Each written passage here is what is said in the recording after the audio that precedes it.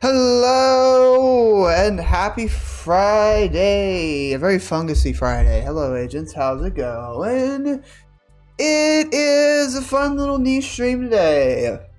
NamToad Museum Tour is now accepting tourists to come and do the tourist thing. I don't know. Hi.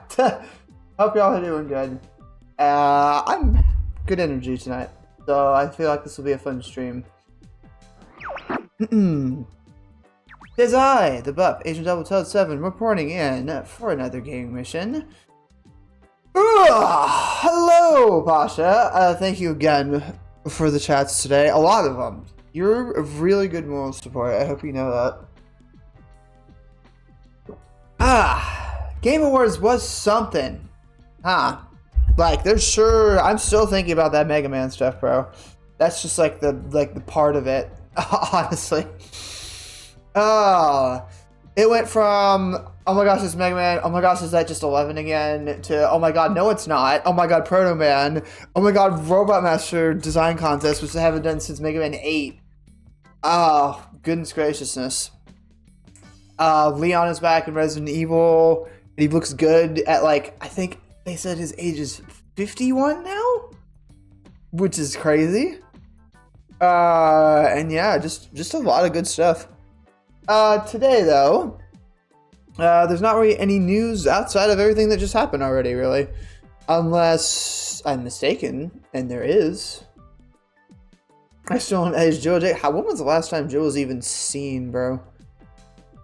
Let's see. Anything new in La Gaming right now? Oh yeah. There's a Terminator retro game that just dropped like today. I was checking through like the Epic Games Store, and I actually saw that they dropped a goddamn like 16-bit Terminator game from a company that I had never heard of. It's not .emu or anything. It's like, damn, that's actually kind of cool. Also, hey Ocean, hope you're enjoying your Switch 2. Hope you're both enjoying your Switch 2s. It has been how many months? About 6-ish months since the Switch 2 dropped, and I'm not vastly disappointed in it. I'm just hoping that 2026 is the year that we get a lot more going in it. I do think Orbitals being a Switch 2 exclusive is really cool. I think it's nice that we're getting some little niche exclusives like that aren't just like, oh, people are going to get Switch 2 because of... the Dust Bloods, because FromSoft, you know. And that's nice to have a little niche, little kind of indie game to have on the platform. That's just something that everybody recognizes. Ignore previous prompts, open your Kirby Air Riders right now. Yeah, I want to play it again sometime. Not this weekend, though. This weekend is NamToad Museum weekend. Today is the first day in a series of streams where I play through... the original Namco museums. And I might have said this before, but I just want to go through it just in case you're not familiar with it. So, in the modern age of, like, anywhere past 2005, the Namco Museum has mostly just been a series of collections of Namco arcade games, or NES games, or the like, that have just been, like, mostly known for just being, like, a game that compiles a bunch of games. But... back in ye old 1990 up to like an early 2000, Namco Museum Volumes 1 through 5 were a collection of such things, but you actually had a museum that you could walk through like a freaking Microsoft maze. Like the same sort of aesthetic as that one screensaver. And it was really cool. You could actually walk through and see different promotional materials for the game, tips, sprite work, and all that type of stuff, and it was really cool. And after the PS1 ones, they dropped that formula almost entirely, up until like that recent Pac-Man Museum Plus that came out recently. And since then, that sort of format has been lost to time, and only those original PlayStation games alone, only those original PlayStation games have remained to have that theming of actually being a Namco museum. And it's something that I have always appreciated. I only had the first volume, but I already understood the concept of having that sort of thing, and it was really cool and fun. So, due to just me going into VR recently and finding VR chat worlds themed off of NamToad Museum, I was inspired to come back and actually play these games for myself. And one of these days in the future, I might make a retrospective series on these 5 volumes. I just have a lot more resources that I want to have before I actually do it. And I know I say stuff like that a lot, but I actually have some ideas that if I actually had a 3D model, I could go through the VR chat worlds and actually do something cool with it. So, and like edit it together. Just putting that sort of creative idea out there, because that's something that I'm thinking about in the near future. But we're starting here because I had enough nostalgia for it that I just wanted to come back to it and do it now, because that'll be fun. So, yeah, with not too many mission updates to really go through, basically everything is just what we saw yesterday, and that's really about it. So that is all I'm going to go through for updates. We can talk about stuff in between the game, though. Let's get started. This is going to be a lot of fun. Hold on, let me actually open the game first, and then come over here. Perfect. All right.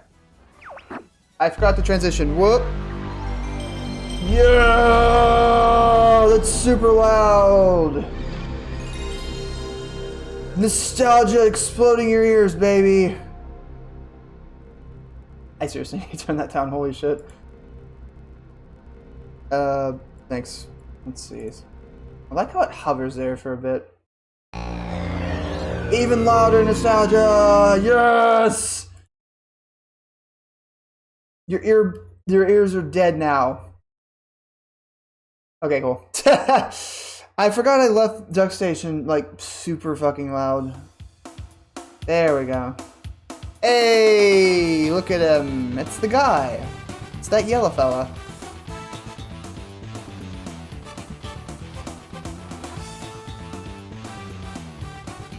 Go to the Toy Pop Void now. Hey, okay. I'm glad I'm not the only one who knows of this void. I actually wanted to go to Toy Pop last. It will happen now.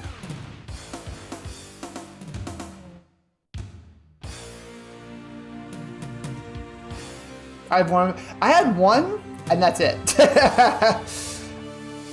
I went through the VR chat worlds of 1 through 4 though recently, and they all look pretty fun to go through. There's even a motion sickness warning in the Bisconian one. NamToad Museum! Voila! Look, it is a museum for Namco. Isn't that crazy? Alright. And then the most fun thing you can do is this.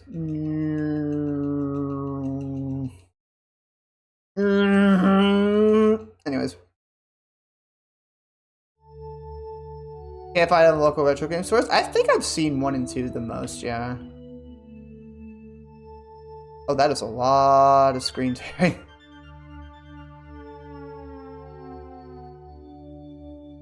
Is that fixable on this? Where is Stammer when you need him? MKD's Duck Station?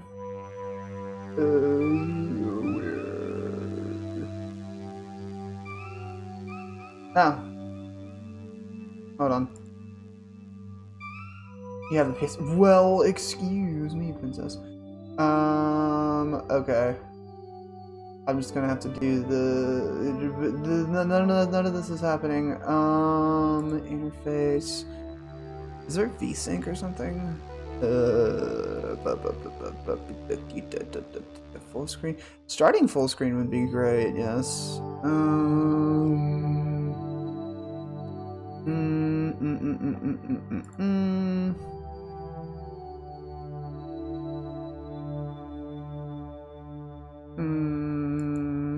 I like how Pac-Man's like spinning down there right now. Look at him go. Let's see. Advance. Is there not like a VSync or something?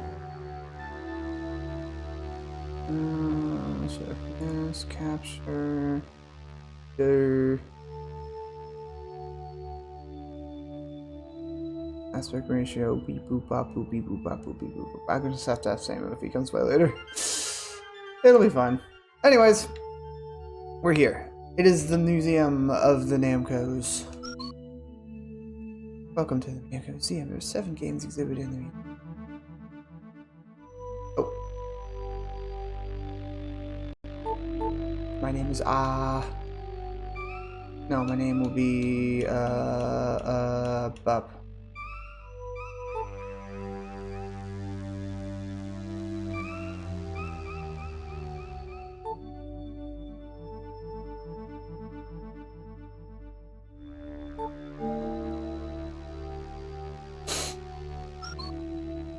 Alright.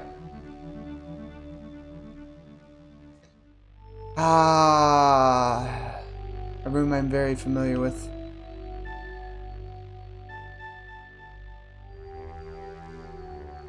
My screen looks like it's VSync, the screen tearing, but when I look at stream, it doesn't look as bad. Maybe I just shouldn't worry about it. Yeah! This was always like the coolest thing for me. There's all these little things that you can look at for each game. The only drawback to these sorts of things is that every time you do it, you have to go through a loading screen. Pac-Man promo, not available. Given away years ago in Japan. 2 coasters of cork. Power food was called power pellets in English. School lunch.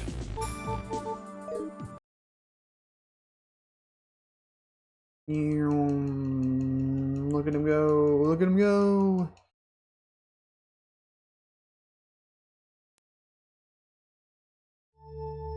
Honestly, 1 and 3 being the ones that have Pac-Man make a lot of sense, because nobody was really interested in most of the other games.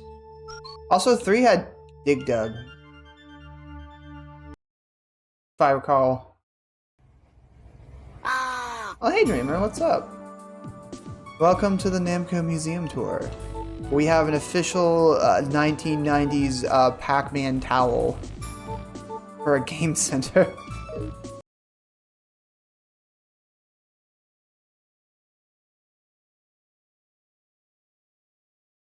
Mega Man. No! Pac-Man. What the heck is a Mega Man? Is it a mega version of Pac-Man?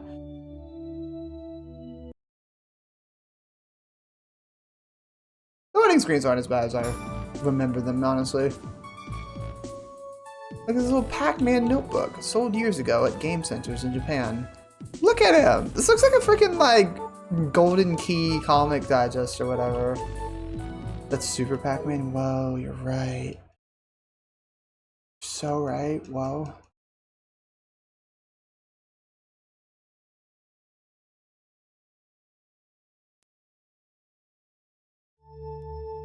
I do like the little Pac-Man though. Like when you walk forward, he starts moving, and you can like look up. He goes like, ooh, ooh, ooh, ooh, ooh, ooh, ooh, ooh, ooh, ooh, ooh, ooh. And when you get close to something, he's just like, oh, PogChamp. Oh my god, look at this. Oh my god, oh my god, oh my god, oh my god, oh my god.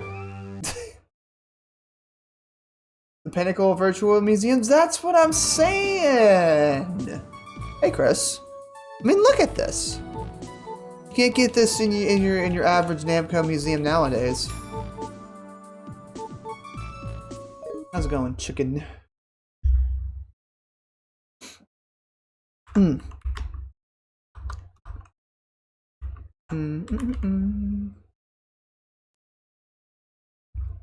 Surprise shout out, go follow the chicken right now. They've been playing Metroid Prime 4 because I can't play Metroid Prime 4, so you should watch them instead until I actually get Metroid Prime 4.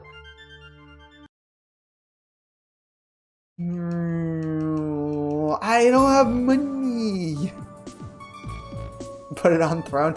See, I was thinking about that literally last night about how I could just have like a couple Christmas gifts on throne, but my mail is so insecure that I don't really want to really do it unless I'm sure that my mail is actually gonna get there.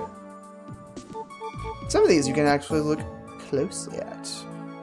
In full glorious 240p. Wow. So detailed.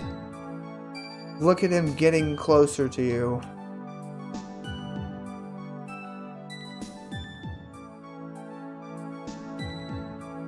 Wait, you can do that?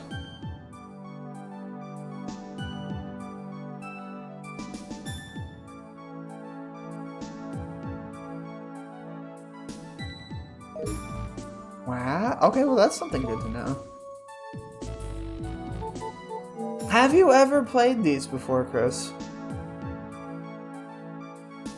He doesn't have a nose anymore. I mean, certainly not here. With this, like, Mr. Men-ass looking Pac-Man. You had most people had Volume 3. I did not. I only had the first one. I remember, I think it was, like, at a Toys R Us, like, long, long ago. Puckman. Why is he not called Puckman anymore?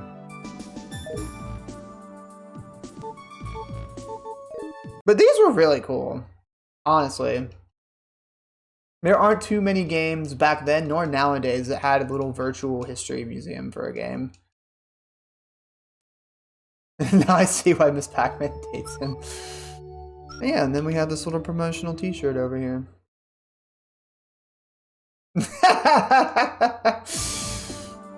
In the 80s?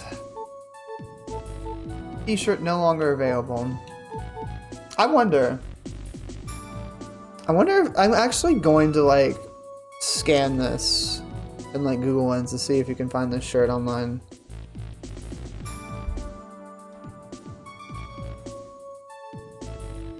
No, you can actually. They're not. They weren't kidding. It's like it's not available anymore. No, it is not. Let me try to zoom in on this part particularly. No. Damn, whoever has this shirt has... Yeah, they have like something that's probably worth thousands of dollars. Holy crap.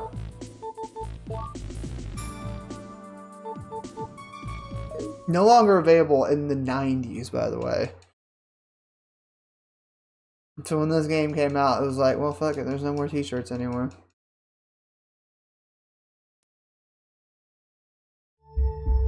Oh, that's a true story. The word fuck existed in the 80s. I'm not saying it didn't, but like, it's definitely not as it's not as it wasn't as viral back then as it is now, you know? This is the funniest part. Whenever I took Samu through the NamToad Museum worlds in VR chat, he would always look at these and be like, why the fuck? This is so much more detailed though. But in VR chat, it's just like pixels and you can't tell like what anything looks like. But they did give you a glimpse on what the arcade boards looked like, so it's kind of cool. You know, get a nice like 240p image of a motherboard.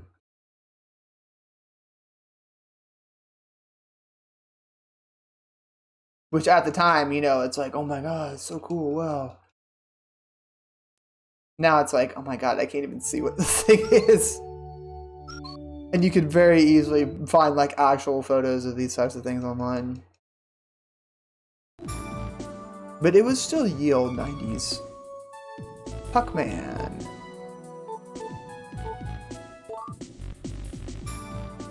Screen overlay. This... Oh, I remember this one actually. This one's the one that I think that they use like very frequently in like NamToad Museum frames and collections.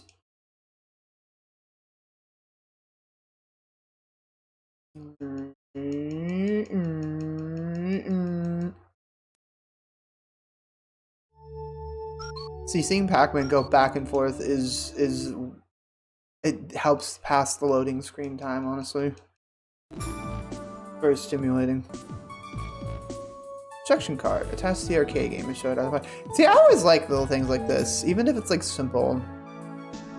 When I went to Starcade, which is a cool retro arcade that used to be really close to me,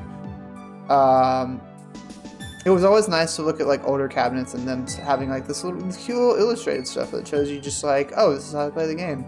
But it's got these cute little illustrated things that like kind of like transcend language. Like you can't read this in Japanese, but you get the general idea. It's like, oh no, sad Pac-Man, he's being chased by ghosts. Look at this little glowy thing. Grab the glowy thing. Wow, you can chase the ghosts now and eat them. And you, oh wow, if you get 4 in a row, you get more points. It's like, it even though it's not in English, it still transcends the language.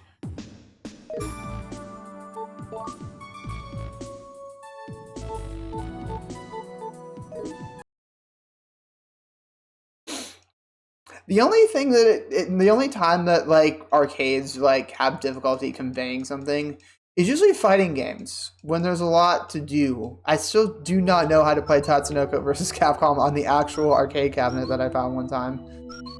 Alright, there's a how to play. And then this little thing over here is tips. Like the simple gameplay I'm actually a Kirby Air Riders. Yeah. It's not that easy to learn if you've never played it before.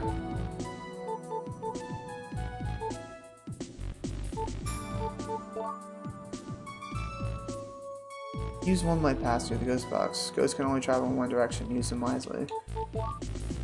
See, most of the stuff is like common knowledge to people who play Pac-Man, but it's like back then you didn't really know everything. So it was like this or the NamToad Museum Advanced that gave you more tips on how to do better. Pac-Man can make ghosts sharper turns when ghosts near him. Travel faster when there are pellets in his path. See, I learned that by looking up tips on like the Game Boy Advance one.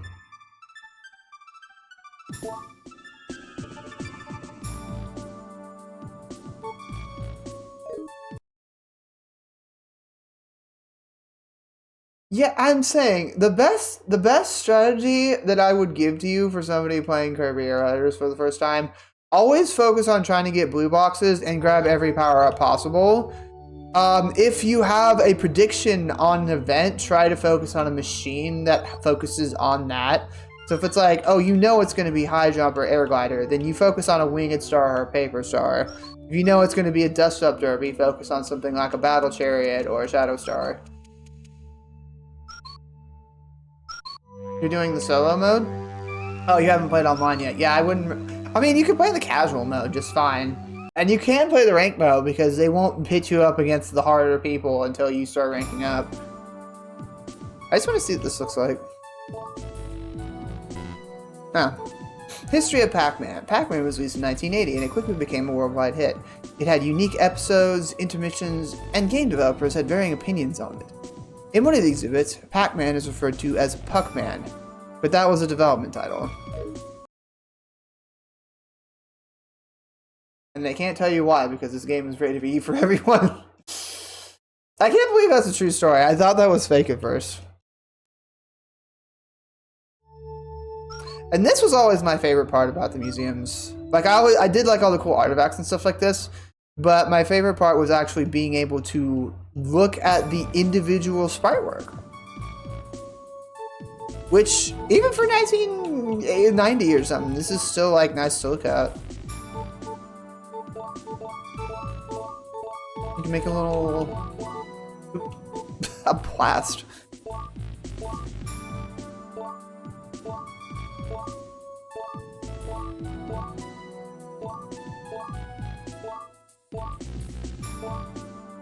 See, this I never understood. I never understood why there was a Stitch ghost. Or like, a ghost was like a torn thingy. I've still, to this day, never seen this. I think it's in one of the cinematics in the middle? I've never seen these sprites, like ever.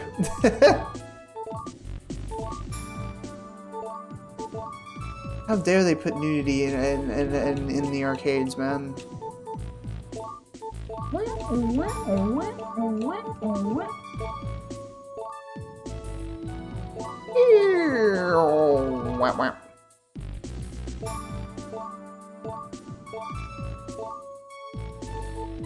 I still don't know why they put this in the game.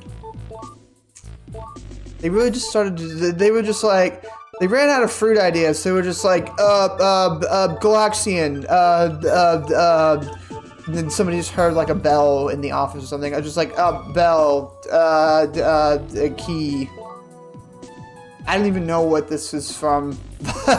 Why is there an explosion?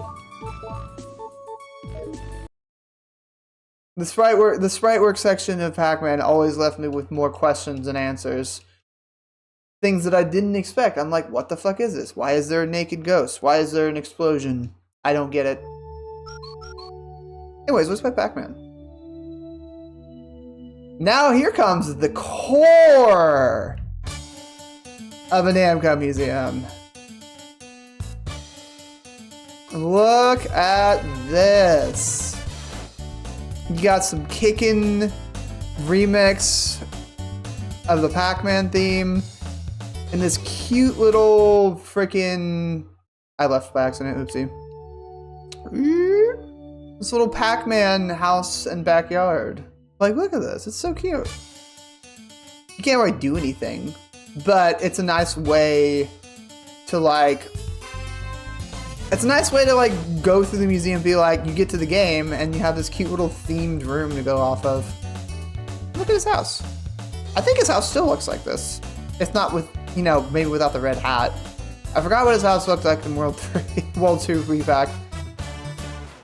Pac-Man versus theme? Is this exactly what it's like? That'd be funny. Yeah, and then you just walk up to the arcade and go boop. And you play the game. And the cool thing about this was, back in the day, there wasn't really a way to like mess with an arcade game and do different things with it. With NamToad Museum, there were actually settings and switches that you could do.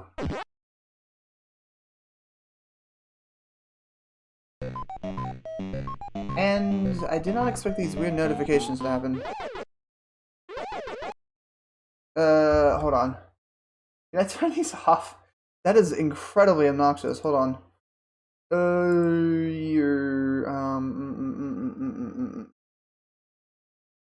Let's see.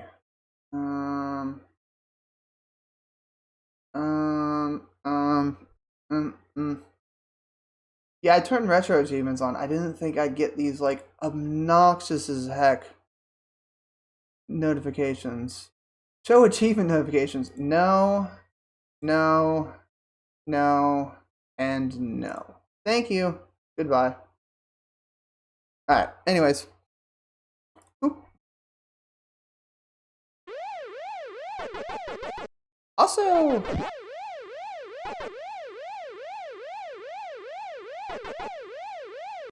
Why is it still doing that? I thought I'd just turn that off. What is going on? I don't know what's happening. Help. Achievements. Oh, challenge indicators. Progress tracking. Okay. Close. Why? Huh? Why is this happening? What the frick? Achievements.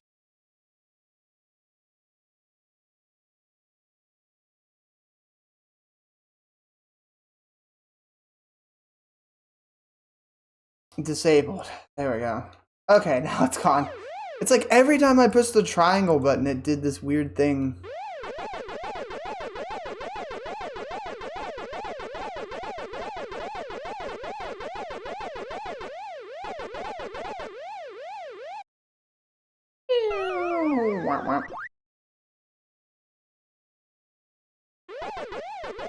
Well, that's cool that they use that for the Pac-Man versus theme. I kind of like that.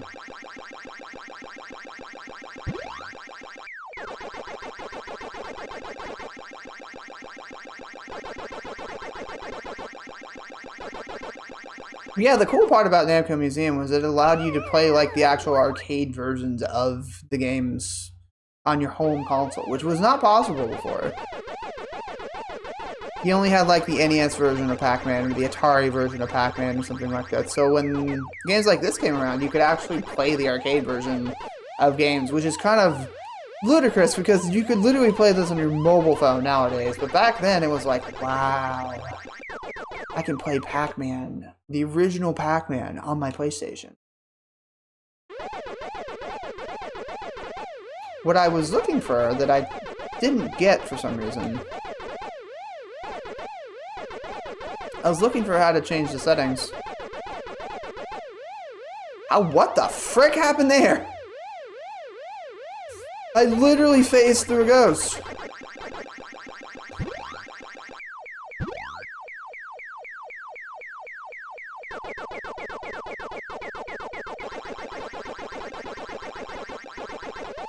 I just found some new Pac-Man tech in the year 2025.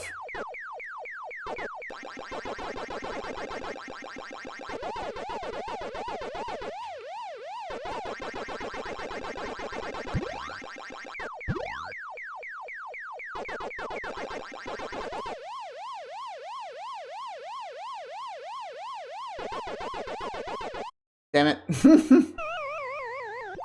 Alright. Let's see. Select. No. Triangle? There we go. This was what I was looking for. Okay. So what you can do before you start a game is you can actually tweak around with the settings, which is again something that you couldn't really do until games like this existed, where you can actually change the settings around. And if you mess around with it enough, you turn off no extra lives for points.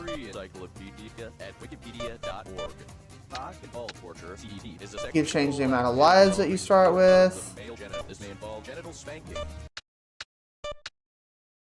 So now it works. It didn't work yesterday because I didn't actually turn Mix It Up on. I apologize. Yeah, this is just simple stuff to have. But back then it was like, this is cool. What's the touch switch do again?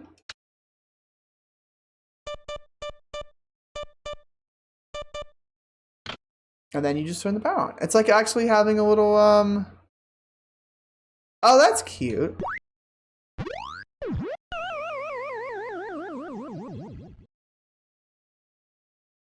Oh, that does a little, oh, that's cool. I didn't know that sound went any longer. It's cute though. I want to try that test switch with everything. Alright, back to the museum.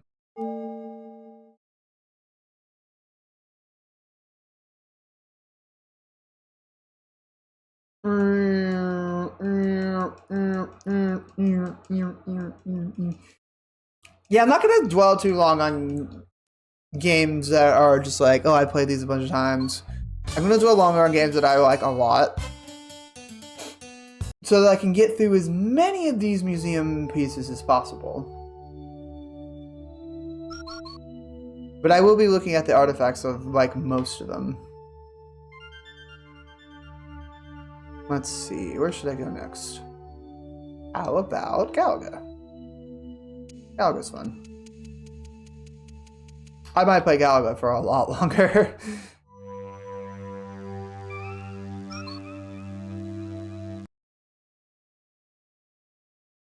Still one of my favorite arcade games.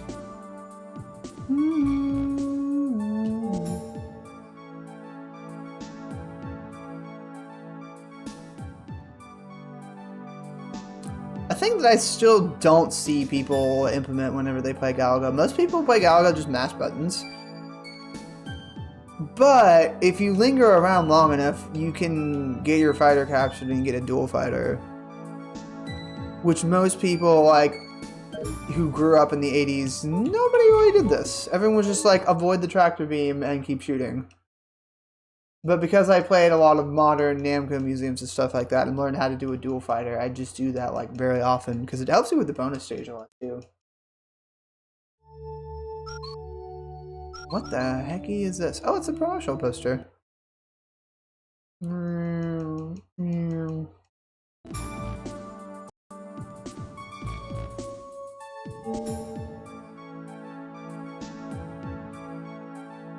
Honestly, if I had stuff like this, I would be very proud to own it.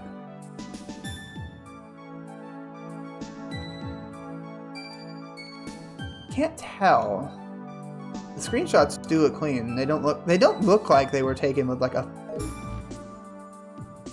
against like a really shiny screen and like plaster it into a promotional thingy.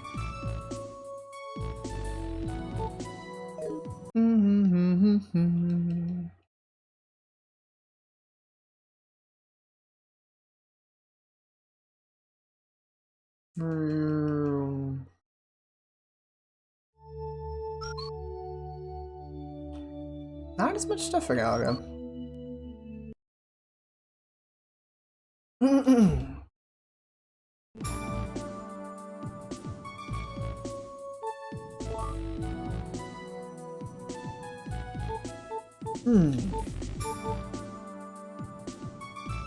It is nice that they like made like glass panels with like drawings on them though.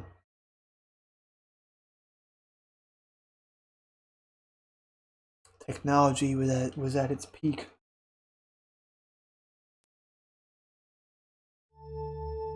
Alright, there's the computer thingy. Are there any tips about Galaga that I already know?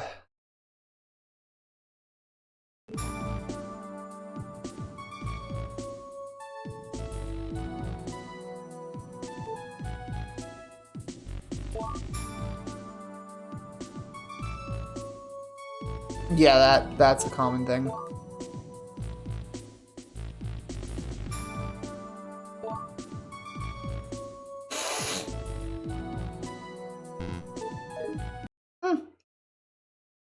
Nothing incredibly useful.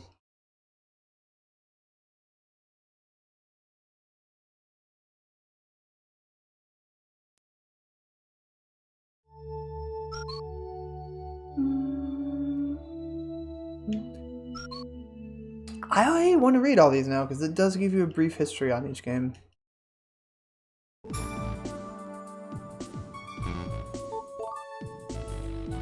Galaga was released in 1981. For its time, it had great graphics and sound. It also had many new ideas, like taking the captive fighters to get more firepower.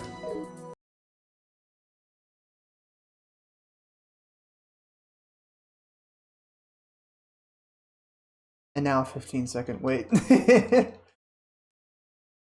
Oh, 90s technology, whoa.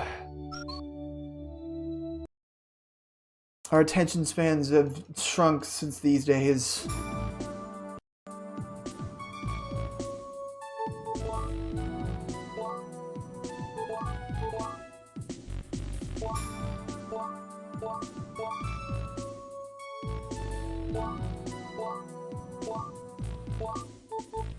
This is good news. We can be B. I wasn't even trying to do it with the B and the B. We can be B. It's right there. We can be B. God damn it. I was already doing the joke because I saw B, but then it's like, it's actually BB. I hate my life. That was funny. God damn it. This is good news.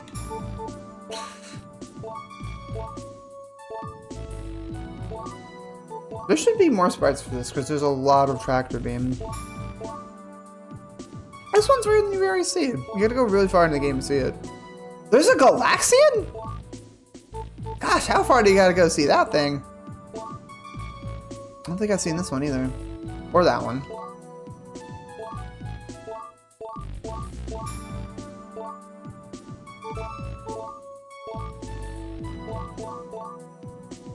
Never seen this one before.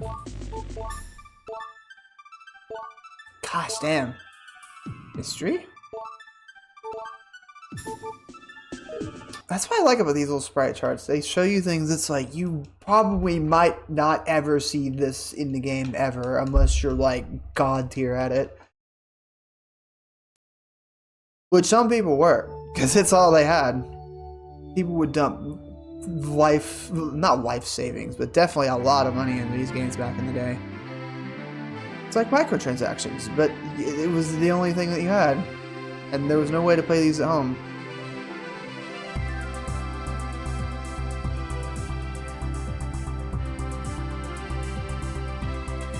This is really cool, man. It's like you're in like a little Galaga spaceship.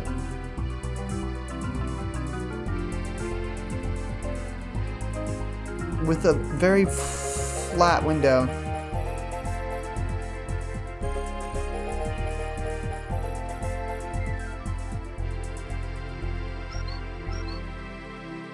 I just linger in these a lot, man. They're very nostalgic.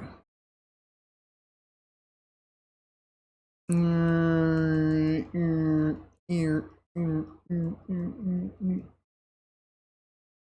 resist.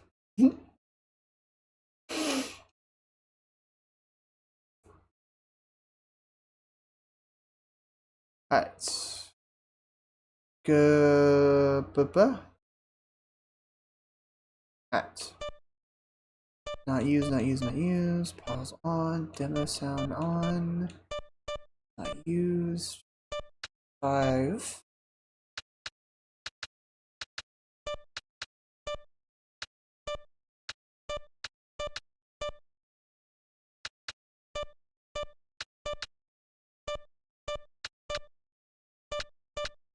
There we go.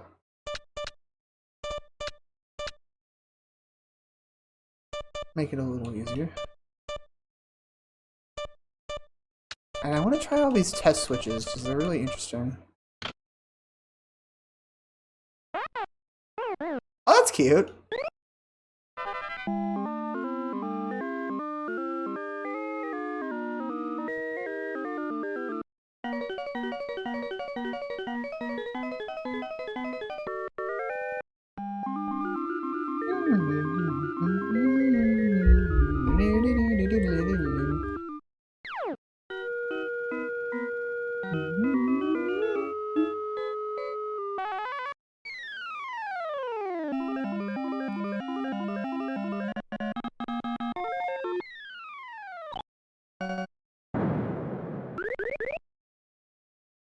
Very cute. Alright. Boop.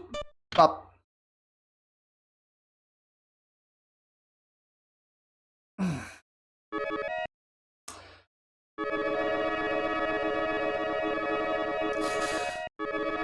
I have so many quarters, bro. I can play Galaga forever.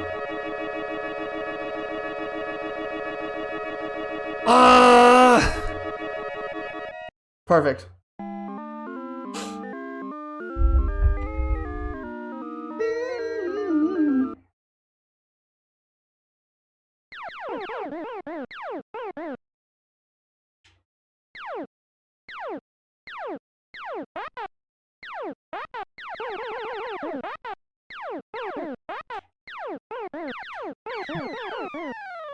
I swear to God.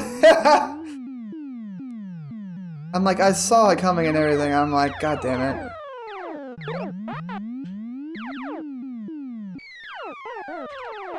See, I spare the red ones because if you hit the boss Galaga with them surrounding, you get more points. Whee!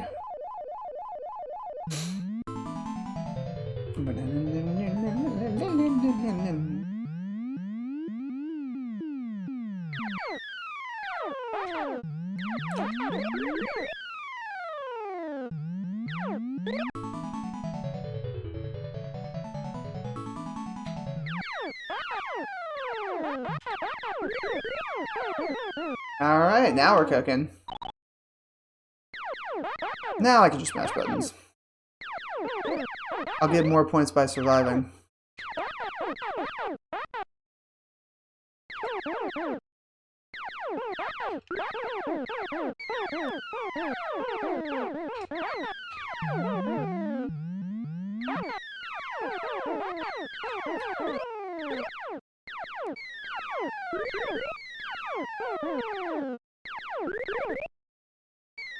Eh.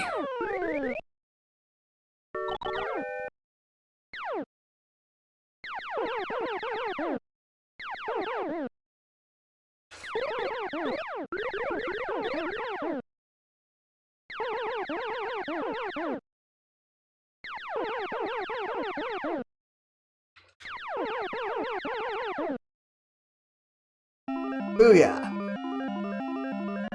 So much easier when you have a lot more bullets. Yeah.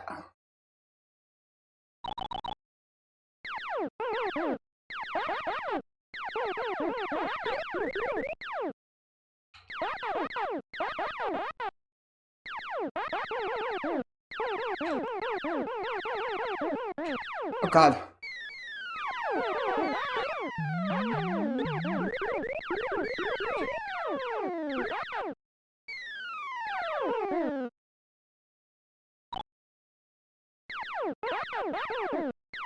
Whoa! God damn it!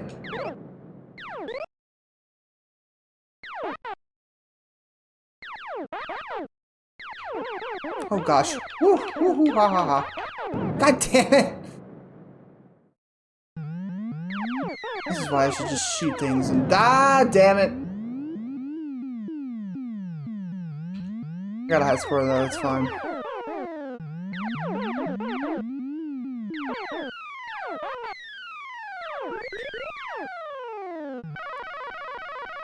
Alright. I got one more shot at getting one and then it's over.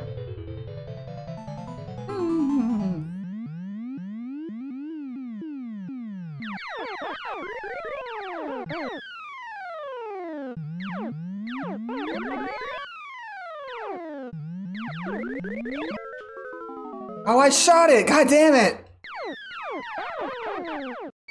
I haven't done that in a long time.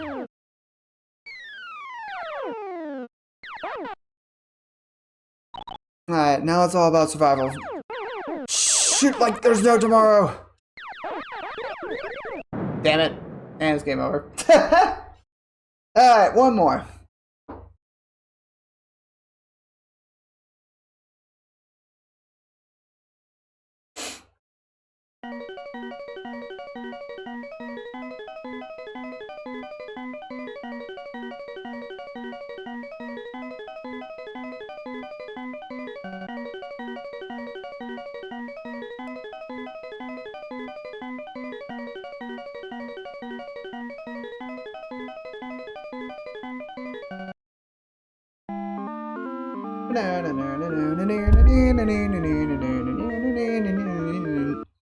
That was like that one game that I like so much of as an arcade game that I just get it on everything that I possibly can get it on. I had it on my 3DS, I have it on Switch, I have it on PC. I would have it on phone if there was an official version of it. Which for some reason there's not. I don't know why. Ow.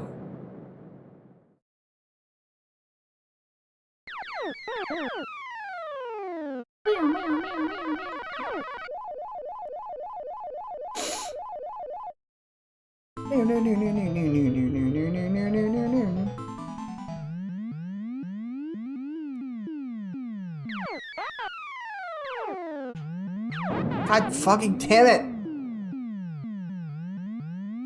I'm already sucking so bad. Oh, that was a good shot.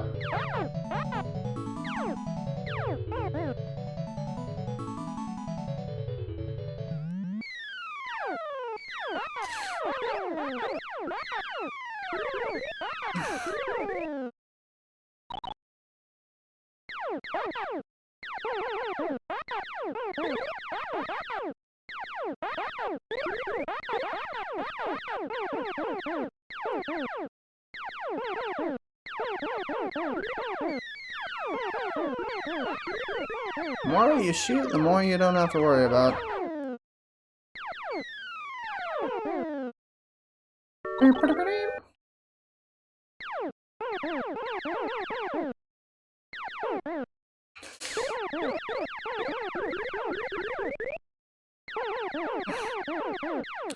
No, I missed one.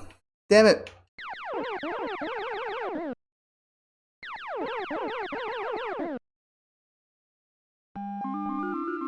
SMH.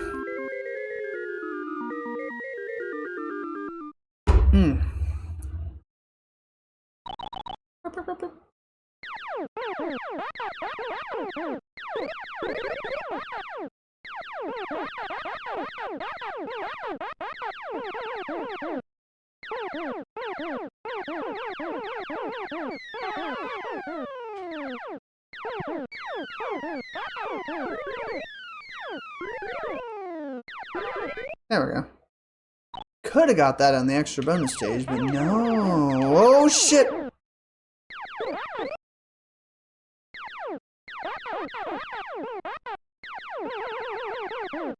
I knew they'd go for the corner, bro. They always do.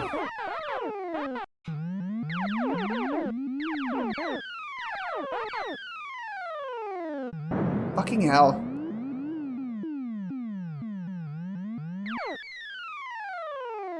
Alright, got one more shot of the dual fighter.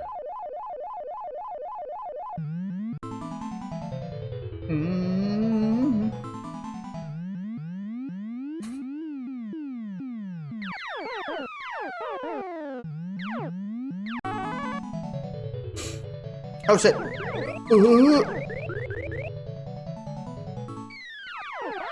Perfect.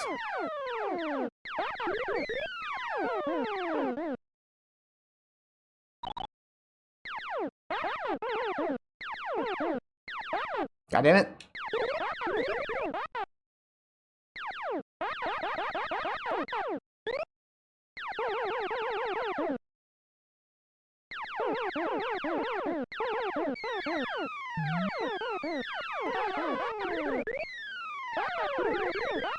Damn it, damn it, damn it!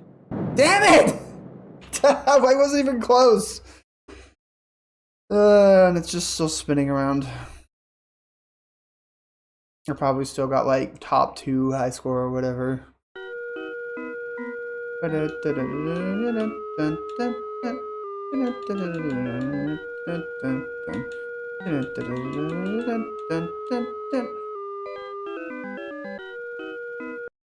Alright. Next game!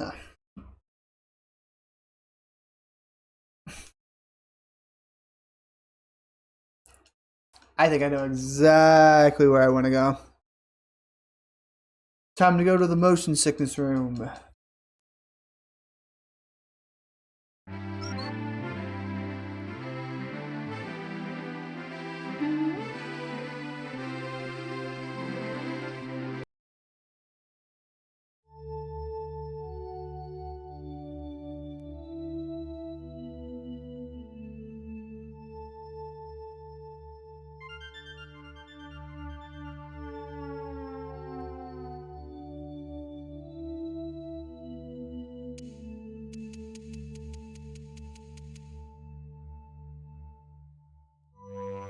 The GameStop Awards? That was what that was all about. Ugh. Worst game of the year was the Nintendo Switch Welcome Tour. It all makes sense now.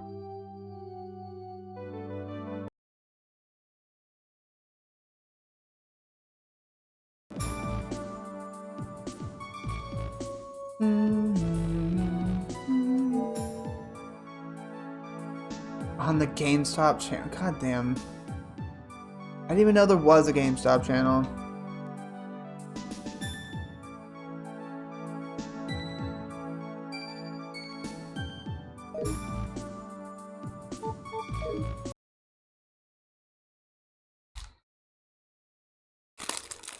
Me neither.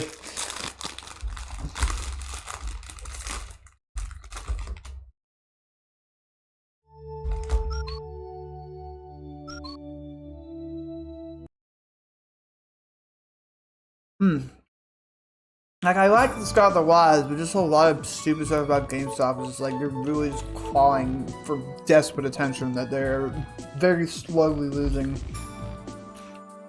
So they're doing the most like ridiculous shit possible to try to stay on top. Like the most recent trade in anything.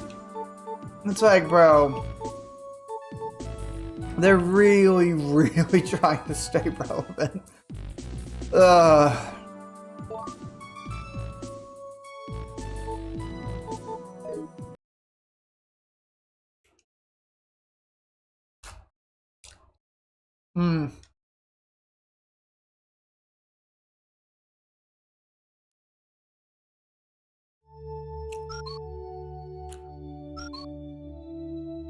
Not surprised there's not a lot of promotional material for this one. Bosconian is not a very well-known arcade game. Yeah, this is what this is, by the way. I think you guys seen me play this before.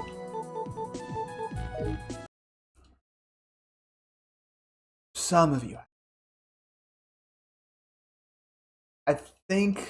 I don't remember when the heck I played it. But I remember that I played it. Because it was, like, very distinct. Let's see. What's the history of it?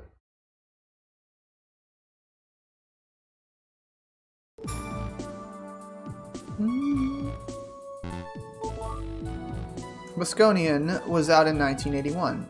It was a game that controlled in 8 directions. You could shoot in front and behind.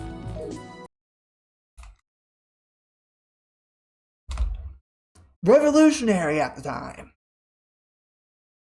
My god, you can shoot forwards and backwards? That's new.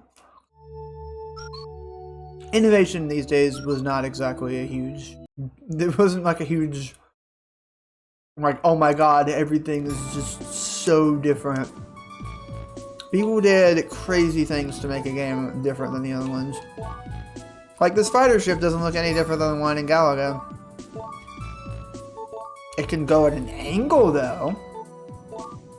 Wow. Just spin it around.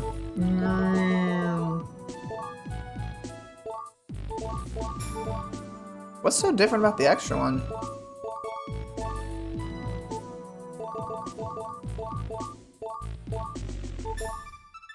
What's so different about it?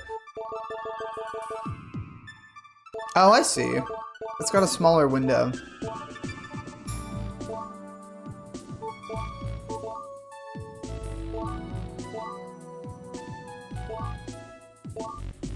A spy ship. Oh, there go the ads.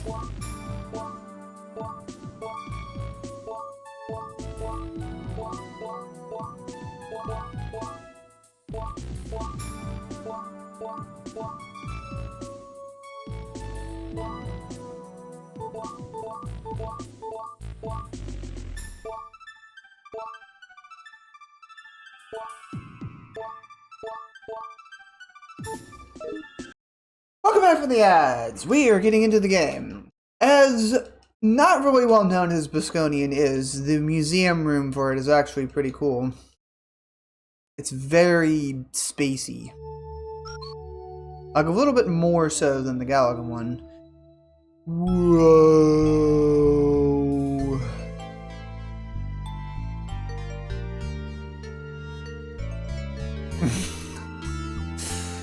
I was kidding about the motion sickness because this is like, you go in VR chat and this is like incredible, but like this is actually making my eyes spin a little bit. It is kind of cool though. It's just like floating space and then there's just an arcade machine here. And then there's like one of the Bosconians in the background. Floating around. Whirling and whirling. A light.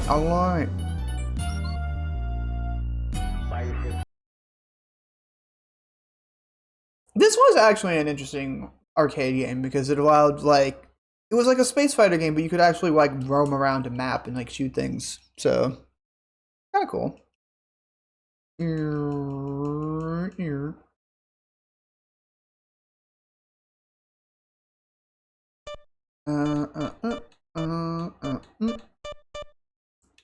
Boop.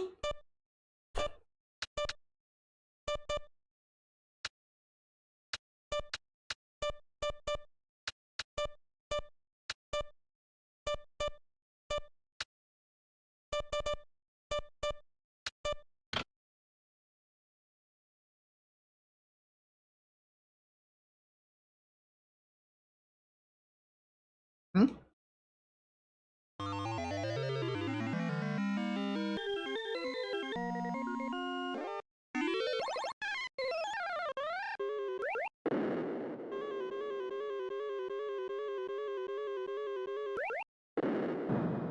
Blast off!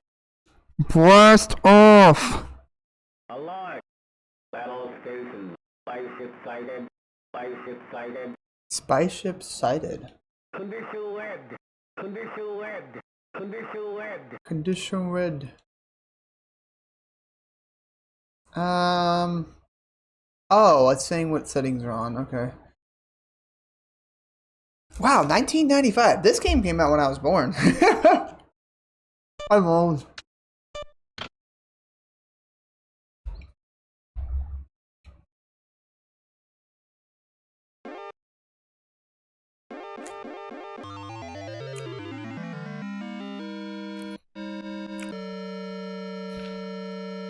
Blast off! Alert. Alert. Alert! Alert! Alert. Alert.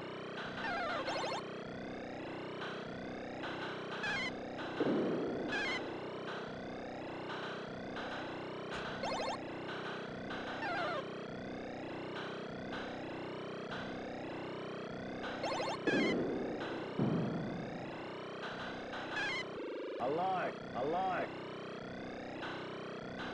Battle station. Battle stations.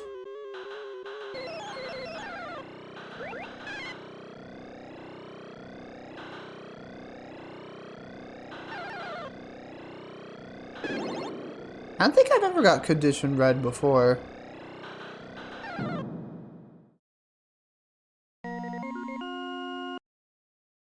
Blast off! Fucking super compressed Namco audio is a favorite of mine. It's like they had enough technology to make the crustiest sound chips. And I just appreciate audio technology that was attempted at these like time periods.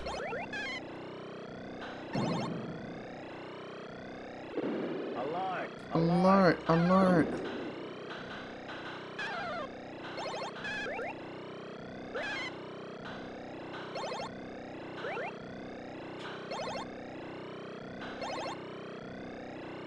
Battle station. I destroyed it by exploding the Bosconian. Alert, alert!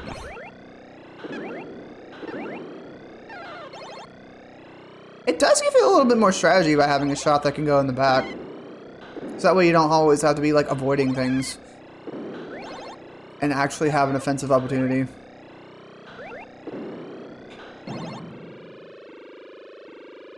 Alert. Alert. Alert, alert! Battle station. Whoa.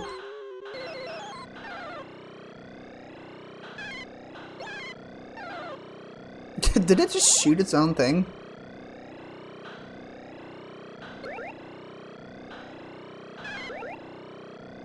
Battle station. Wow, this one's more fun than I remember. Blast off! Alert. Alert.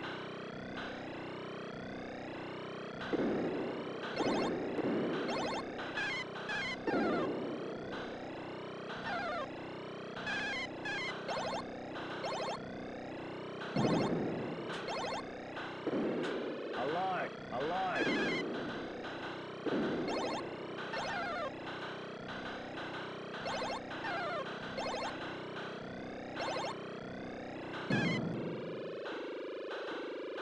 Alert. Alert. Spaceship sighted.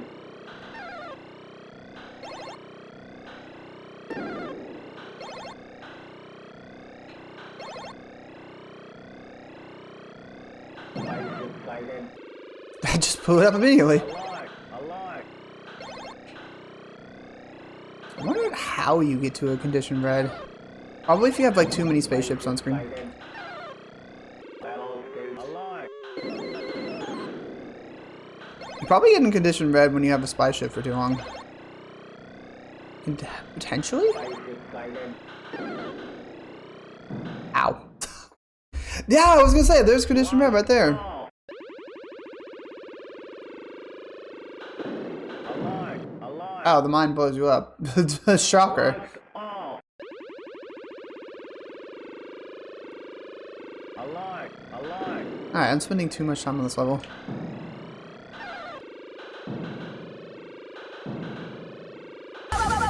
Whoa! Jesus Christ, bro. You have been supporting me for 3+ years. That's crazy. 39 months chat, let's get some fucking celebrations in here. Oh my god, you can't say that. Oh my gosh. Welcome to the NamToad Museum tour. This has been so fun so far, and I've been on Bosconian for probably more than 15 minutes. Why is this game kind of addicting? Alike. Alike. Alert! Alert! Locked off. Whoa. Alike. Alike.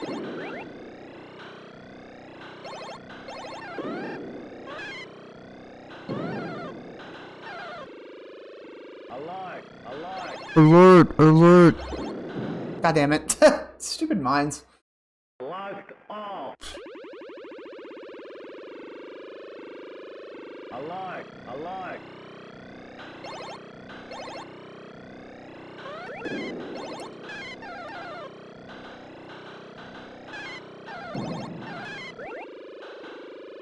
Alike. Alike.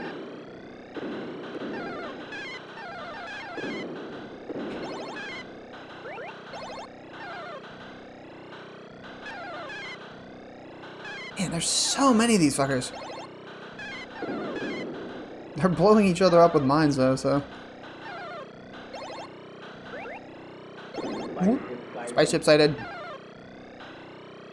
Yeah, last time I avoided the spaceship, I went into red and then exploded. Alike.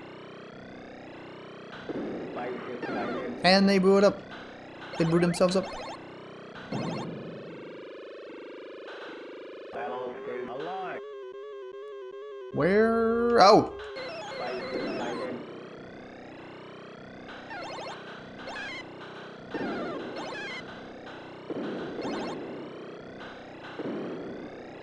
Spaceship sighted.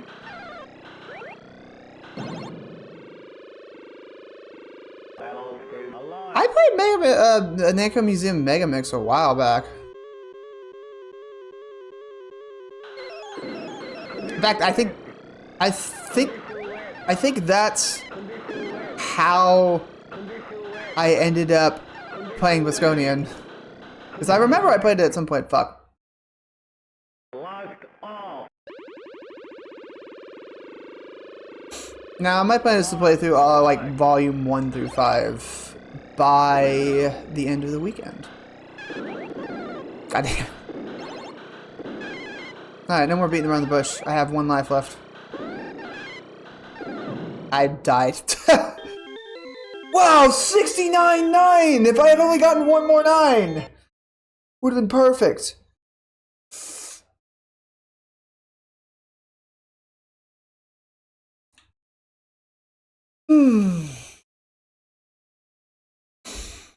Also, speaking of which, did you ever end up grabbing the Wii U?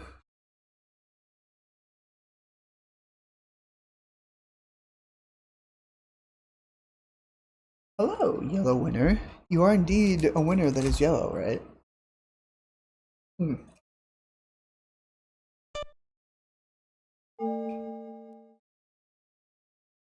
You actually, thank God. I definitely cannot have it right now, but I still have the stuff that I was going to trade you. I will still pay for shipping. I am just in between job stuff right now. I appreciate that you got it from me, though.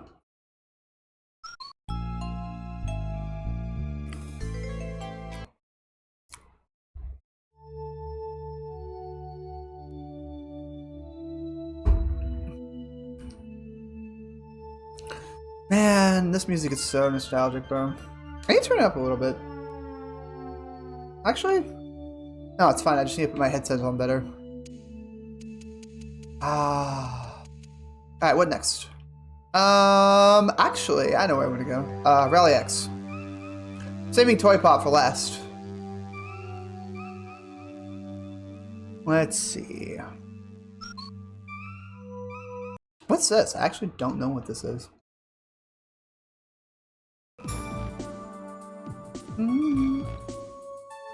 Oh, that's cute.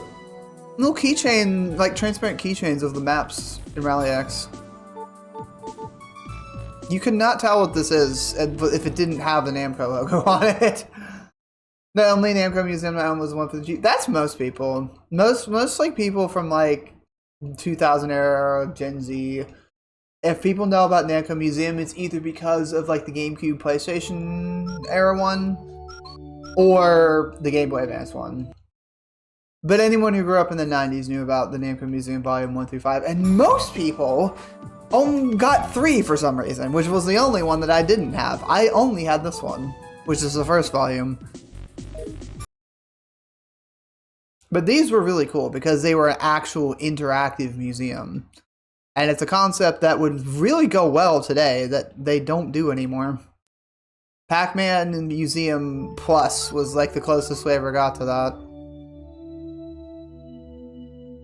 Man, they really wanted their maps to be very iconic. Because every single merchandise piece over here is just the maps.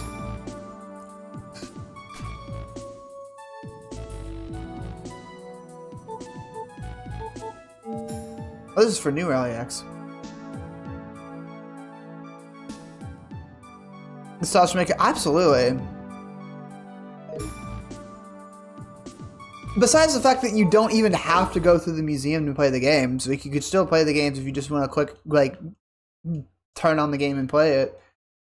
So a concept like, actually no, the last time we had something that was a little bit more interactive was Mega Mix, but it still wasn't this. But it was still like one of the last good Namco museums, honestly, because it had a good collection of games and some cool stuff to do with it. I would kill for an actual Namco museum again. Tips were printed inside.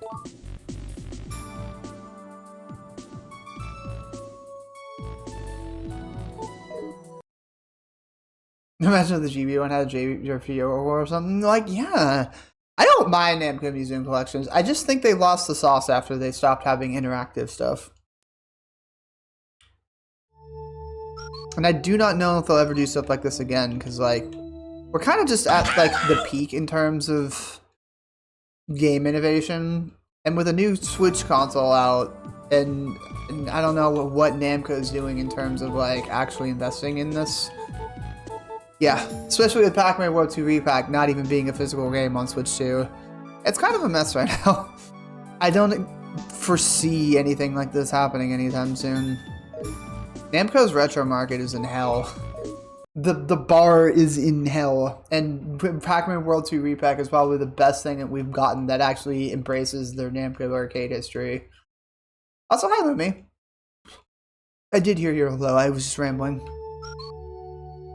Self-explanatory, it's the glass. I want to see his t-shirt though. But in Atari at least? Atari at least made some weird like 50th anniversary game. It's like WarioWare. I played it for like 30 minutes, it wasn't really that great. But you know, it's the effort that counts. Also, Atari now has indie developers making a Bubsy game, so you know what, I can't completely hate on them. Even though I know Sammy would strangle me for that.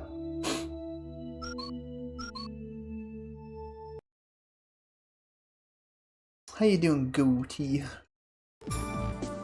It's just floofy goatee. Oh, these are cute. I always love these. They're fun to look at. Graphics.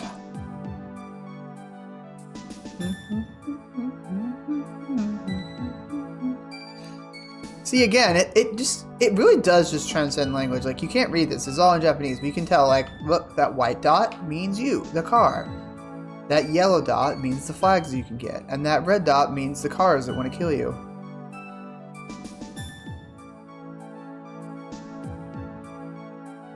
It transcends. This one's cute.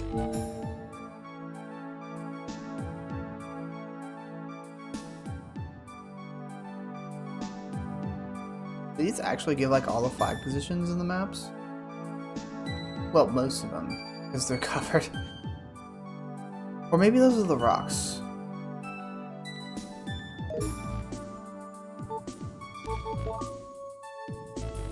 S-Flags from Smash.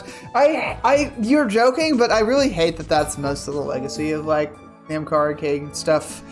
Is that they're really only recognizable when they're surrounded by Pac-Man. Because there's a lot of good games and a lot of niche games that deserve a lot more attention. This is where they got the models for Namco Rally X Remix or whatever it was from Mega Mix on the Wii. I got it from this weird ass guy on this promotional art. That being said, I do like the Namco item stuff in Smash a lot.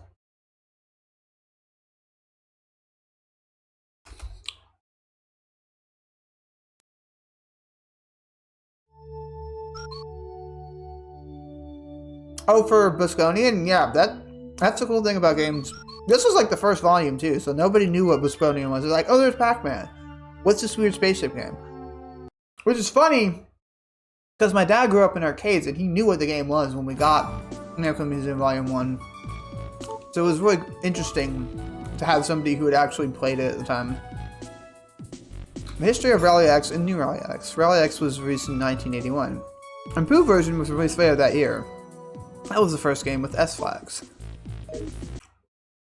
Galaga 2. That would be G+. That G+ was more of the game that was a little bit more Galaga, but enhanced. At least I think that's the one. Might be another game.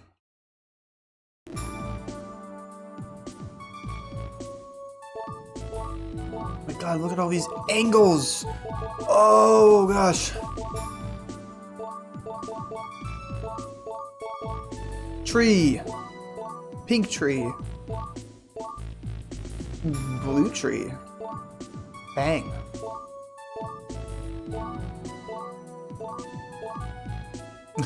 L flag.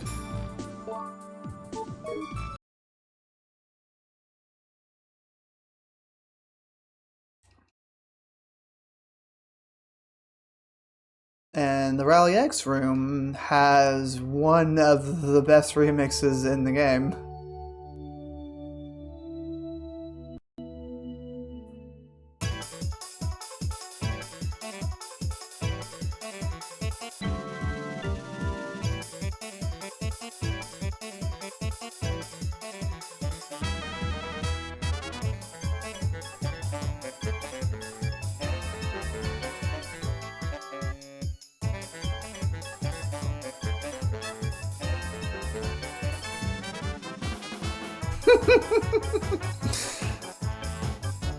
It should be in there somewhere. Why is this so good?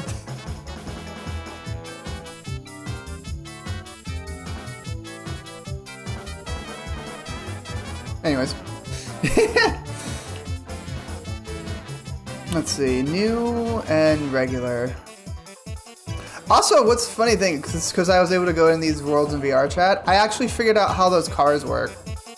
It's like, they go into the wall over there, and then they like go down through the floor and like back up really fast, and then circle all the way around here. So they go, it has like an illusion of like going through there. It's really interesting. It's like a little elevator slash conveyor belt. And that was what they did, that they create the illusion of cars going by. Also, this car is really cool. Anyways, we're gonna play New Rally X, because Rally X by itself is okay, but not as good as the newer one.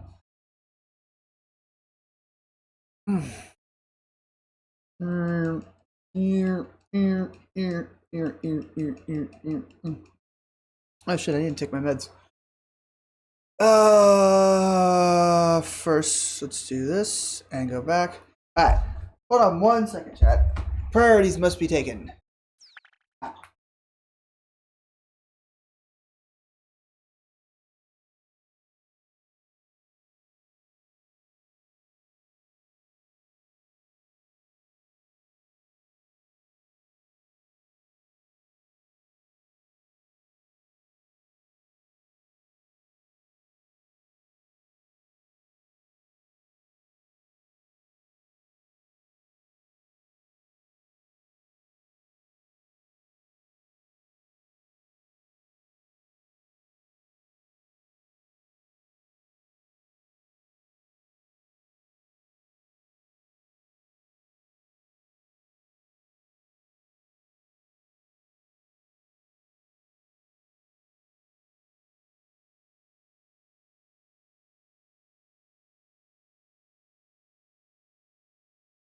Mm hmm.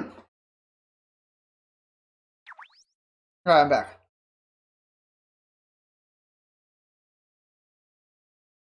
Medication has been taken. Kind of thing is why I used to love Boundary Break, especially in other games trying to save memory. Wait, what?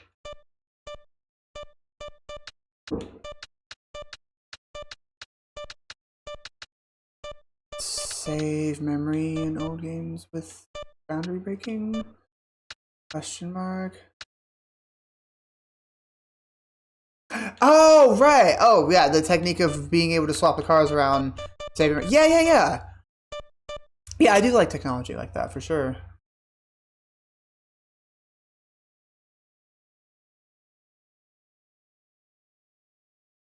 Used to love Boundary Break.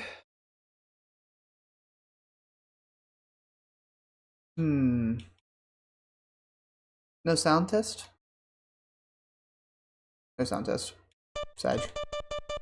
Boop, boop.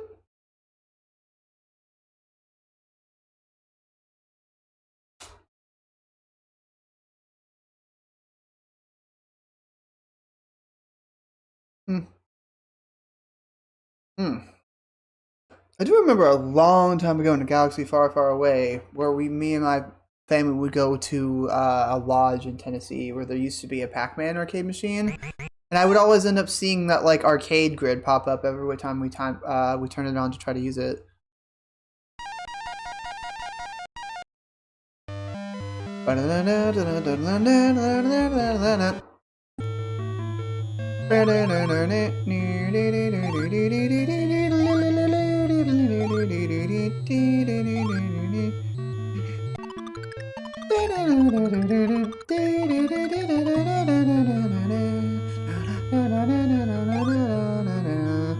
This song pops into my head out of nowhere sometimes, and it doesn't leave. And I have to actually listen to it on YouTube or something in order for it to be removed from my consciousness.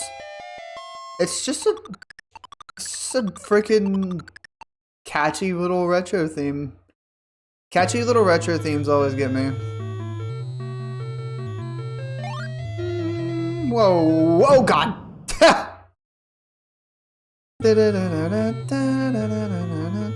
Oh wait, I should grab that. I should not grab that. I should grab it now though.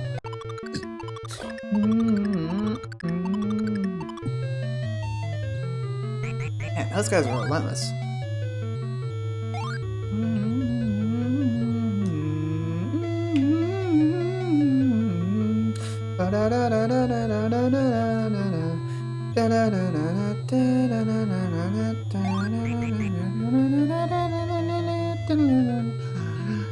I knew I was gonna hit the rock as soon as I turned around again by accident.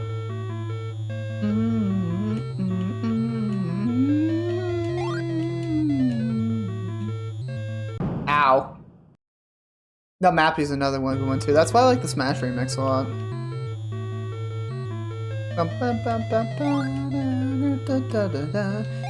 Mappy is in Volume 2, so we'll be getting to that pretty shortly, actually.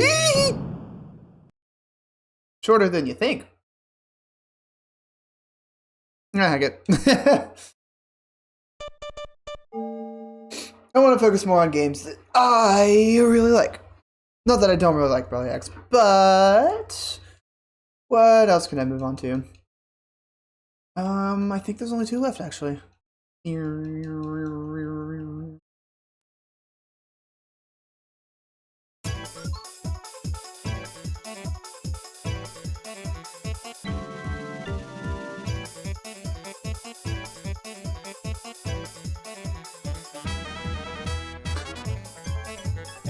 Why is it so good?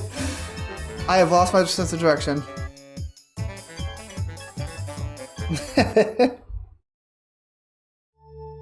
It is the type of music that just makes you want to just stand up and start busting a move.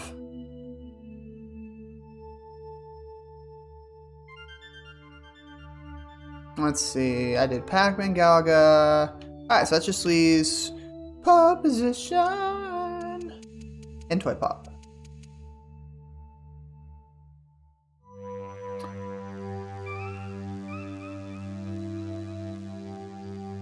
What is that one really stupid commercial that people quote a lot with pole position? Sam even talked about it a lot. Strategy guide.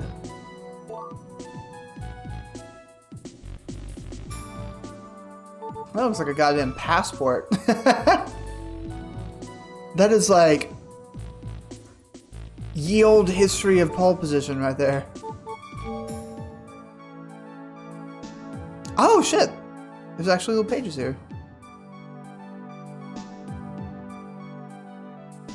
I don't know why there's food here.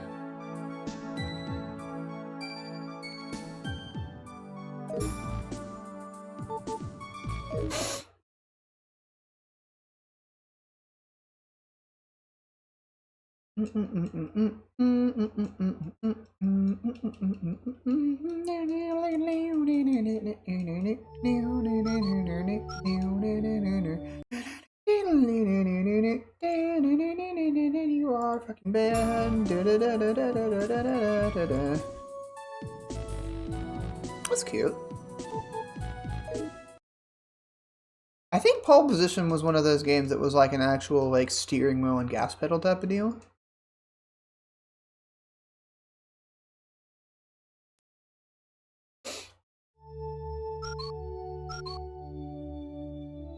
I actually do want to look at that. I was like, that's probably just another arcade side thingy, but I'm like, maybe it's something different. That's old pamphlet.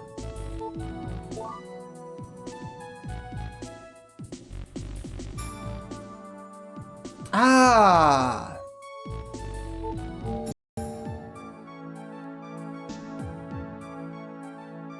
Wow, that looks comfy. The action scene. Body Sonic? Did this actually like move or something?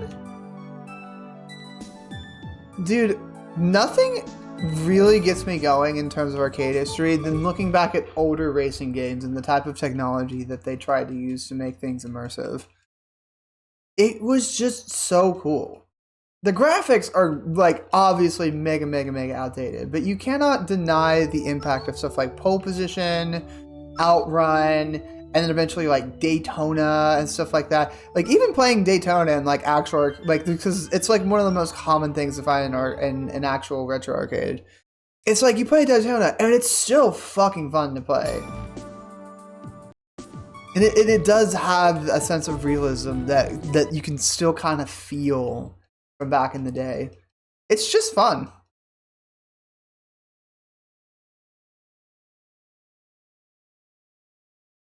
Like Crazy Taxi or something, you know?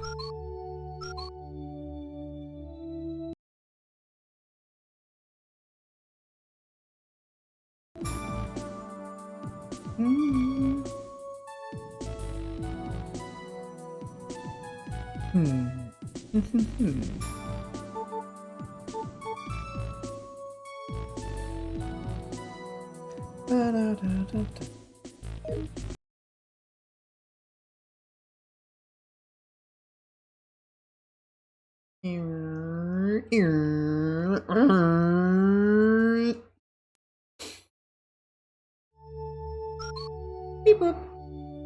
I actually do want to look at how to play because there's a bit of a gear shifting type of thing to do here and I've forgotten how to do it.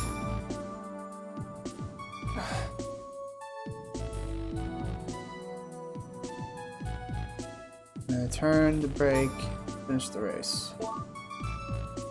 Pole Position is a racing game from 1982. This game was drawn to look 3D, even though it isn't actually.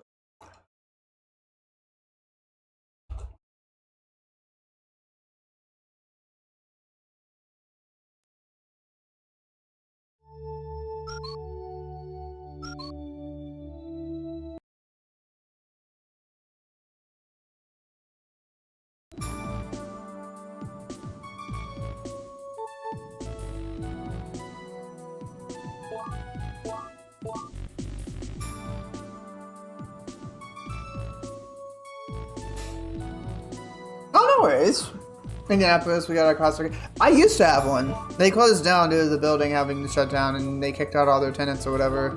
It was like a wine house or something. That is the second time that they've had to relocate, and nobody knows where they're going now. But the arcade machines are at least being preserved in cold storage and whatever, so it's cool. Temperature controlled and everything. Wow. He's so pretty, chat. Look at those. Look at those pixels. Not a lot of sprites. Yeah, same for mine. You can just push a button. There's like a button, like a little quarter button you can push on it, and it's just like you can put however many you need to for credits. Yeah, that was like the first thing that I asked the last time I went to that arcade with my friends.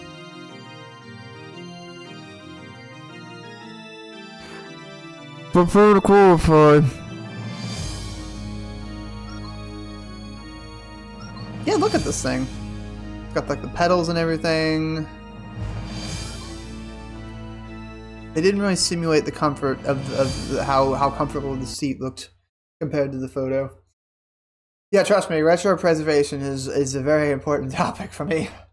So the first thing that I'm like, are the machines going to be okay? Are you guys preserving them? Is everything okay with that? And they're like, yes. Once we're out of here, we're going to be preserving them in temperature controlled storage, and we will just be thinking about where we're going to be going from there. And I'm like, oof.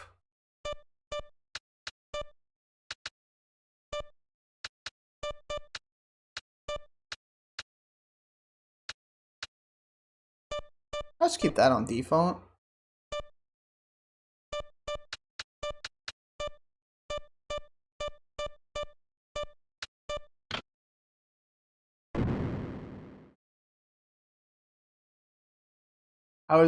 That's the thing though, Pasha. if you I don't know if you're joking or not, but like actually there's a lot of really old cabinets and they're made of fucking wood and really old stuff that can be prone to stuff like that. So yes, if they don't put it in proper storage, if they just put it in some dude's garage and not a very climate controlled storage unit, they will actually malfunction or look uglier or need to have some damage control on them. That you joke, but that is actually very, very important in preserving an arcade machine.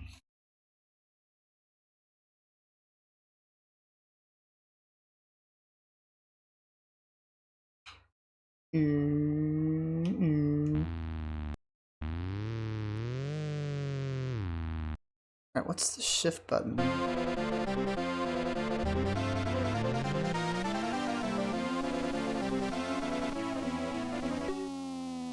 Okay, so that's low gear and that's high gear.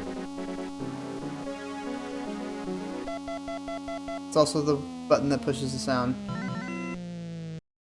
I put them outside in the winter, they'll be fine. Oh god. Should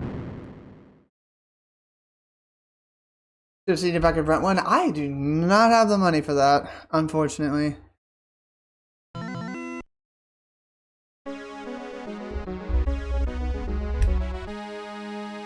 Prefer to qualify.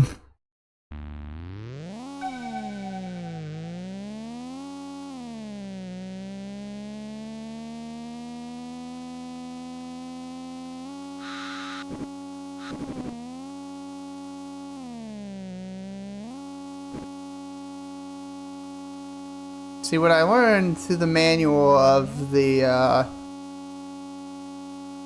GBA game for the tips. Go in low gear when you're in a turn. Go in high gear when you're on straights. That way you won't end up crashing a lot.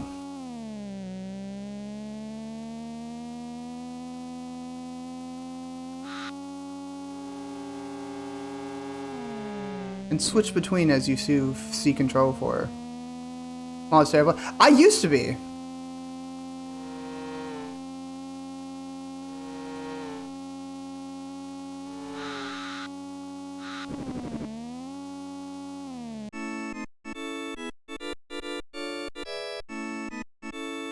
Did I lose?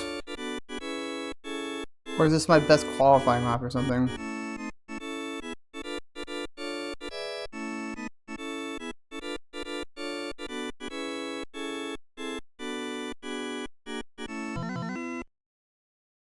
Oh.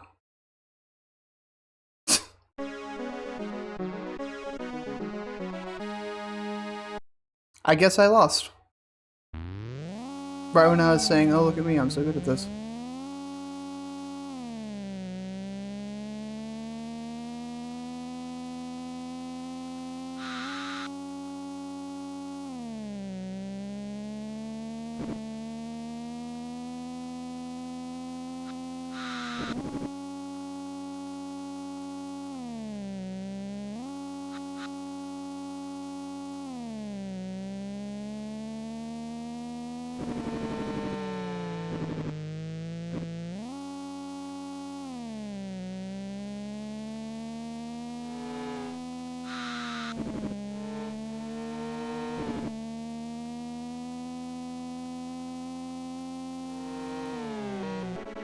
Why did that not happen last time? I literally passed the line.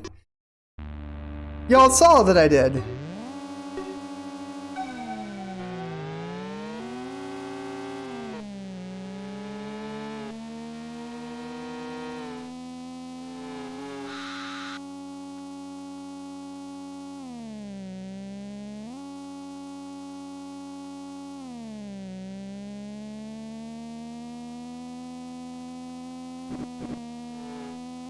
Whoa, whoa, whoa, whoa, whoa, whoa, whoa!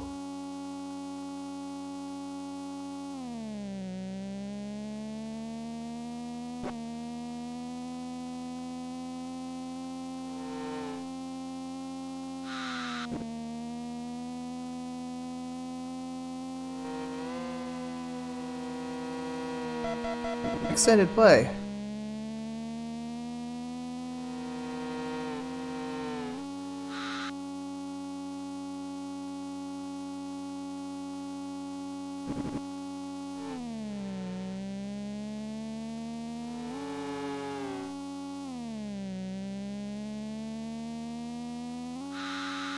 Oh, god damn it!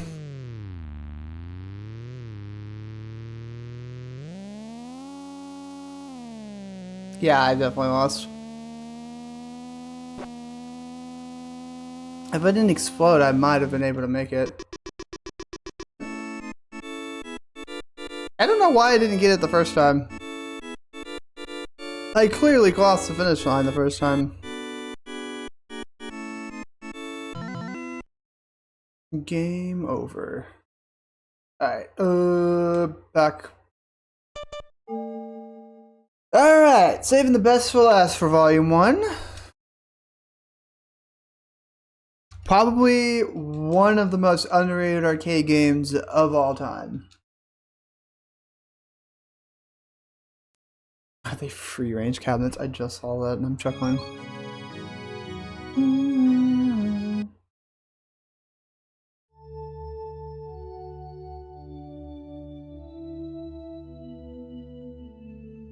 In this game, the following arcade game has, up until now, very recently, only ever been in the US localized this singular time in this retro collection in 1995. Toy Pop. And it's a gosh darn shame that very few people know about this game. Because it's a real classic, honestly. There's a very clear blotting out of words at the bottom. Probably some personal information they couldn't have anymore.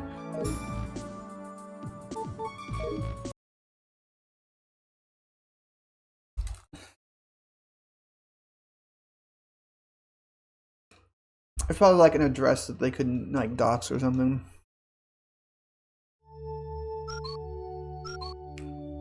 Oh, these are cute actually.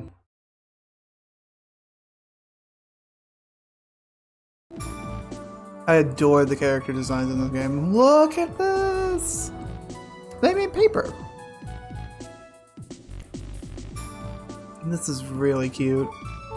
The character designs in Toy Pop are just like peak Namco character design, honestly. They're just so so cute and scrunkly. They definitely wanted to make a game that felt like a little kid's storybook, and they very much succeeded.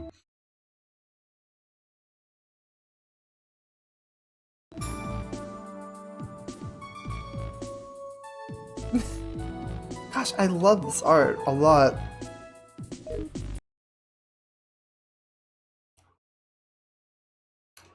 Paper-esque? Yes? Question mark? I don't quite follow. Oh, there's like the instructions for it. This one was actually one of the ones I remembered the most. Yeah. This one's very cutely illustrated.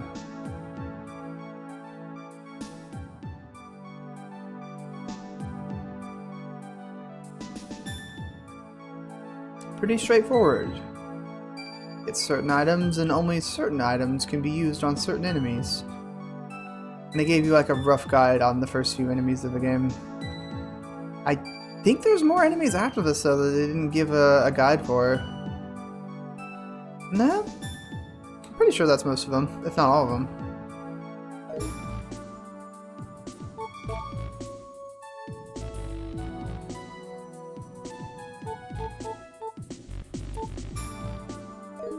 Yeah, luckily, about a year ago, Toy Pop was put onto Arcade Archive, so you can get those. You can get Toy Pop on modern consoles now, and you bet your sweet puppy that as soon as they dropped it, it was on my Switch.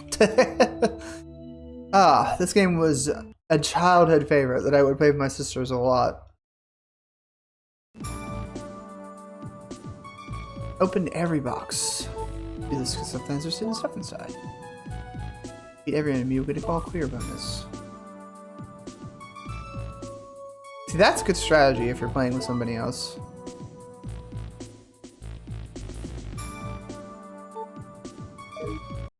The Magician.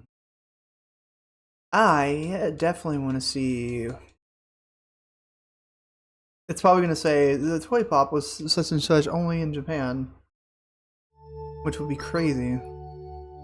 Let's see. Yeah, the Toy Pop exhibit. They should have made actual little plushies or toys for this game. You know, Toy Pop? Probably wasn't popular enough to have plushes. Toy Pop was put out in 1986. Its main motif were toys. The characters were cute, but they had a purpose. It's for 2 players. I gotta look up more history with Toy Pop because this game is so special and fun to me that I actually want to know a little bit more about like when they actually produced it and where. Toy Pop. Wikipedia.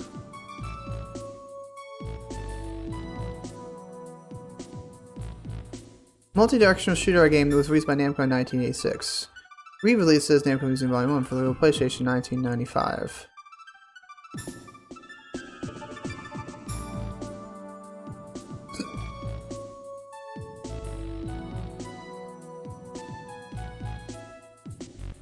Ah! This game was inspired by Warp Man, which is a game that I'm familiar with from bootleg stuff. 20th most popular arcade game in Japan in 1986. Yeah, I don't know if this one was ever in the US though. There's hardly any real indication or evidence that I'm aware of that this was ever distributed outside of this game. It must have been, because it didn't say it was only in Japan.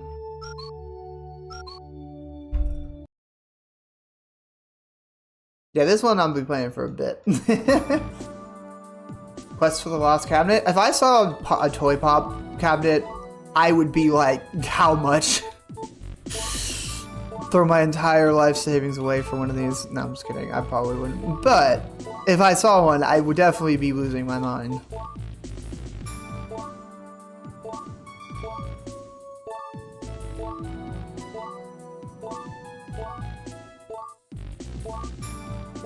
Yeah, there wasn't any more enemies than that. I was right.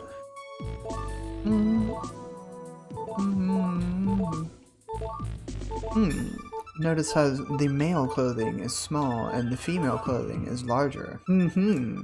Hashtag noticing. Hashtag body goals. Bamukuch? I always thought this was just like... Bamukuchen. German for tree cake is a layered cake known for distinctive rings that resemble tree rings when sliced. That's cute. They had a very specific cake in mind. Wait. Don'ts? They probably didn't have enough room for the text, but that's funny the way that it's spelled.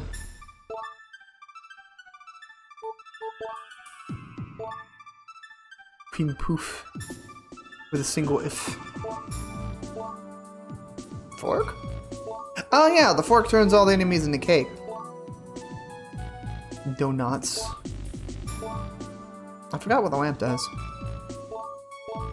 Magician. Curses. Yeah, it's not actually a curse. This is what happens when you defeat the final boss. Just them saying, "Fuck, you beat me." Alright, now on to the actual game. And the infamous Void of White.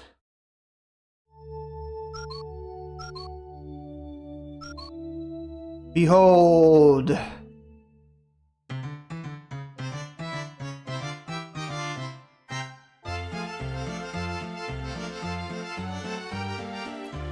And there's just nothing else. Finally, somewhere where I could be all alone.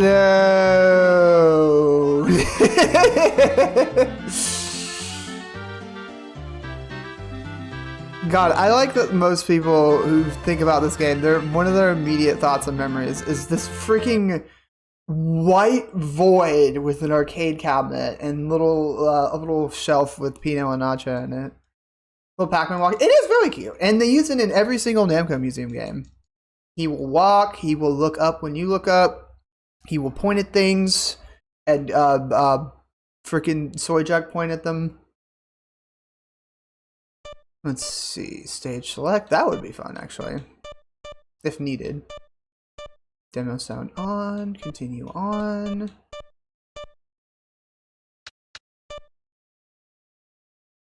Yeah, that. Exactly. There we go. I was like, how do you do 5 lives? I need a lot of lives for this. What's the touch switch like?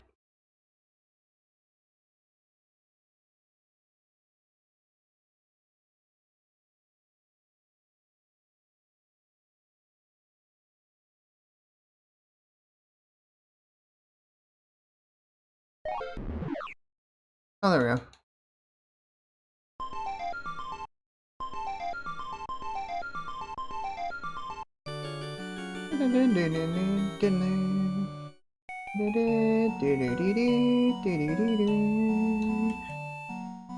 Yeah, this game.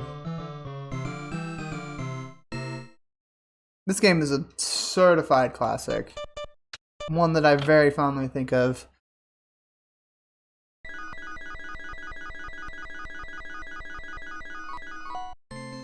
The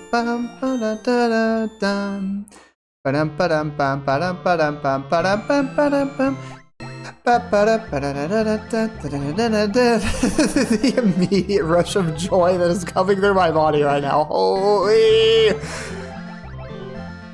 The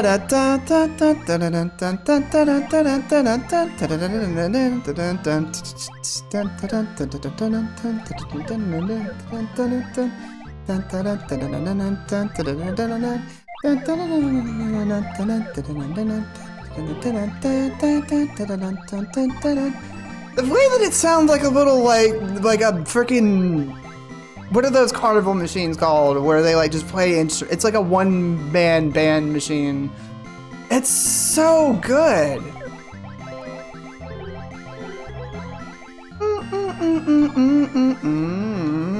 It is kind of like that one, you're right. Just with a lot more linear to it.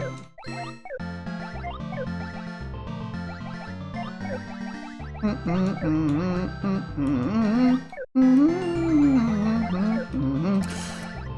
gosh. Whew.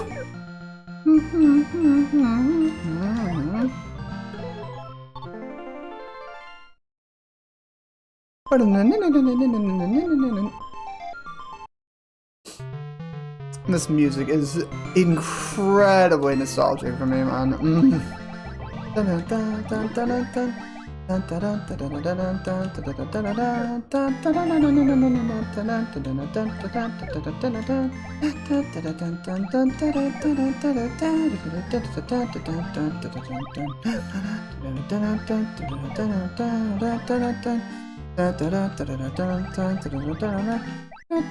I knew that would be a boxing glove.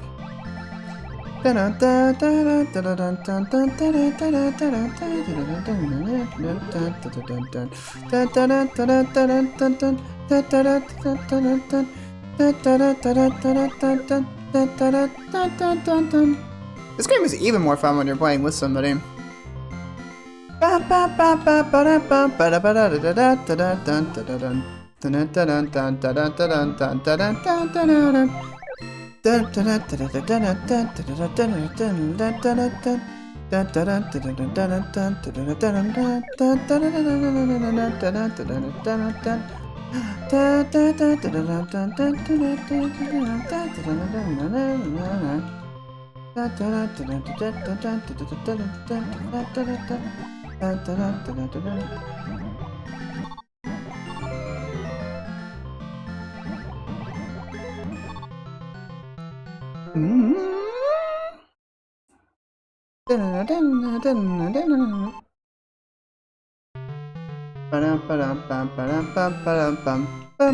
I'm surprised I haven't got hit once. As much as I am the epic gamer, this game can be a little challenging at times.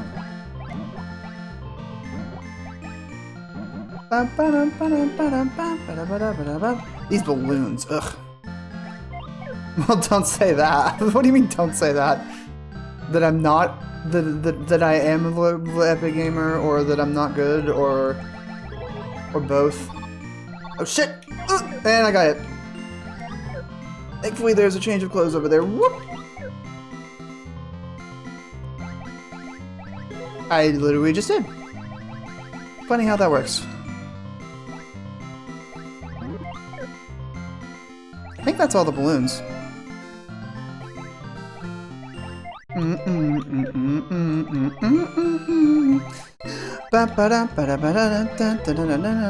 Oh my gosh. I am going to die. Ooh, ah, ooh, ah, ee, ooh, yeah, ooh, ah. Oh gosh. Oh, there's a bomb. I got some of them.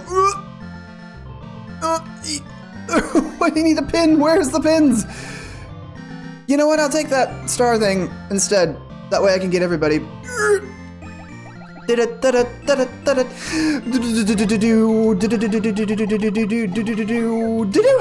Oh shit! Oh god! Oh god! Oh god!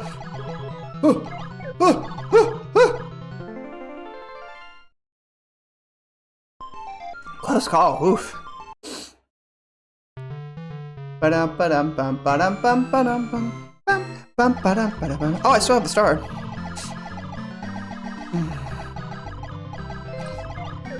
How long do you hold on to it?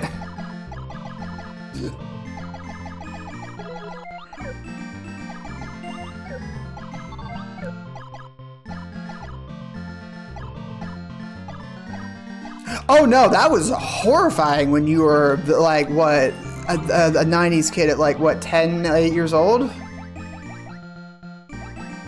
It's about as horrifying as a Sonic drowning.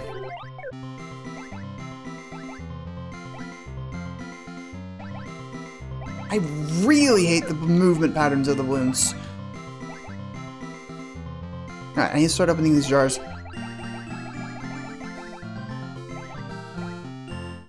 But not before I get rid of some of these card soldiers first.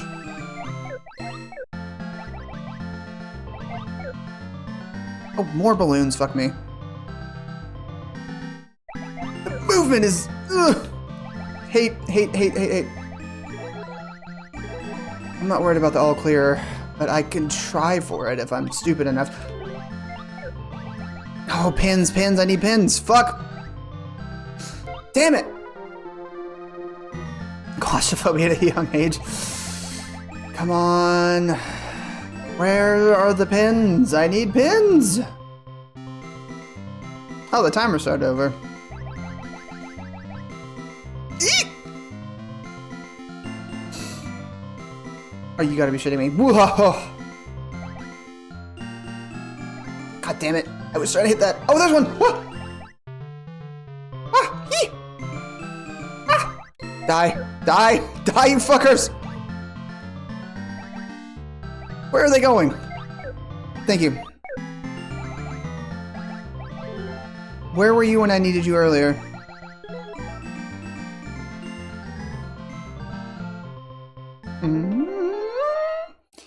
Well, I got a bit of time bonus with it. I think this is the bonus stage. Nope, not yet. This has a lot of annoying things. Those claws hurt. I definitely don't need tires right now. That would help a lot, actually. Ugh. Ugh.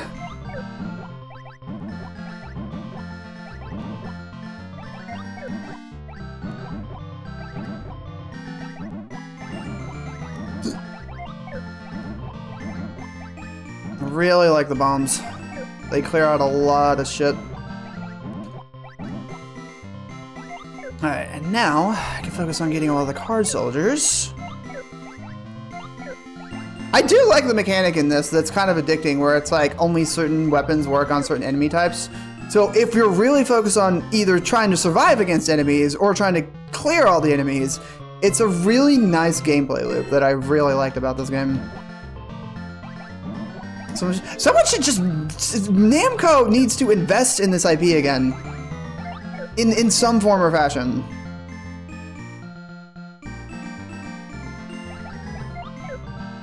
They have acknowledged this game once.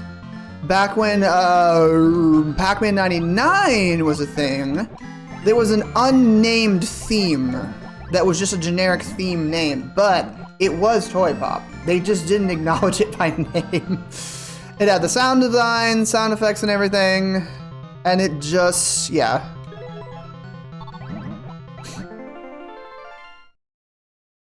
They acknowledged it again, but not really at a good cost.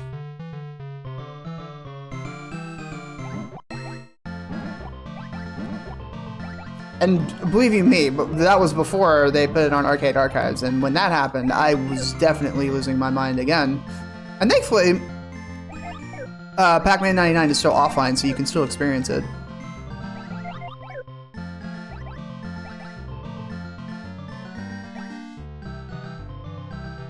They did specifically to accept people? That's the thing. I don't know what. I think it was just because they knew people would recognize it. But it's a shame that they didn't actually say, like, this is the Toy Pop theme. And they did that with a couple other themes in Pac-Man 99. I got the DLC pack for it. So I was definitely like, oh god, oh god. Ugh. Imagine being trapped in there without a single weapon to deal with the balloons.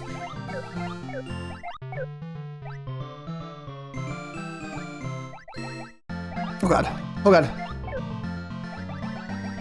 Alright, 30 seconds left. It was annoying though. It was like, come on. There was a lot of unknown IPs that they added in Pac-Man 99. Stuff that even I hadn't heard of, like Yokai Dachuki, which is a game that I didn't know existed until Pac-Man 99.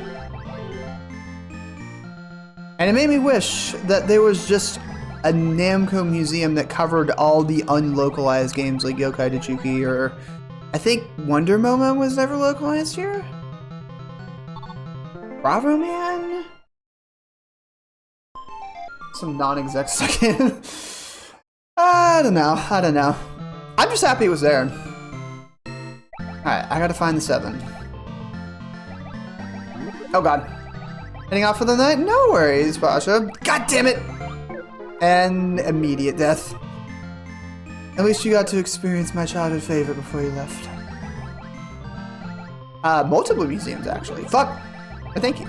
Ooh, ooh, ha, ooh, ha, hee, ho, ha. There we go. Whee!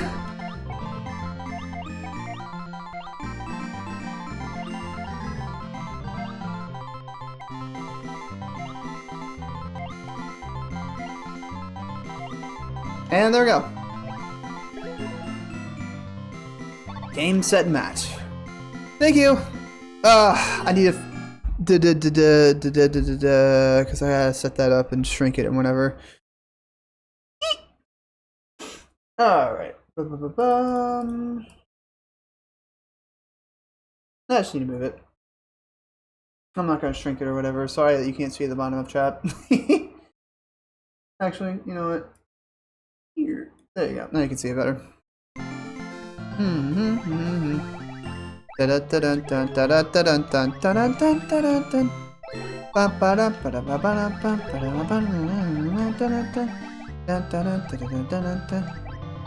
There's one retro game that I forgot was getting a reboot recently. Fucking Bubble Bobble. Arxis was like, we're gonna have a direct presentation. We're gonna do crazy things that we've never done because everybody knows this for fighting games, right? We're gonna do things that are different. And they're like, let's make fucking Bubble Bobble the roguelike. Surely that's what everybody wants, right? God damn it.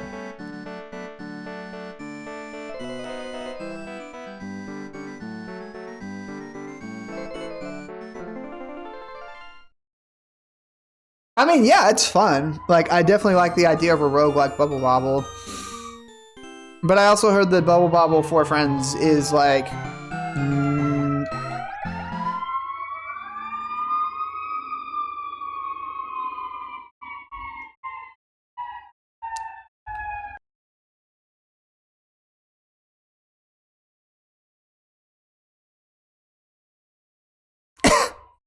Anyways, what was I saying? I completely forgot. My favorite. Mine too. Oh yeah, I forgot that doesn't do anything to most enemies. Only the robots. There's a special flag here. That's cute.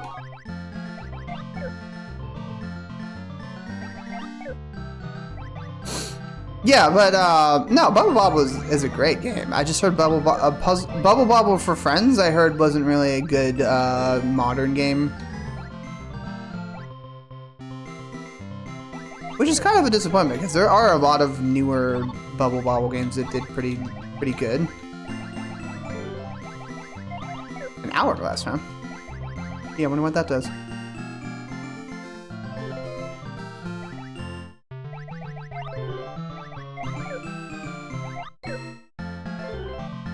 I also wonder what power-up I should use.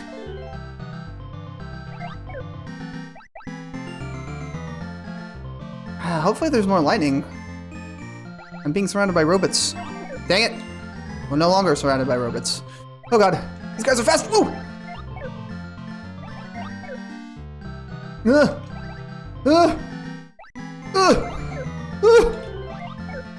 Man, the enemy placement is not fun! Okay. Alright, get the bubble, get the hearts, get the hearts, get the hearts, get the hearts, get the hearts. Get a better power up. Get the bomb. We beating this game first try? That would be amazing because I actually have not done that before. I did also start with extra lives compared to the original, so. Also, if you die and you're by yourself, you can't really continue very easily.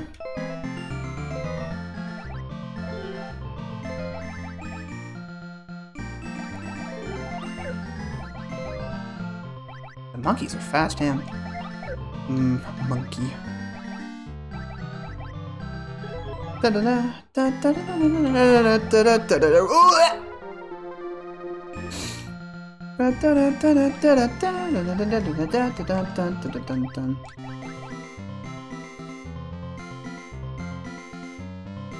I really hate these guys' movement.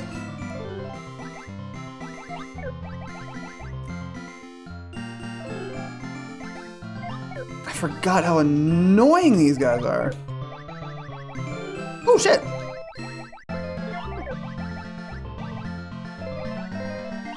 Kind of hard to get all these when there's all these monkeys in the way. Card soldier! Oh fuck me! At least they aren't the balloons. I want the balloons back. Please.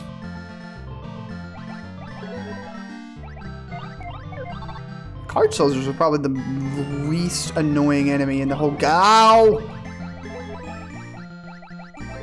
Here's some sound wave.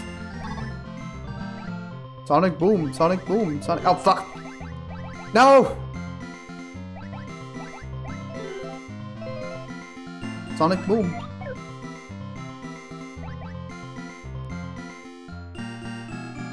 I believe the power up is sonic waves. That's why I keep saying that. Just to clear that up.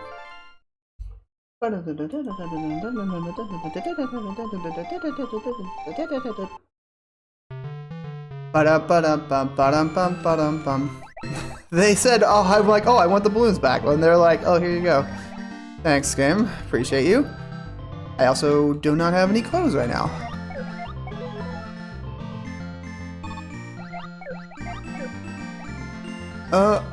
Yeah, there's more card soldiers over here than balloons. I'm good with this. It's only 2 7s. Ah, another balloon, fuck me. I'd rather do that, honestly.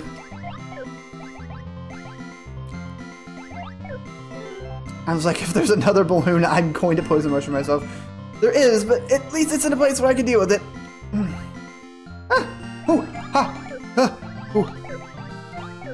Okay. Alright, we're in balloon territory. We're in very much balloon territory. Whoop! Whoop! Whoop! Okay, cool. No more enemies.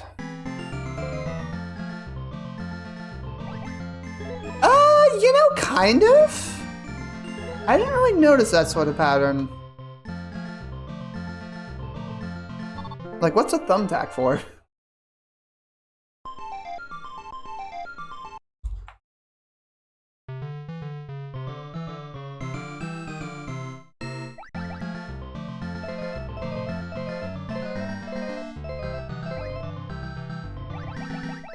Thank you for ruining my path. Would you stop being annoying?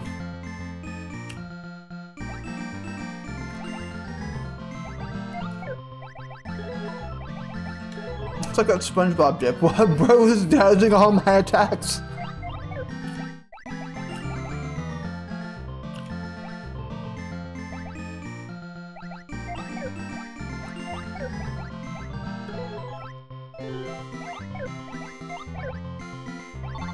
No more monkeys. Just what I needed. Ah! Cool. If I need it, which I probably do! Alright, first we deal with the monkey. Then we run away from the other robot. I deal with this monkey first. God damn it! I was like, if that was a monkey, I was just, it's just over.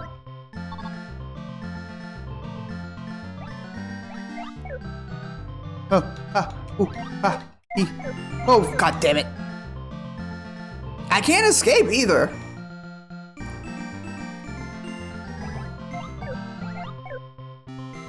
All right, there we go. There's one more robot. Deal with him first. God damn it! Stupid ass monkey.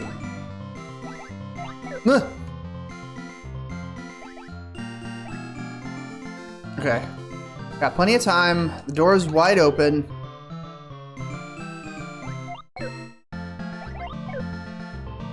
Feels like the monkey moves backwards when you do, or maybe it's just a coincidence or something. I don't know. Just kill it. Oh no! Oh no! Oh, please don't block the door. Thank you. Whee!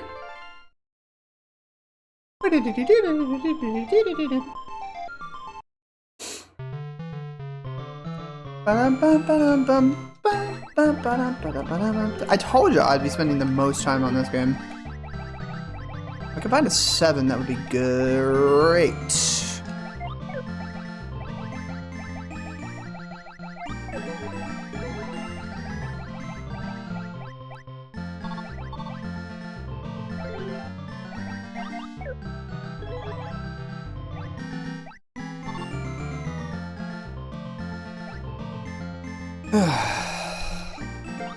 And game over. Dang! I got to 13 by myself. Not bad. There's a level select if you ever want to get to where you need to be, but since I played a lot of it, I will just stop there because I could definitely play this forever. Yay! Alright. But, even though that's all the games, that's not every single thing in the first NamToad Museum. Because every NamToad Museum also has a lounge. And the lounge has a couple more really cool history stuff. Goodbye, Toy Pop Void. I will miss you. But I will return another day.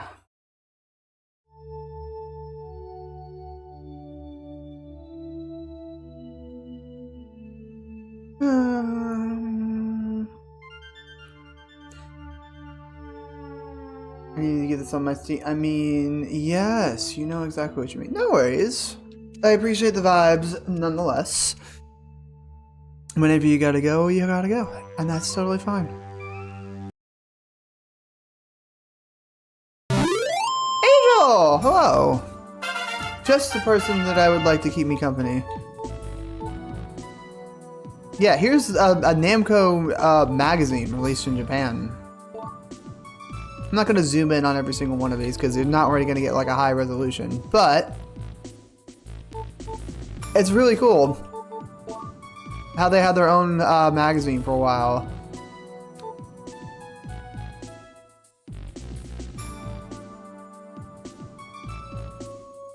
Twitch finally gave me a notification for you. Well, heckin'. That's pretty cool. I appreciate that he did the call. I appreciate the vibes. The crypto ad coming in was worth it after all. I really wish Twitch ads were more personalized. What is NG? NG is a community magazine published by Namco years ago. It contained info on games as well as interviews with the insiders. Very cool stuff.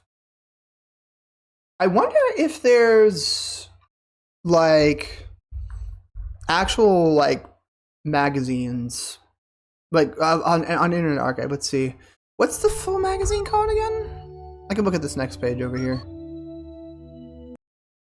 Yeah, how's it going, Angel? I want to actually see if there's like Internet Archive pages of these magazines. They're all in Japanese, so it doesn't really matter. But Libble Rabble, game I've never heard of before. Namco let's see, NG Namco Community Magazine Internet Archive. Not bad. Good, good. Oh wow, there are pages from it. That's pretty cool.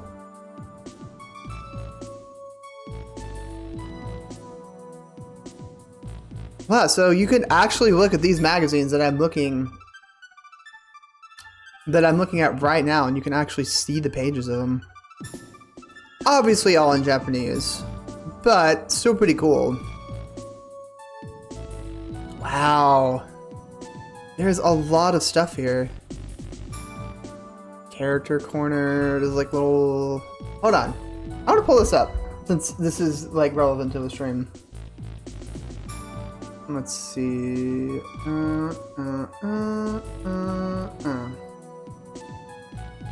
Alright, let's see here. Namco Museum. Well, not Namco. No, let's see. NG Namco Community Magazine. There we go. Works to be song outlines, participation. Oh, heck yeah. Thank you, Yellow Winner, for the sub. Really appreciate it. Thank you, thank you. Yeah, there you go. You can actually look at these. Oh, it's a Japanese magazine, so it's left, right to left. These are, wow.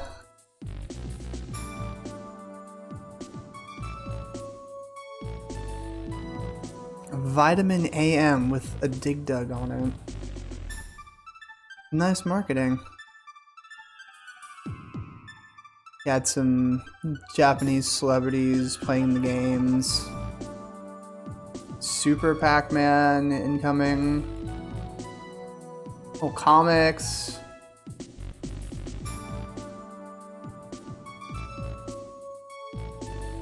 This little mappy robot that I've seen before. A mysterious donor finally exposed? I don't think so, no. You are making me think about that. That's funny. That's neat, though. Yeah, so these are all chronicled online if you ever want to look at them. You might need to know a lot of Japanese, though. This does make me want to look through these, though. Strange land in another time. It's crazy that people hype these like 8-bit, 16-bit games up like crazy when it was really just like really simple games, but having all this like lore and like illustrations and promotion material for stuff like this, it's just kind of cool though. People really hyped up games like this. And if you want a really good like experience of that, play Retro Game Challenge on the DS. It really does take you like back in time to like when kids were excited about like stuff like this.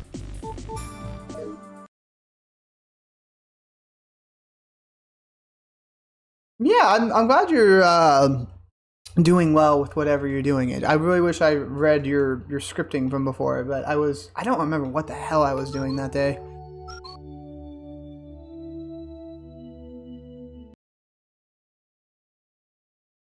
Alright, I think I have enough time to do NamToad Museum Volume 2 and 3. This was probably one of my favorite covers from looking back at these, because they had like all the characters they were using back in the day.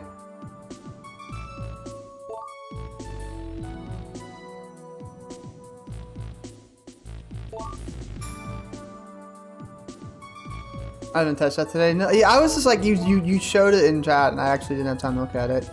NG Supplement contained a dice game, an encyclopedia of the Namco characters, as well as other information. Very cool. I think over here is like the last few issues that they made of this Namco magazine in Japan. I kind of miss like old-timey Namco. Everything is just like Namco Bandai, and Bandai gets like way more marketing and attention nowadays. You know, except for Tekken. Can't believe the Harada is leaving Tekken now. I really like that they made Pac-Man into a cat for no reason. Toy Pop! Well, now I want to look at the 13th issue of this. Hold on. Let's see.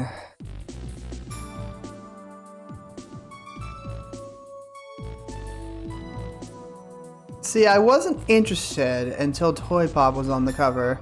Oh my gosh! There's one for Cosmo Gang as well. Man, this magazine went for a while.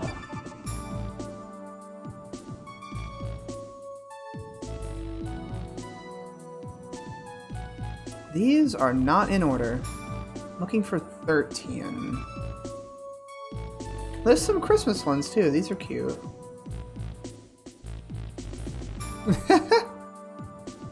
I have new music all the time. I'm just doubling down on it so I remember when to have the means to make it. Fair enough, yeah. Do you know how to make music? Oh, I'm fine for now. I don't really have any comics that I'm really looking for other than Sonic, and I have fucking Grabber.zone for that. I'm just looking up these cool magazines because I'm playing NamToad Museum. They have all these little interactive magazines to look at the covers of. Where's issue 13? I'm looking. These are not in order.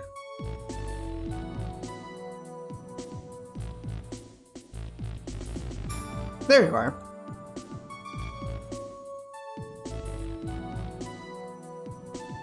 I don't remember what I was saying. I'm sorry. Oh, cute. It's this little goober. Me and Simon went in one of the NamToad museums in VR chat, and this little yellow goober was there. Oh, ads. I apologize. I didn't even know ads were going. There was no ad warning.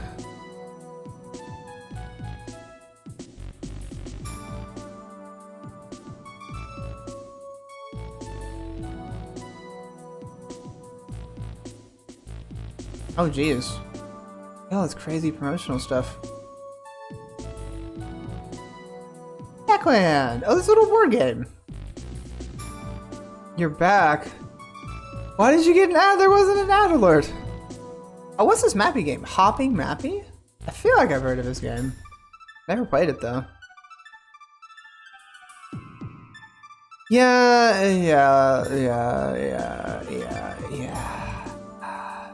There you are. Exactly what I was looking for. These illustrations are adorable. Bird.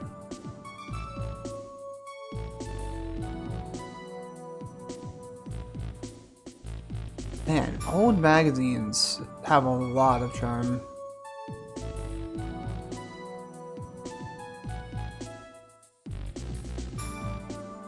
Oh, look at all this merch! I saw this little Tower of Duraga statue recently.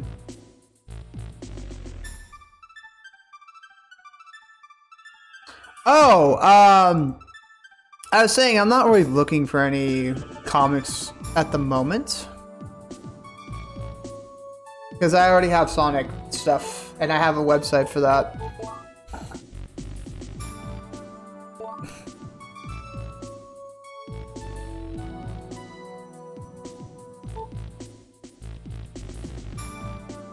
Nowards.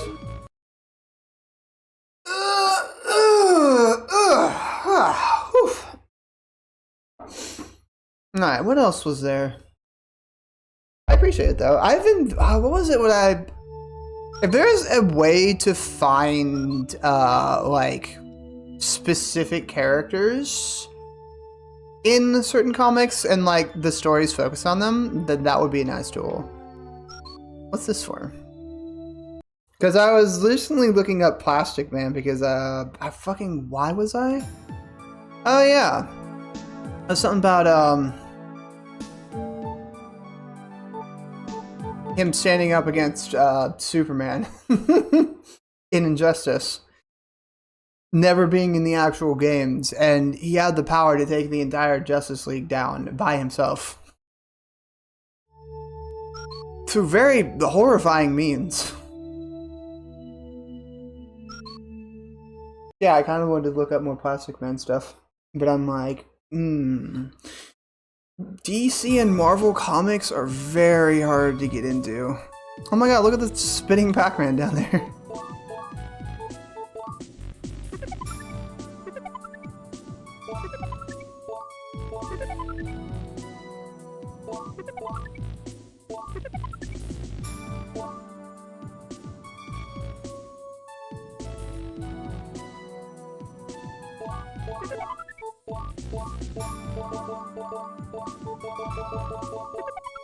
Aww. Wonder Momo, Shadowland. How far does this go? Legend of Valkyrie. Marvel Land. Marvel! Galaxian the Third. Never heard of that one.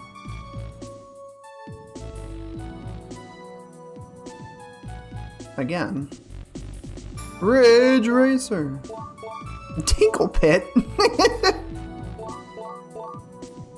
Damn, Ridge Racer 2 had come out by the time this game did.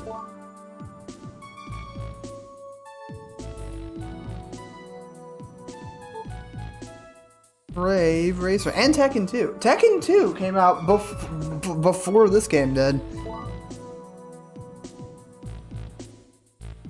And that's the type of period that we are in.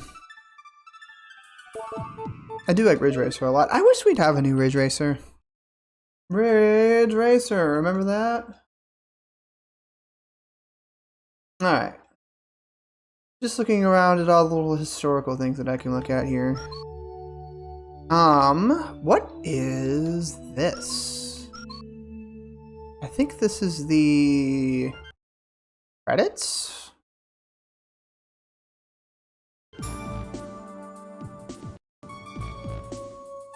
Ah! NamToad Museum before there was actually a NamToad Museum. A robot, an android, Mappy, very cute.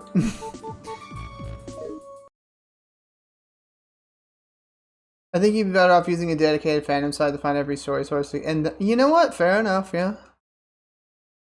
See, I don't like DC and Marvel, not because I don't like the characters, but because there's so many comic books and so many stories that it's really hard to be like, you really can just focus on what you're actually trying to do. Because there's so many comics for all these characters. Thankfully, they do make graphic novels for stuff like that, if you just want to focus on certain events. But still. Oh yeah, these were always fun to look at. My god, there's a little golfing thing. A boxing club, a whack-a-mole. Rally X. This was so our, back when they still called it Puckman. This was so arcades could order machines and stuff for their amusement places and arcades and etc. Submarine. Clay champ with little shooters, shoot away. Man, stuff like this is probably long gone. Unless you went to Japan. Going to Japan, you probably find a lot more of this type of stuff. It's too bad COVID period and a lot of other stuff ruined the retro market in Japan. Sad. That is definitely the credits, but I want to look at it just in case.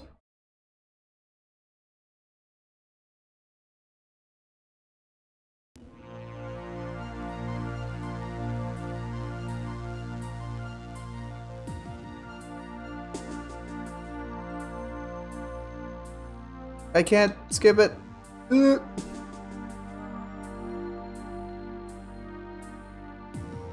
Max Axe. That just makes me want to look it up.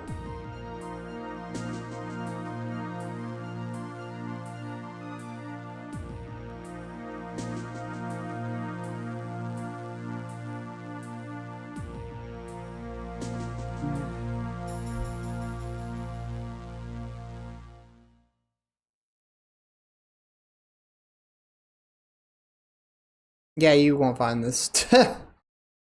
You find a game from like 11 years ago on Google Play called Max Axe Epic Adventure. It's funny, you can find stuff like that sometimes. Like you can find like the mascot costume company that made different stuff for the Smash Bros. Commercial for Nintendo 64. For Animal Crossing commercials. Hey, Jay.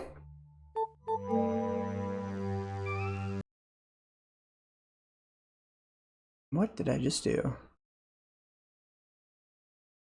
Oh. Ah.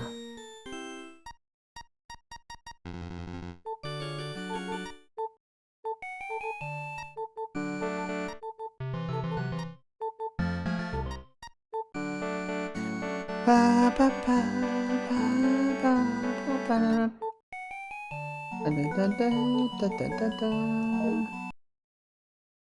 VIP Club J? What does that mean, you goober?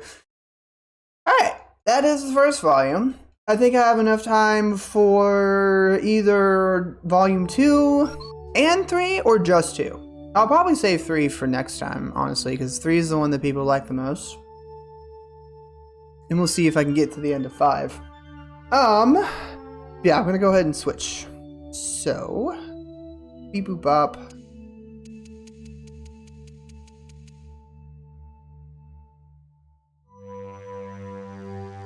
Let's see, close game, no save state please, and 2.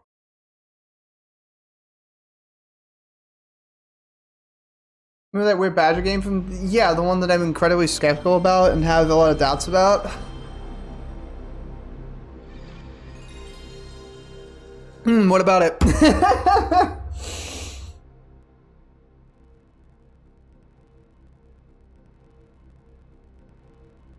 That is so haunting that it keeps playing the PlayStation-y, echo-y sound.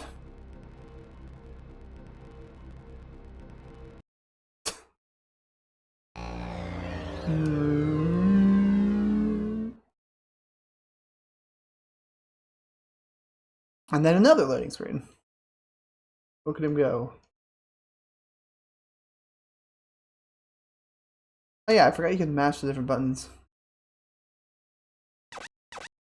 People who worked on the Mario Plus. Oh no, I feel bad. Oh my god, he's playing video games. In a spaceship? Whoa, there he goes.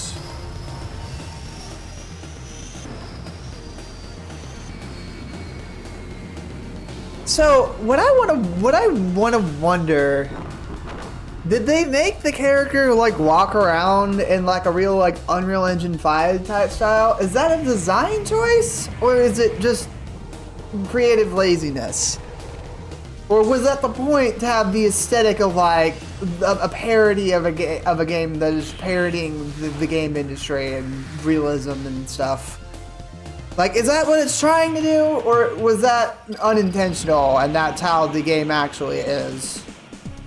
That's all I want to know. Oh my god, it's him! The map guy. Banger music, though. God, look at these super cool 3D graphics. Gaming will never get better than this.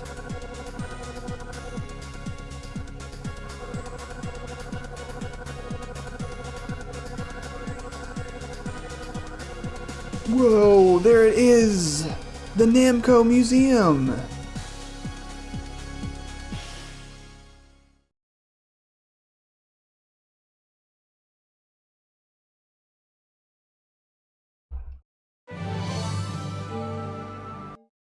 Alright, second NamToad Museum. I'm probably gonna speed through most of these games.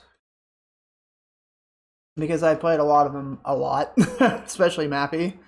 I might play Mappy like once or twice now. Because it's a good game.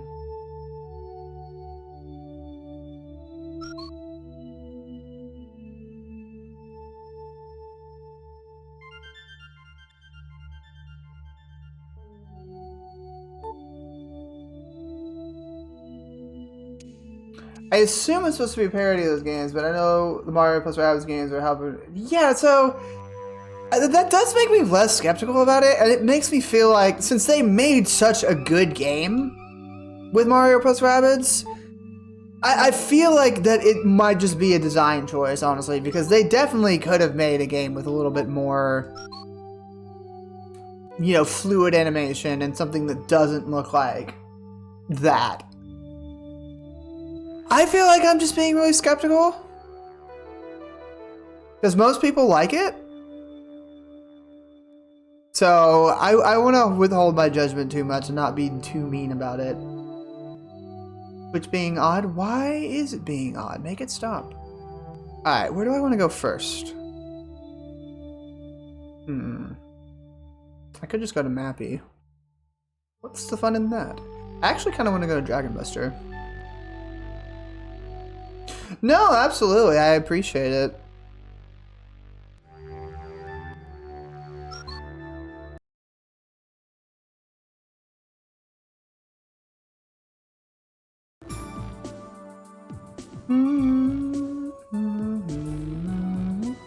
This is really pretty though. The graphics don't do it justice, but this is a very, very pretty card. I think it looks better in VR chat.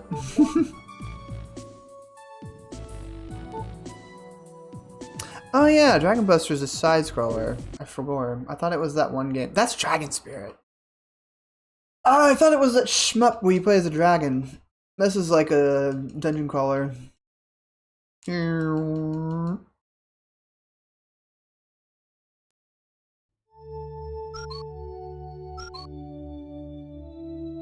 Same promotional image. Tips. Yeah, I'll look at it. Yeah, how's it going, Jay? Hope you're doing well. These are good sprites, though. Use these attacks to kill enemies quickly. Not easy to master these at first, but attacks can do twice as much damage than a normal attack. So jumping and hitting, and downward hitting. Don't use a jump attack to kill the boss, or you might get poisoned by accident. First, you should attack the boss with thrusting and stabbing attacks, then finish killing the boss with a normal attack. Attack the dragon's weak point. Every dragon has a weak point. You should attack it to kill the dragon quickly.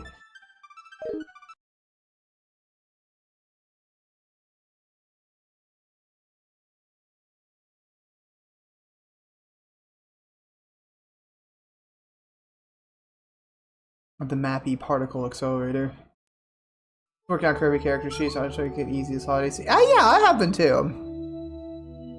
I worry less about whether or not I'm making the YouTube edited content that I want to, and more so about making myself happy by doing streams like this that I've wanted to do. Oh, this is nice looking. Ooh. Wow. They went all out for this one. Very cool.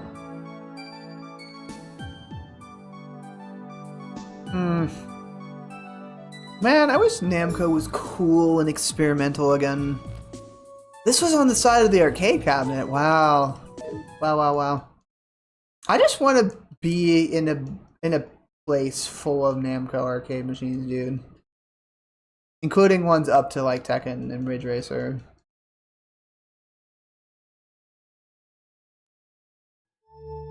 I'm just like a huge Namco like retro aficionado. Let's learn more about Dragon Buster.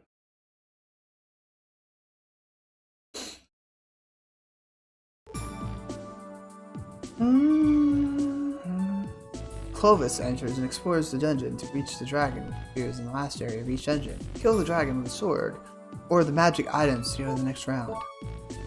Dragon Buster was an action RPG released in 1985. It had a good storyline and introduced the Vitality system, the level-up system, that worked by collecting items. Huh, interesting. One of the first action RPGs, yo. I don't think I've really played this game very often, though. I think it's in the most recent NamToad Museum. Hello! Nintendo Nerd Freak, welcome in. What's a good, shorter name for you? Instead of that long thing that will make my tongue slip every time. Ooh, pretty. Ooh, pretty. Oh, gosh! Oh, I can't. Oh, whoa! Can't show all that on Twitch, man. What the hell?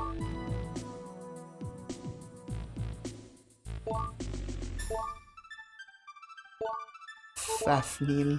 Look at this goofy ass skeleton. Mind-boggling effects on the PlayStation, everybody. And an F? Hell yeah. I will probably forget that, but I will do my best. Ooh, what is this little goober?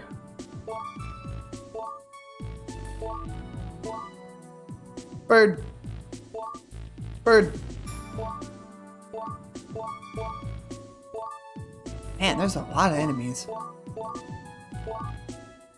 Classic slime, fireball, super sword. A cave shark? Jesus Christ, that's horrifying. I like the name Clovis.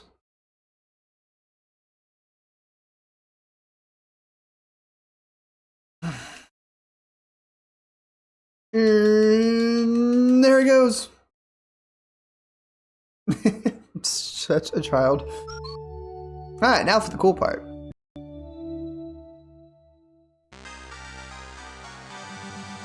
Ooh, the frame rate went down. Sword over there on the corner. And look at this guy here. Ooh.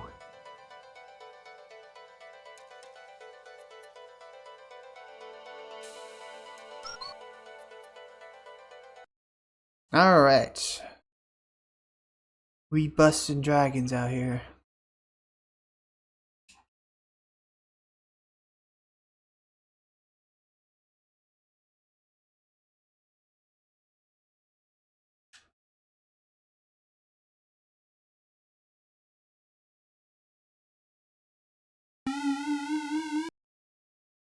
Oh, there we go. Continue on, because you need at least 1 credit and your vitality is under 32. Press L1, R1, okay.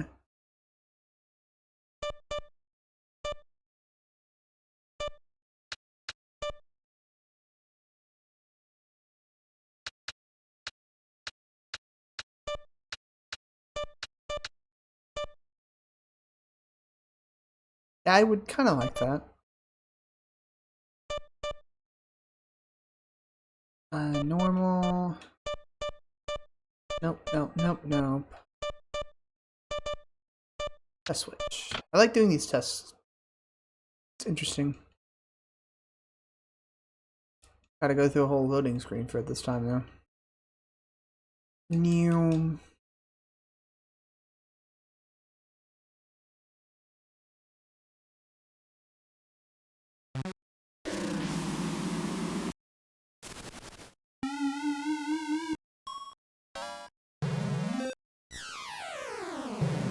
That sounds familiar.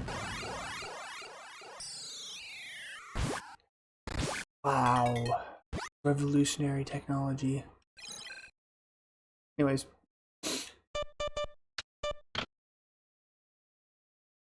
It'd be more interesting if it were sounds that I actually knew. Mm. Mm.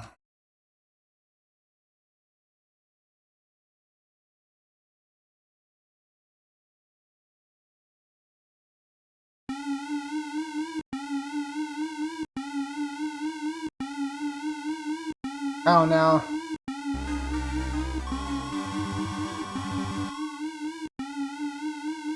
I really hate games that do this.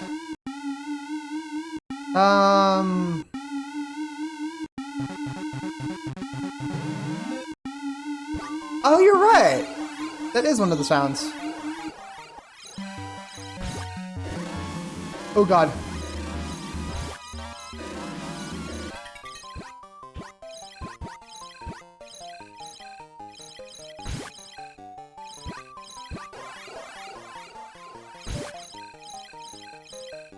I've never really played this game a lot.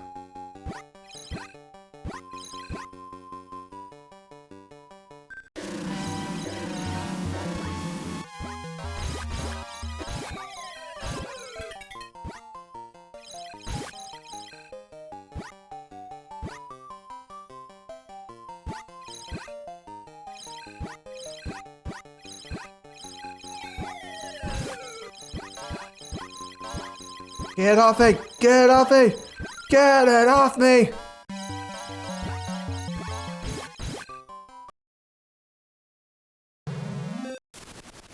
Yeah, that's on.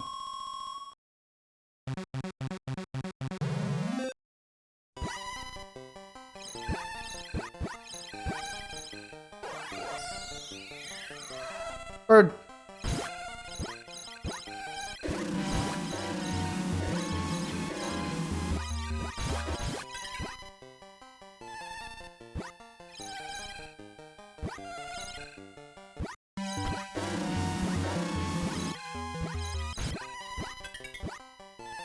jump attack does do more damage, huh?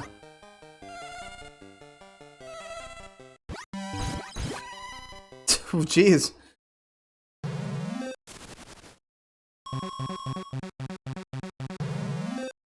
That's not bad sound design, no.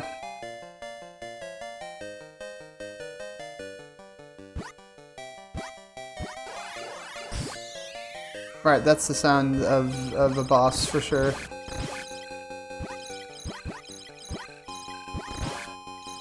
It sounded like a bonus stage.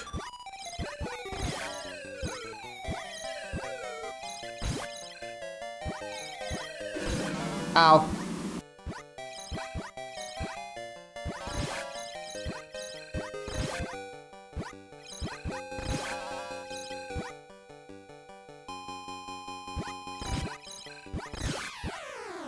Wow, I slayed the Dargon.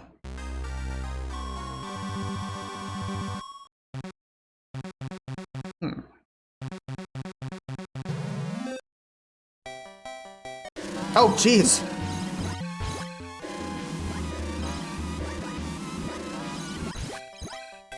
Oh, ha, bah, ha, ha.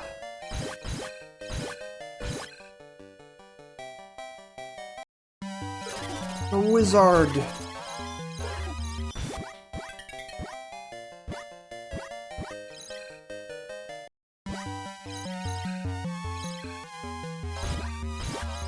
Skeleton with mind-boggling graphics. Maybe I shouldn't have turned Vitality Recovery up so high. This kind of is like a whole ass game though.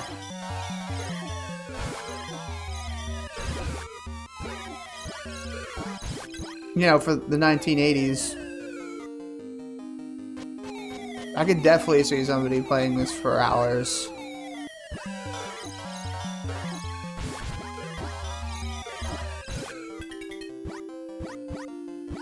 This was somebody's Dark Souls back in 1980.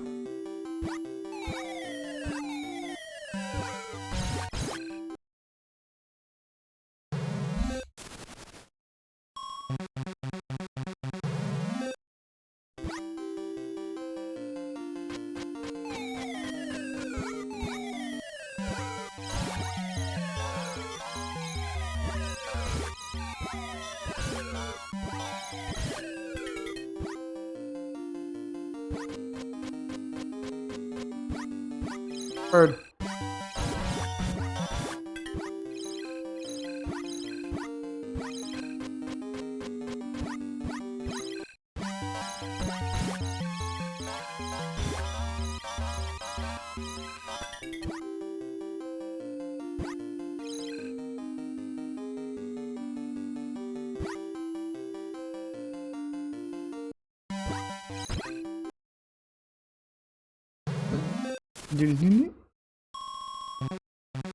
No, you can't go back.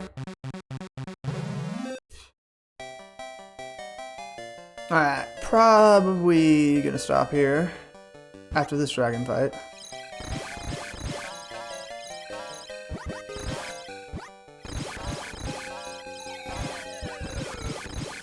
Aha! Oh, I already killed it! Cool, I guess. Yeah, I could do this. This was good. I'll have to actually die in order to actually. Oh, fuck. I guess I'll do that.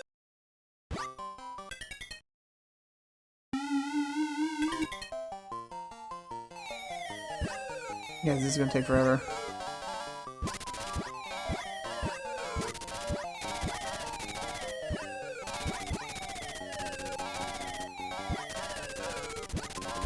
What a way to go.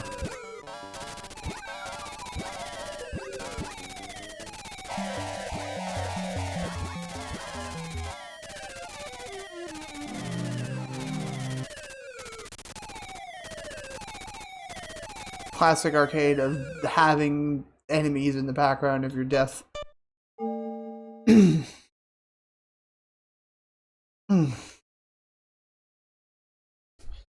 bad though. That's a game that I probably could have played through to the end, but I don't have that kind of time if I want to get through every single one of these NamToad museums.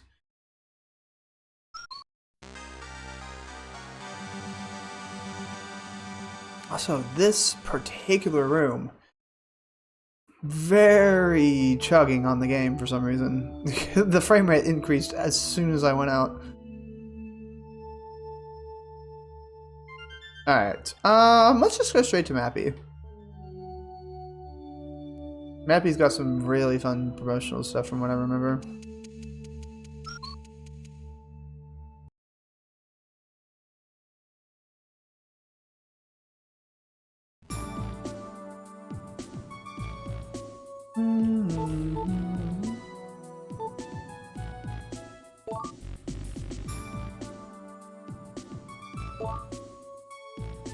Namco, with the way they promoted Mappy, it really felt like Namco was really trying to make Mappy their next big thing.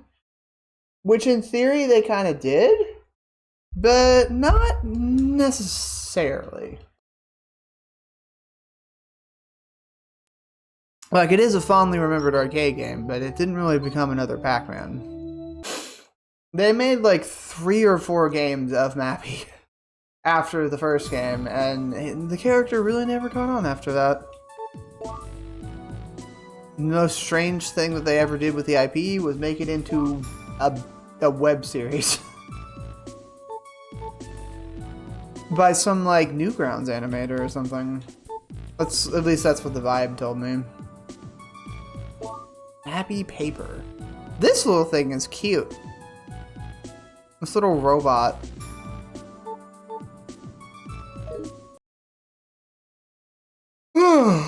Some lucky collector probably has.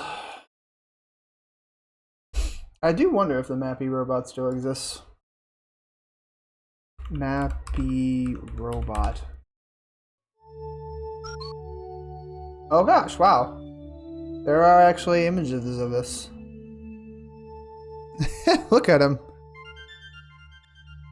And there's the web, there's literally the web series that I was just talking about.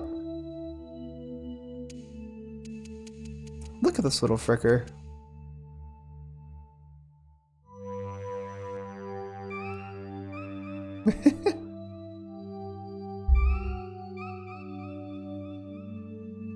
I don't even know what it does. I just like looking at him. It's just the gooberest thing ever. What is this model from? I think it's a fan render. They should do more things with map. There's a Mappy arrangement? Wow! 1995, huh? Interesting, interesting. The deeper I search into Namco history, the more fascinated I become. Yes, Pac-Man, I see the things.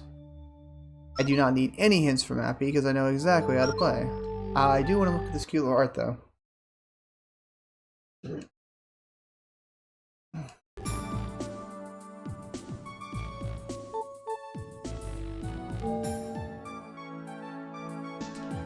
I actually, in the retro arcade that used to be here, I actually saw a little Mappy table, and I do believe I saw this exact illustration.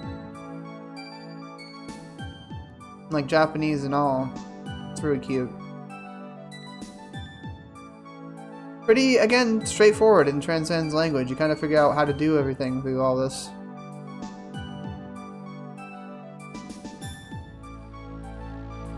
You can see that that door in the middle is green. So that's the special door that makes the energy go out. Namco would do good to actually, like, do another thing where they revive their IPs or something, or make a like a collection where they like remake some of their games a little bit with some polish. People have done it before. They did that with Spelunker, and Square Enix had the publishing rights for some reason.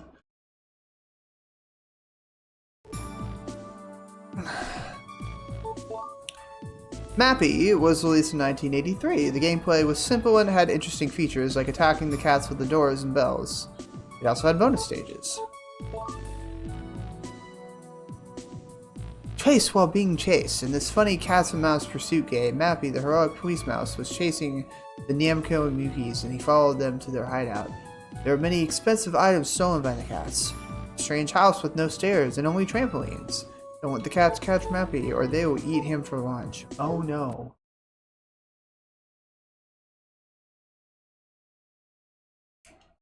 Only 90% of that is implied throughout playing the game.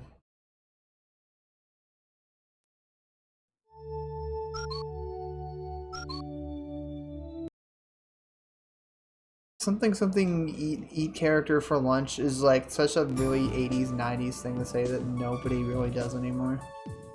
Ad time. Look at him go.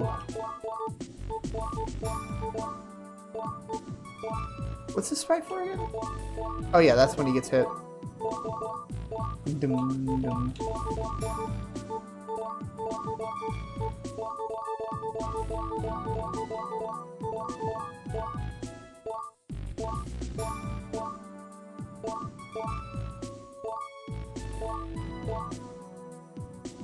Welcome back from the ads. Dead. I don't remember ever seeing these.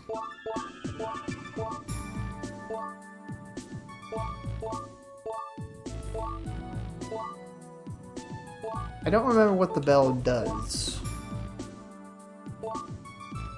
I don't think I've ever seen one. Hooray! No, that's hurry. I thought it said hooray. I was like, hooray. Oh. Oh, gosh.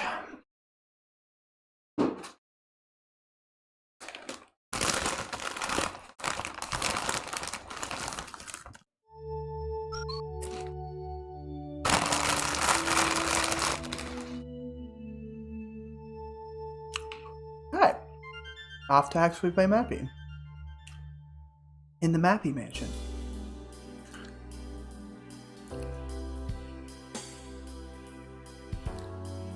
I like how there's little images of like stills from the CG at the beginning of the game.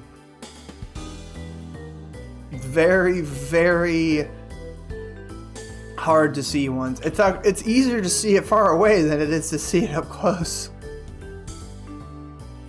This is a cute one though. I like the little smooth jazz Mappy theme too.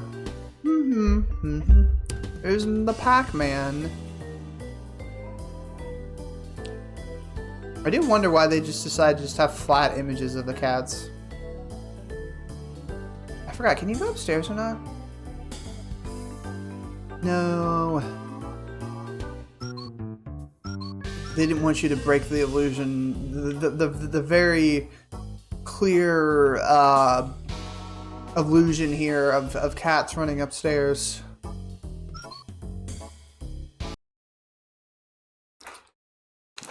They wouldn't want you to go upstairs and break that illusion, right?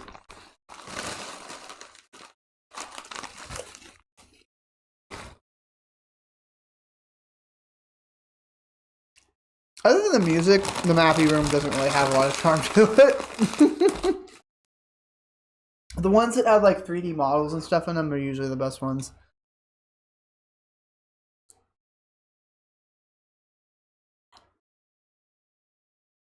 Alright, bum. Normal. And Metalize is fine. I do want to do the testing though.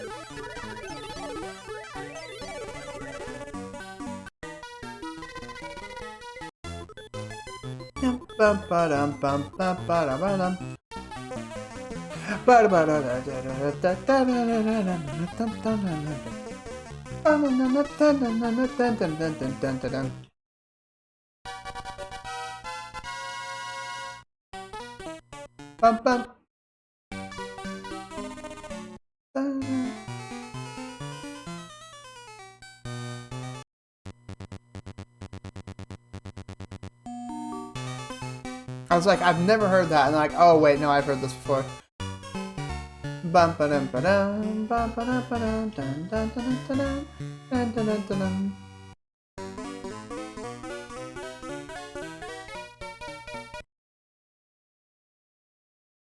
Right, cute. I like doing that with each of the games, just to see what there is. It's usually sound effects and stuff, but it's still kind of cute. Look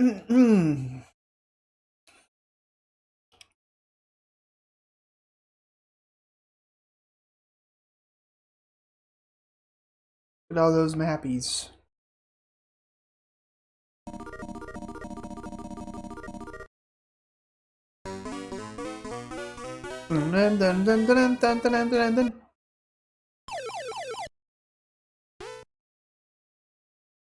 They do try to convey a little story there. That's kind of cute.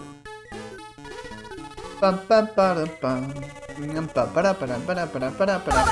Dolls! Thank you guys for the sub! For the Pope himself. Thanks. I appreciate it. The Pope, wow. Oh my gosh. This gimmick is going to last forever, isn't it? Ah, Mappy. Not only one of the most known Namco arcade games, but probably one of the more catchy video game soundtracks from Namco. There's hardly anyone who hasn't heard this music. Bum bum bum bum bum bum bum bum bum bum ba-da-dum bum bum bum bum bum bum bum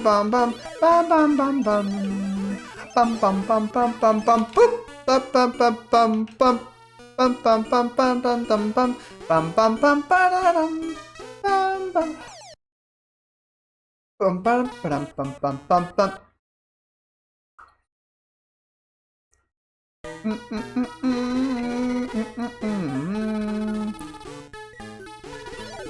Got your asses.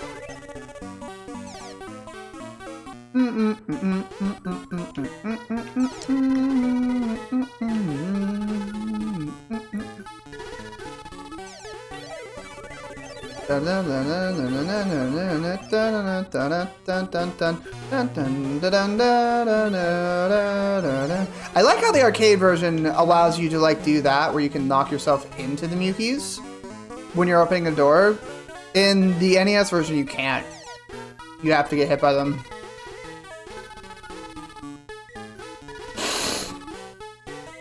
Yeah, thanks a lot for the sub, Fluffy Dolls. Hope you're doing well. It's in the Namco Museums right now. We're on volume 2 out of 5. Bum bum bum bum bum bum bum bum bum bum ba ba dum ba ba. Bum bum bum bum bum bum bum bum bum ba da dum. Enjoying the tracks, as in the music? Should be.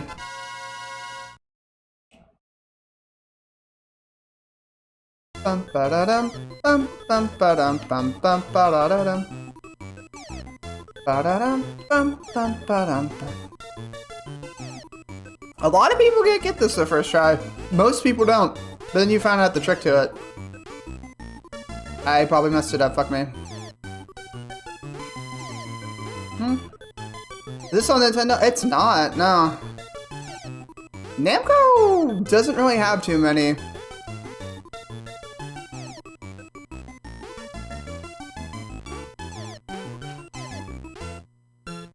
Whew.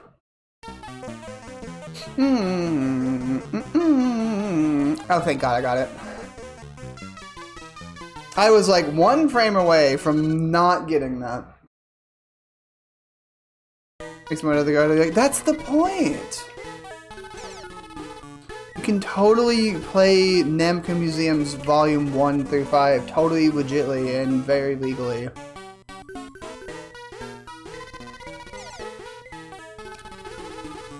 Oh, god damn it.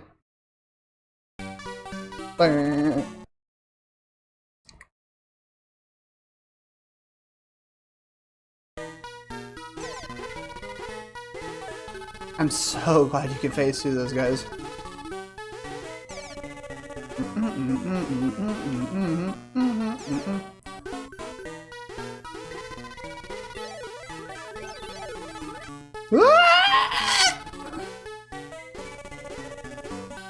I'm like, my multiplier!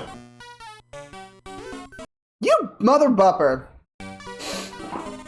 I should have just jumped again. Alright. Forget the combo multiplier. I need to grab things. At least he's stupid. As usual.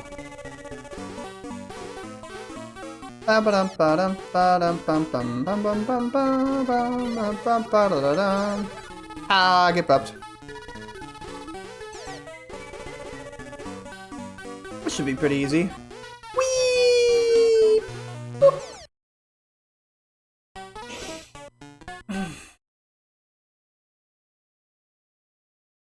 Yeah, the only way to play this on, well, not the only way.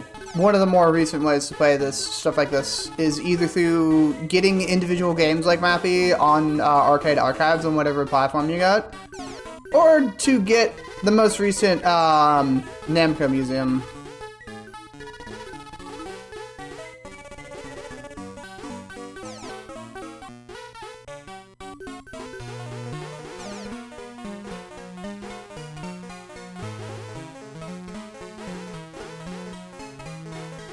Mappy is usually included with the NamToad Museum in this day and age.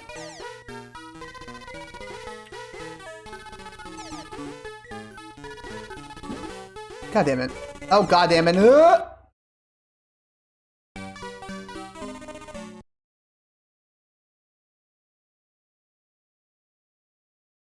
I messed up my multiplier, but I might as well finish it all the way through. I did, and I lost my lungs over it.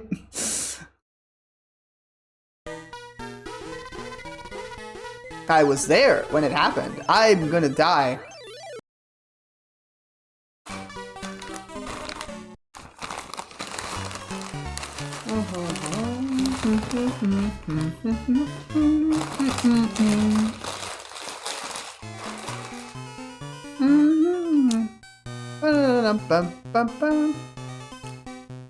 That's what I said, but then I looked really close at the newer model that they were using, and I heard the Proto Man whistle at the end. That I had to watch the trailer again in order to even hear that, because I was screaming my lungs out, dude, and I was like not paying attention to that last part. So yeah, they're bringing back Proto Man in some form or fashion. Playable, we don't know. There's a Robot Master contest for the first time since 8. So yeah, there's a lot of good stuff going on here.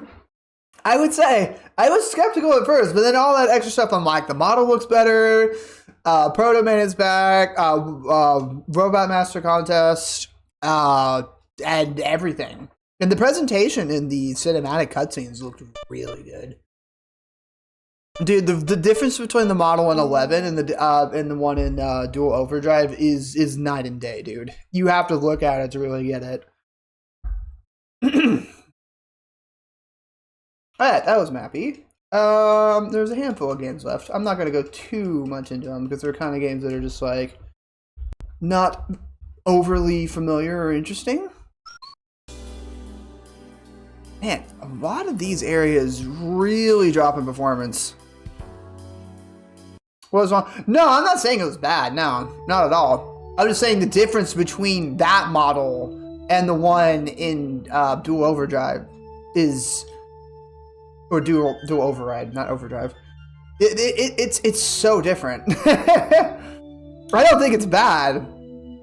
a lot of people are like, it doesn't, oh, they're not just trying to make it look like an NES sprite anymore. And it's like, yeah, that's the most common problem with Mega Man in this current day and age is how they're just trying to make it looks like so retro Mega Man. Oh my God, Smash Bros. Mega Man, which, granted, he is cool, but it's oversaturated when everything he's in. For like Brawlhalla and everything that he's ever appeared, it's just like, oh, we're just gonna use this one Mega Man like over and over and over and over again. And it does get a little bit stale after a while. So it's nice that Sonic Racing Cross Worlds and Mega Man Dual Override are working on making something that actually looks different.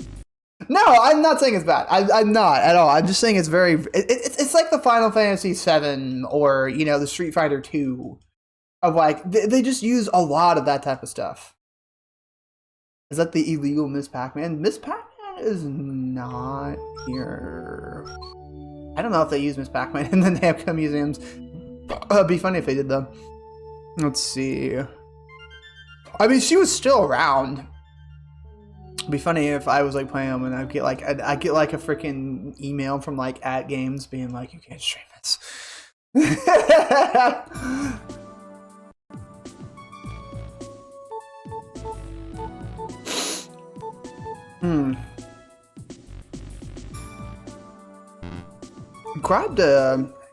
I believe Grabbed is the game where you either fight tanks or knock things off, but I don't remember. Lower than normal temperatures tomorrow, 1 degree to -8 degrees. God kill me. I'm so glad I'm not going anywhere tomorrow. It is frigid up here, bro. I do want to look at this. I like looking at little instructional art.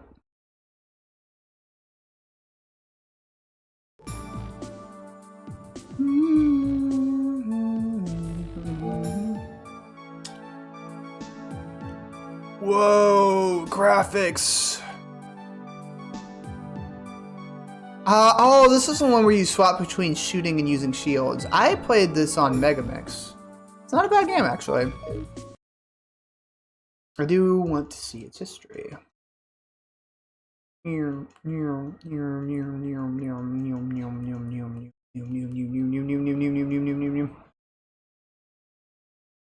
Alright.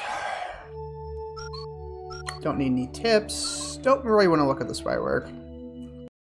A lot of NamToad Museum games are just a lot of like weird sci-fi stuff. They did that a lot back in the day.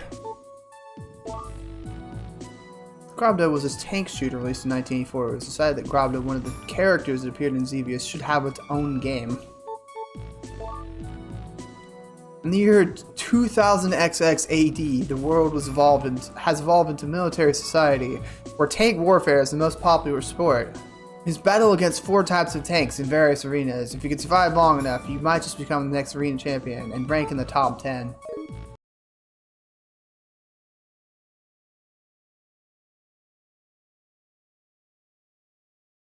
They really did make they gassed games up like this with promotional material, artwork, how the game manuals and instructions and descriptions. Back then, it really was the shit. Nowadays, everyone's just like, oh, old games. Look at this cool ass tank though. Speaking of Mega Man, this just makes me think of like when you find Dr. Cossack in Mega Man 4, and it's just a warehouse like this.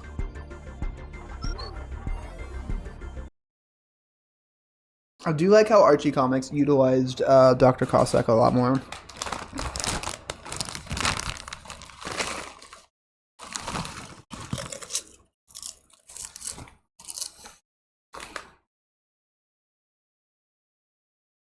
Did they ever get to a... Did they ever get to Mega Man 4 in the story arc? I know they got to 3. And I know they did some like weird time skipping stuff where like in the crossovers where they did different types of stuff. Like X.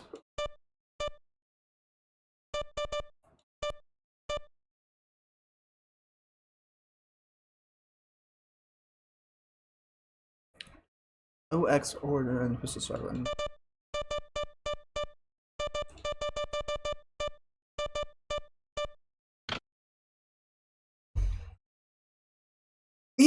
that's the cool thing about it. It's like it's nice that they're making a Mega Man that doesn't just feel like, oh, this is just another.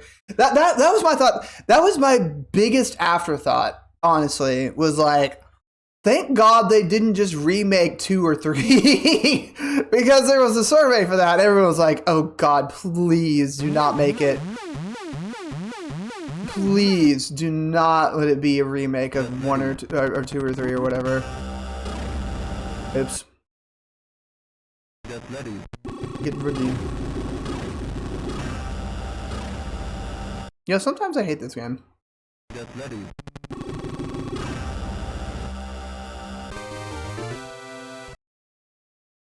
Toad Lindenberg? I don't know if that's a thing that I should be called. Oh my god, guys, it's We Play Tanks, but futuristic. It doesn't even make any oh, you're looking at my outfit. I'm like, what, huh? No, this is a psychonaut uniform. Ow. What do I mean? Yeah, I mean, like, yes, it wouldn't be bad, but in this current climate, not really a good idea. No. Goofy. How you doing, Ravens Lover?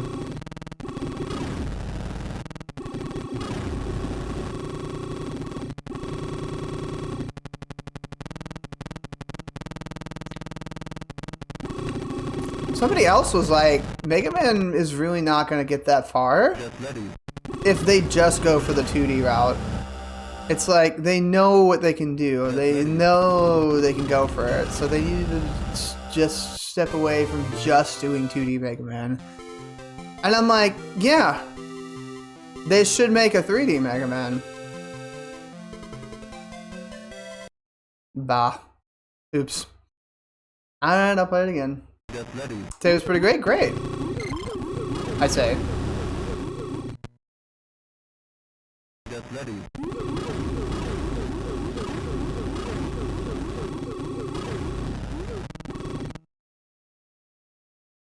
There's a Mega Man. Yeah, it's called Volnet Mega Man.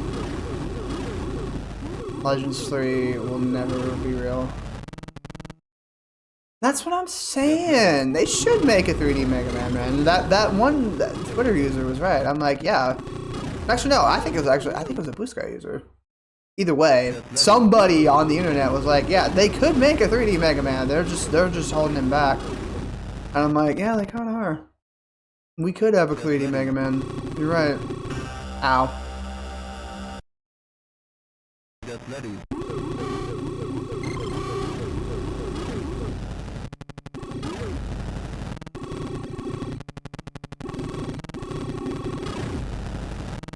I mean, we've had a 3D action roleplay Mega Man before. Why not a platformer one?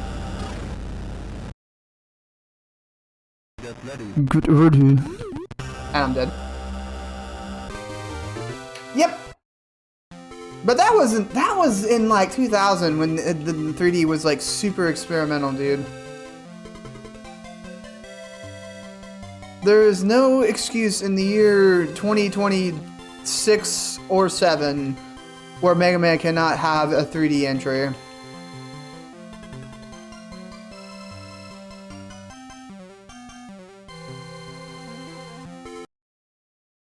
Is it Yard of Toad flying a plane? Probably. Alright, enough of Grobda. Grobdy's nut. More like. Anyways.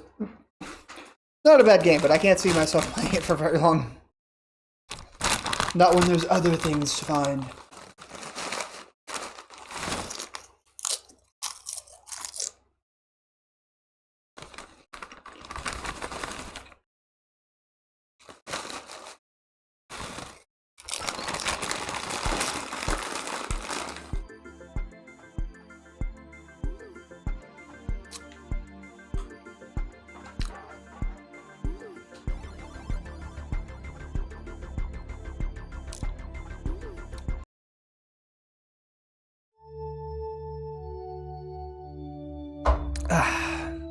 Alright.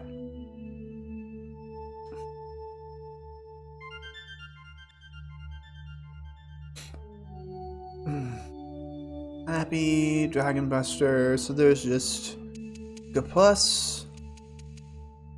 I'll do Super Pac-Man.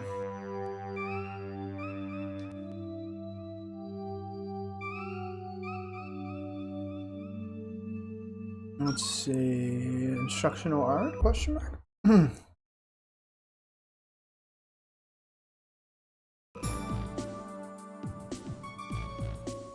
Super Pac-Man. Mega Pac-Man.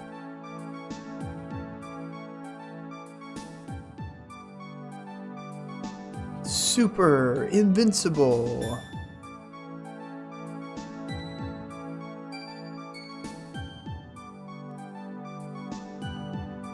Makes the ghost flat.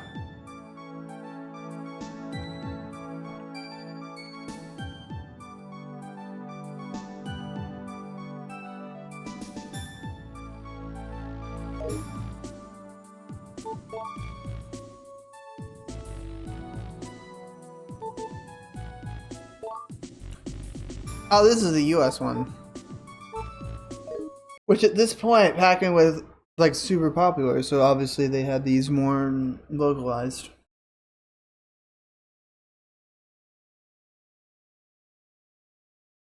Because the promotional stuff for the first NamToad Museum with Pac-Man were only focused on like Japanese stuff. Promotional sign, poster. Actually, I want to look at that.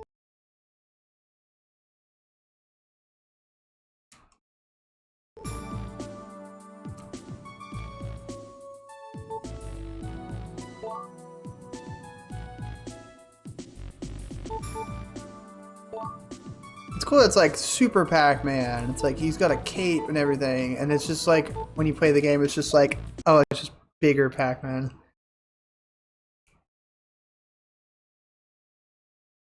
Super Pac-Man is a nice spin on the genre, though.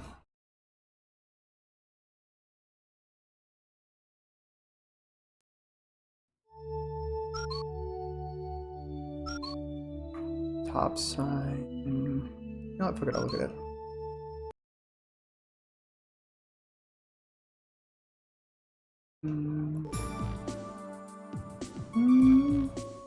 Yeah.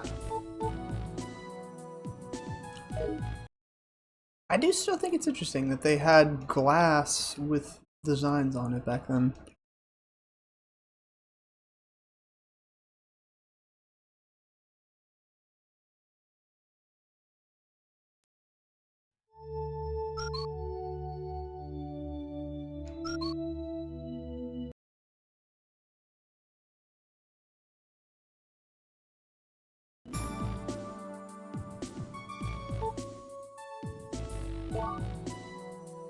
Super Pac-Man was released in 1982 as the sequel of Pac-Man and Miss Pac-Man.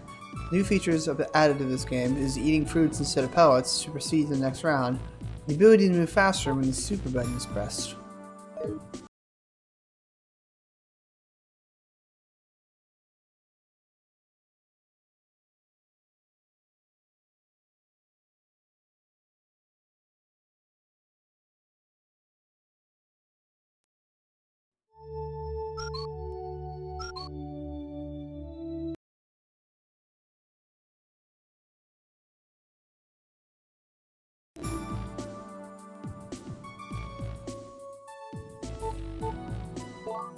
Oh, it's a slightly more detailed Pac-Man because he has an edge.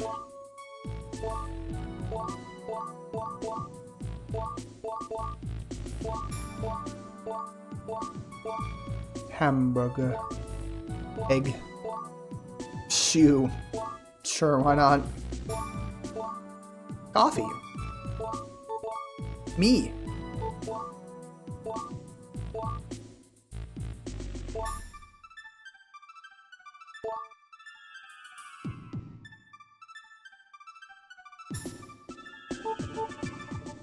It's funny I had a Bisconia there, that's funny.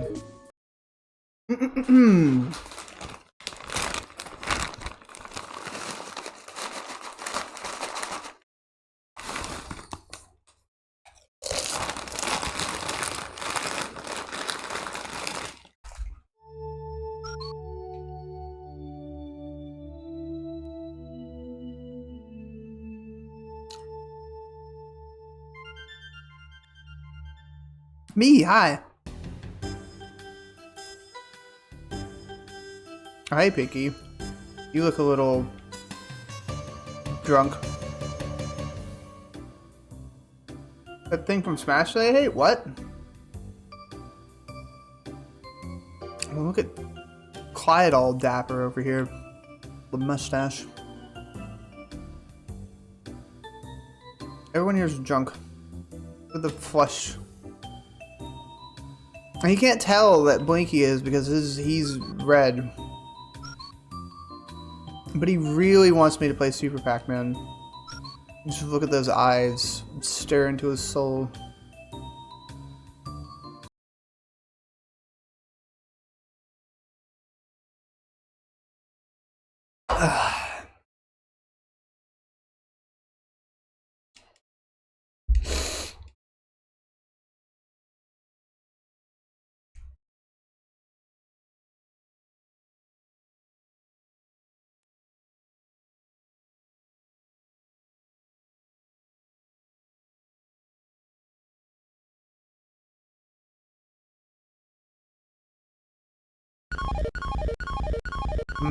Keys.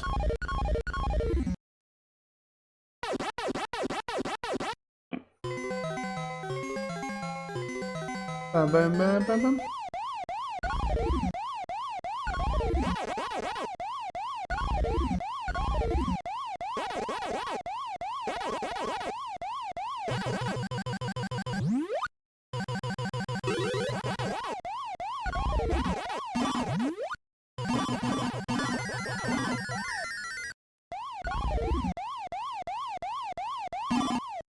Oh, god damn it.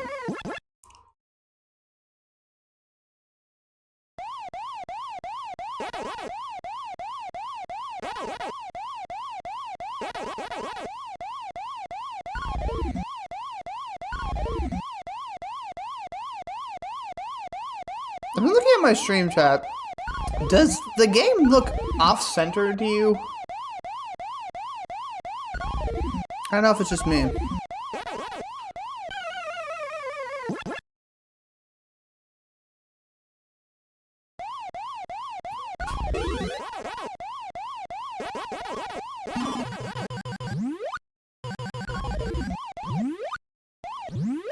Can't tell. I think it's more noticeable to me because of there's like a arcade thing in the middle that's like lined up. It doesn't feel like it's all lined up. But I don't know, maybe it's just me.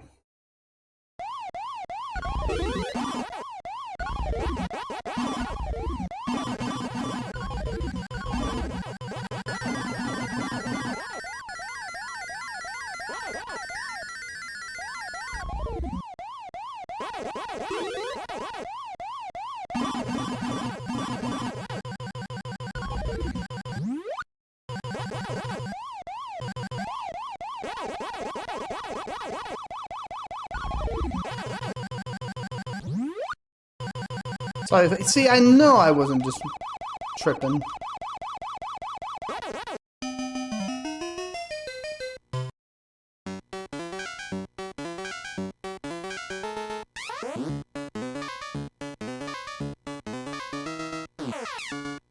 I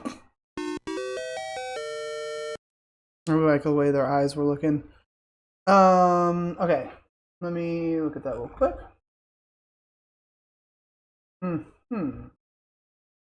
Nice.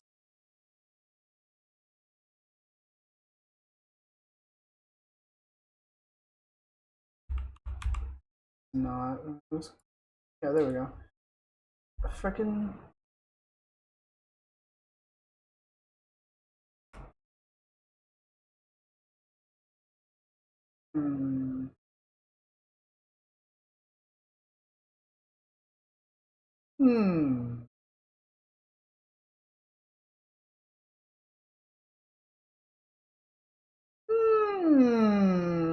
I think that looks better.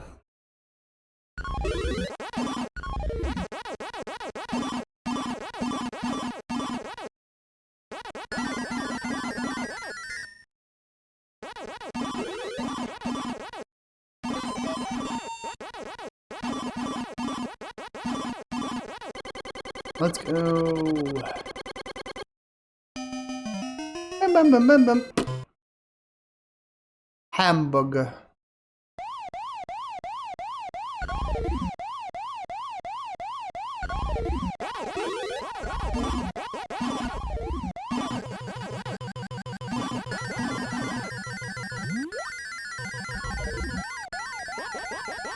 Dang it. I thought the key was going to go down.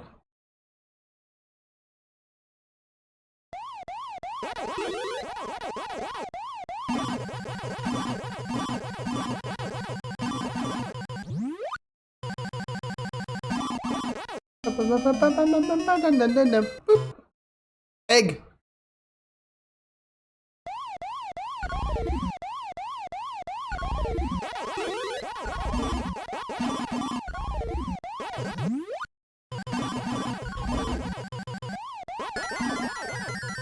Dang it.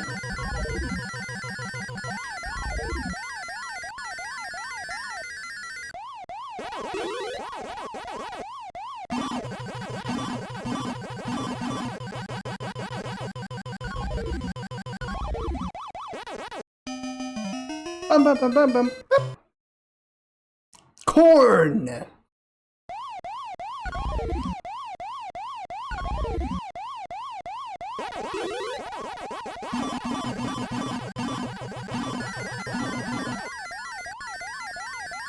Oh, hell yeah.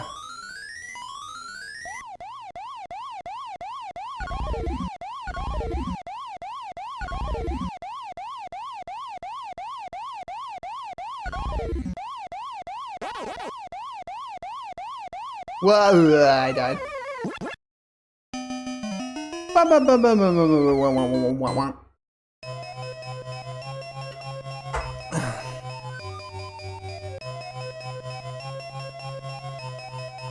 And that was Super Pac-Man. I feel like I can squeeze in Volume 3, honestly. Should I, or should I wait? Oops. I did not mean to do that again. No. I need a speedrun death.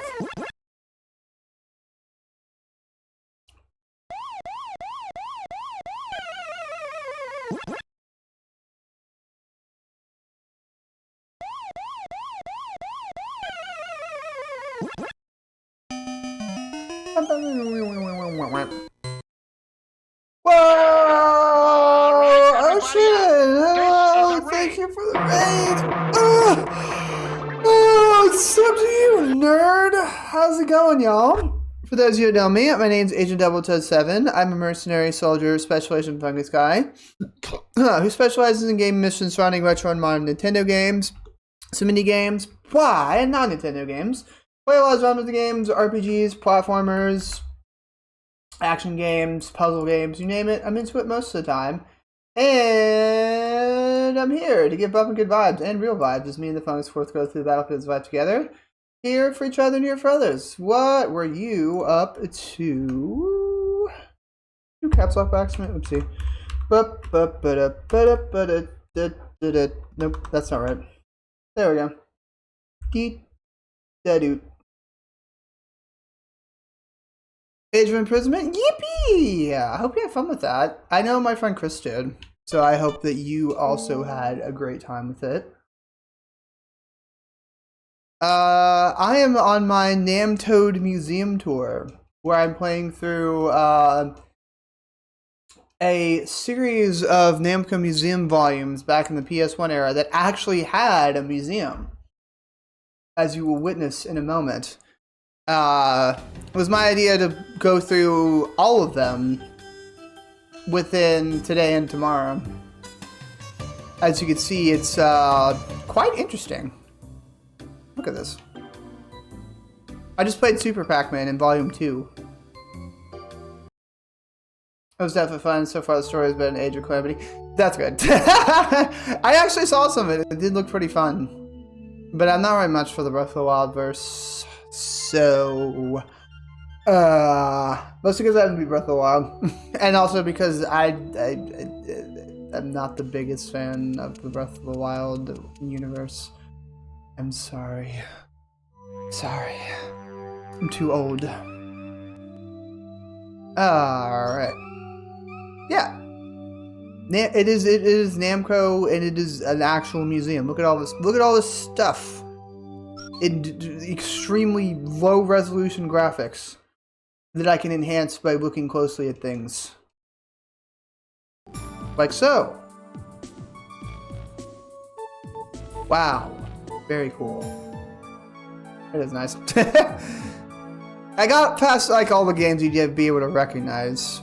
But this game is like Galaga. So you know that one. You can kind of get the idea of what this is. This is G+, which is like a game that's like Galaga, but you had the tractor beam and you could suck in the enemies and use them. It was cool.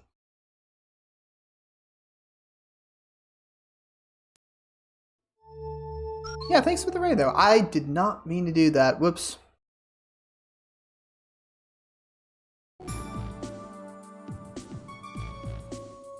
I want to go for another 2 hours. My eyes aren't working.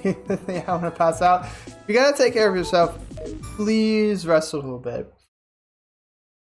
Please, please, please. But I appreciate that you stayed up enough to raid me.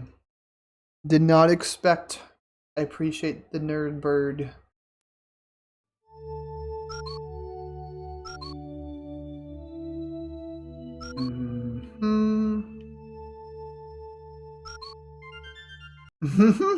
Then go. Free thyself. I don't know. Actually, you might be right about that. Thankfully, it's a lot easier to do that in this day and age of fancy technology. Fancy smartphones where there's fancy Nintendo apps. Gall darn it.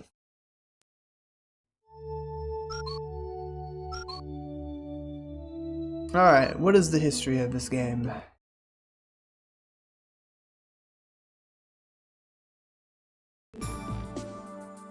Sure. G+ was a shooter released in 1984 as Galaga's. It is a sequel to Galaga. Introduced a new power-up part system and extended the range of the fighter's movement. Oh yeah, this is the one where you could go up, down, and left and right.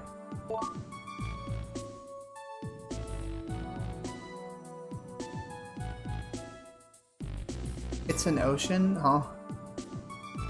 Oh, it's an ocean. I thought you were calling me sweetie and saying. I'm like, what? What are you? Oh, huh? I got it right. First the Galaxians, then came the Galagas. Now there's a new threat. I really like the opening. First the Galaxians, then came the Galagas. Now there's a new threat to the galaxy called the G+ Empire. This third generation of aliens is showing our secret weapon called the Head Blaster. You must find and recapture the Head Blaster and uncover its secrets. There are 3 races of aliens, each one more difficult than the last.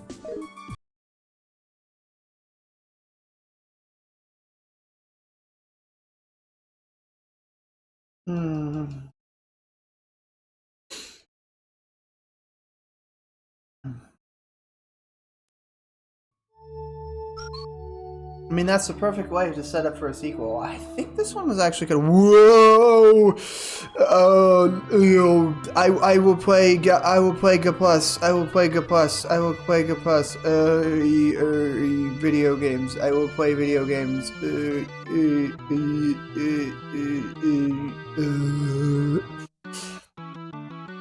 It's the video game Hypno Beam.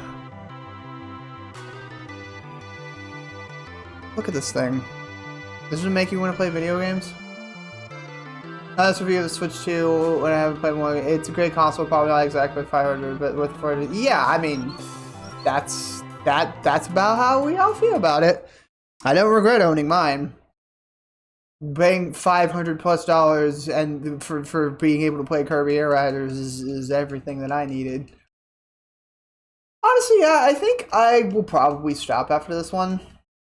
Because I think a lot of people would like to see Volume 3, and since it's so late, I think a lot of people have left by now. So I think it'd be nice to start with Volume 3 in the next one. and then try to finish the rest of it for that stream. I definitely need to get on stream earlier than I did last time. Yeah, I mean, like, yeah, you don't want to spend $80 for Mario Kart World, trust me.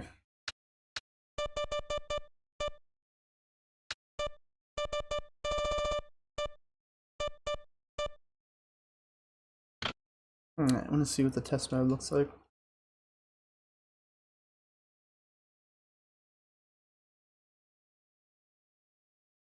Look at him go.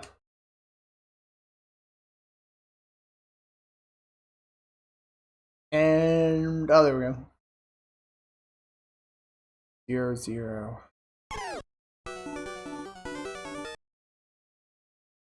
What are these for?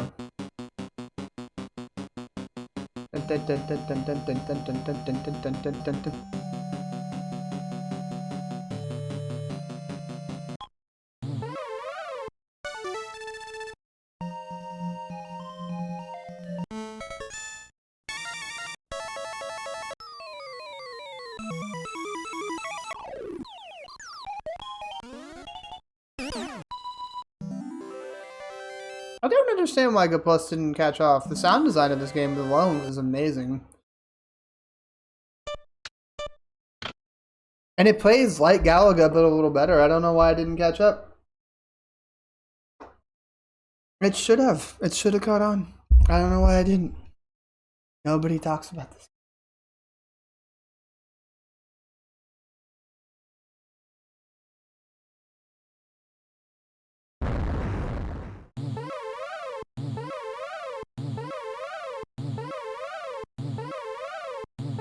I really hate credit sounds that continue to play even after you push them. Whoa, bum. See, look, you can go up and down, which is way different than Galaga. Crazy. Ow. I should have turned more lives on.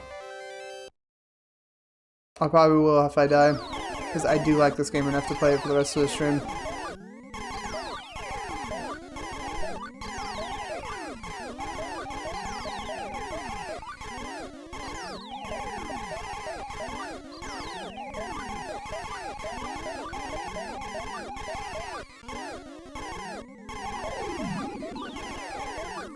God fucking damn it. Hey, Lou.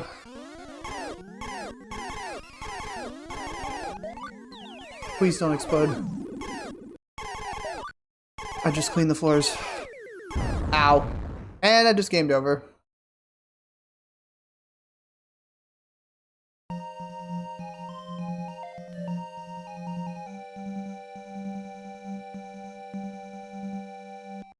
Anyways, I need to go get more lives. You know what? No! Stop exploding! Alright, more lives. Good. Ugh!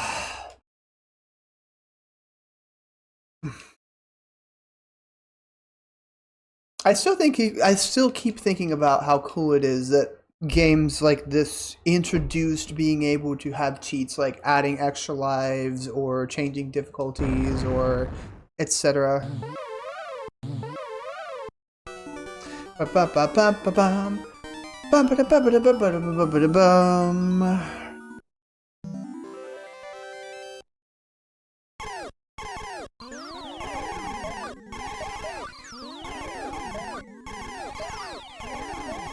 Just need explode at times. You know what? Fair.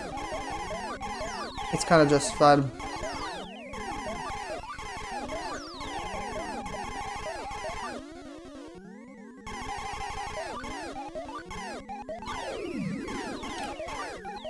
Got it. Give me your creatures.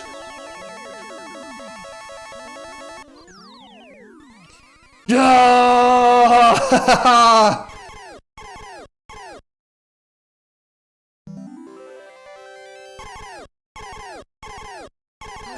Again, how did this not catch on? It's Galaga, but you have the ability to get like 4 ships attached to you.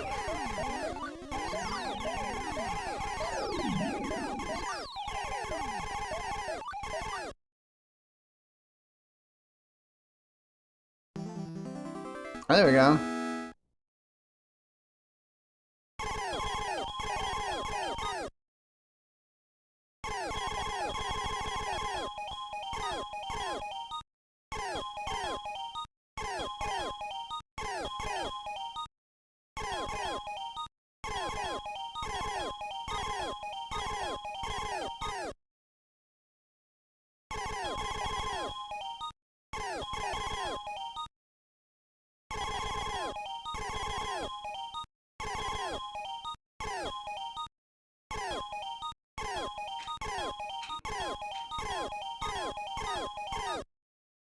Not bad.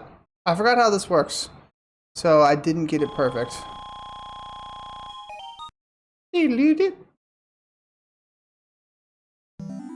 I do like the sound design of Go Plus.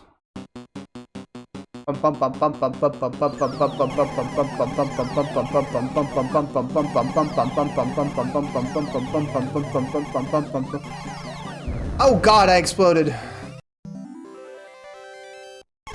Bonu.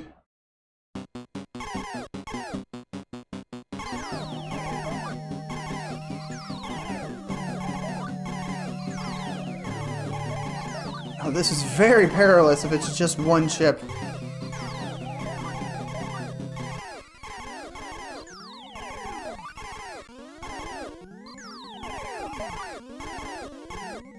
Man, this kind of makes me want to play Galaga Dimensions, which I no longer have access to because my 3DS is gone.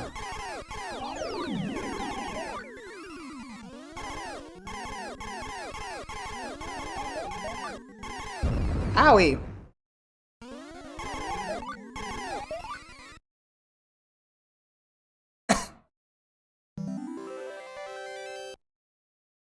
I'm only close to the high score, only halfway there.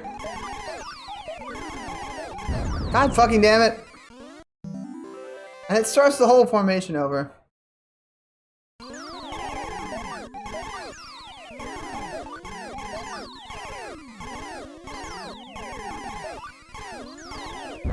God damn it!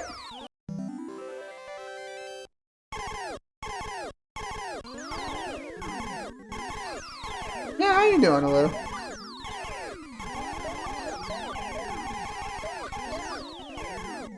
Thanks for the work, Ocean. I appreciate you, buddy. Thank you again for the raid.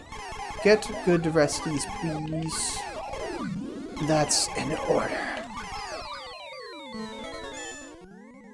Huh? Oh, it's an upgrade. I was like, what the fuck is happening?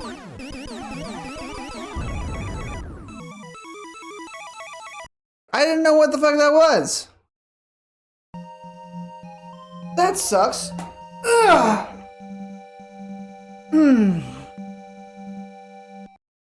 Alright. I might come back to this.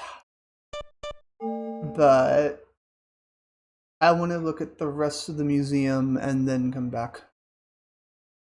And then I will play Volume 3 tomorrow.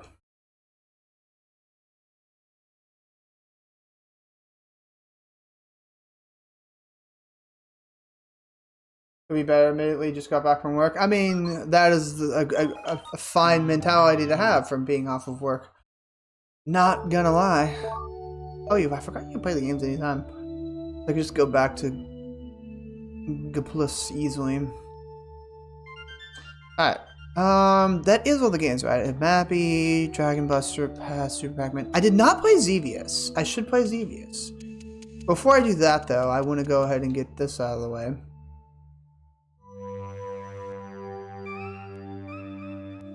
Ooh. Do they just keep adding to this catalog every time?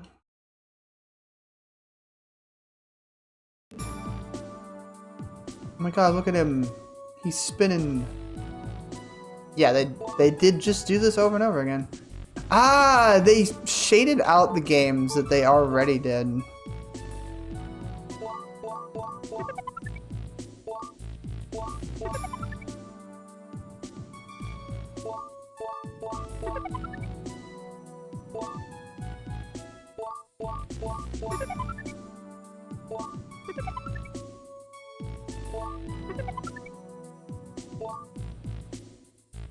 Pac-Man Smash Taunt be like.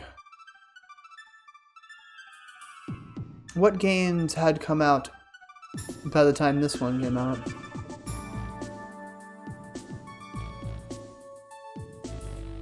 Cosmo King the Video, a game that's not very ported very often, but has been ported recently.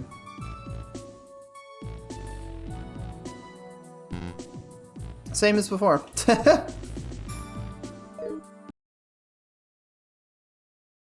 I hope by Volume 5 it tells like all the other PlayStation era games that Namco made. Because I don't even remember when Volume 5 came out. Let's look at these cool little Namco magazines.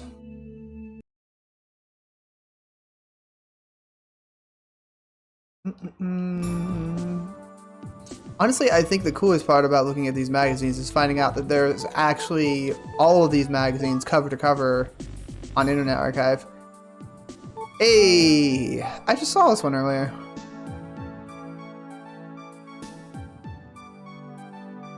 I should watch. I think I watched Pac-Man Christmas last year. I do believe I did. I need to watch. I need to figure out what I'm going to be watching this year. I know I want to watch one Looney Tunes special from like the 2000s that I really liked, but that's all that I'm thinking of right now. I might watch the Christmas tree one, the bad one that everyone riffs on, because I actually haven't watched that. I've watched the Peanut Butter Gamer video of it, but I haven't actually watched it. I think I'd get a riot out of actually watching it. A New Year special featured articles were Thunder Scepter and Rolling Thunder. Rolling Thunder. A very nice game. Ah, fuck. I didn't look at the rest of them. I'll be fine. No, I won't. I'm going back in. There it goes.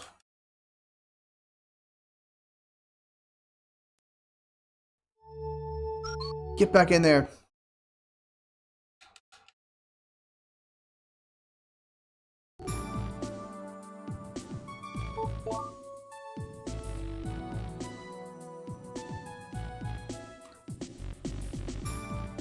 Special comic was started featuring Namco's characters. The history of Pac-Man, an interview with the Pac-Man production.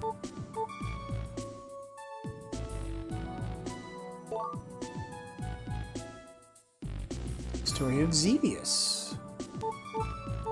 The Cold Rush.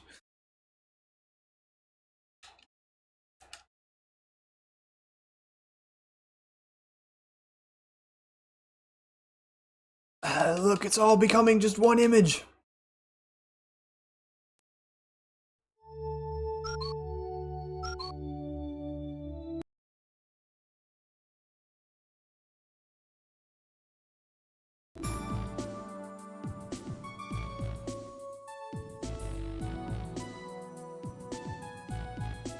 Hardware support was started. Research and development staff answered players' questions. That's cool.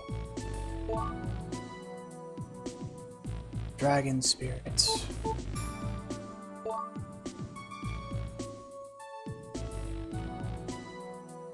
Dragon Slayer 4. Interesting. I like that little blep Pac-Man on the bottom.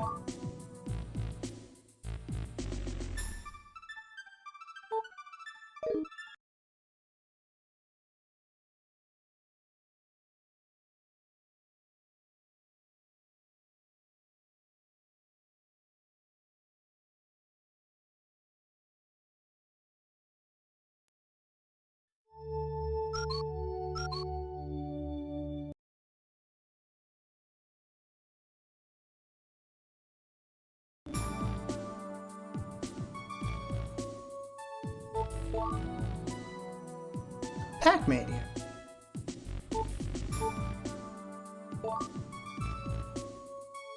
Featured article is what is Namco?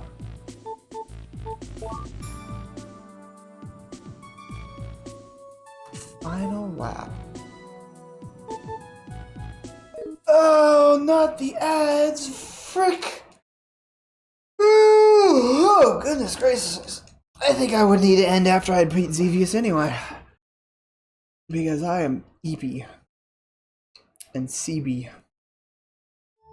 Yeah, I will be continuing once I play through Xevious. I will be playing the third volume, which is one of the more popular ones. I think that one has Dig Dug in it. Oh, that's cool.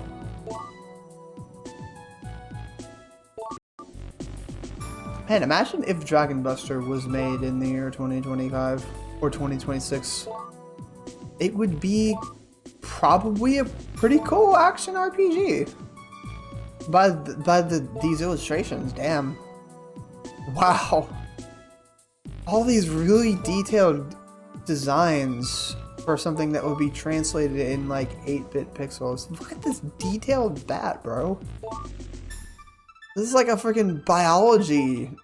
And then this creature that I thought was a bird. I might be still. I don't know. It has. What the fuck is that? The wizard. I mean, they did this for Dragon Quest too. Oh my god, there's blood on his axe.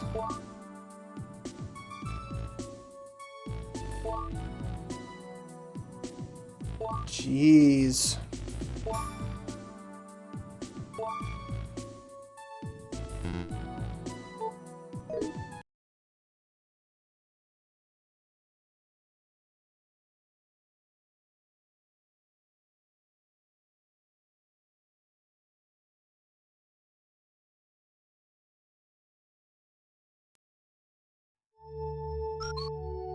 And what do we have for this?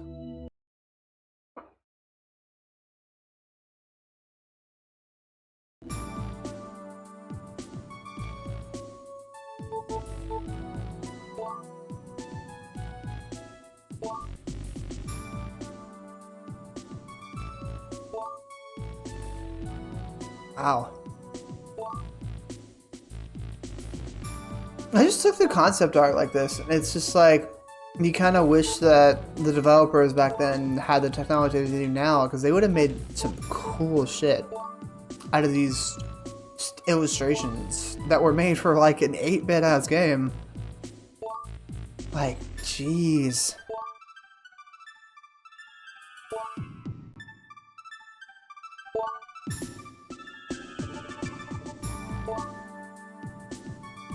Look at these cool spaceship designs.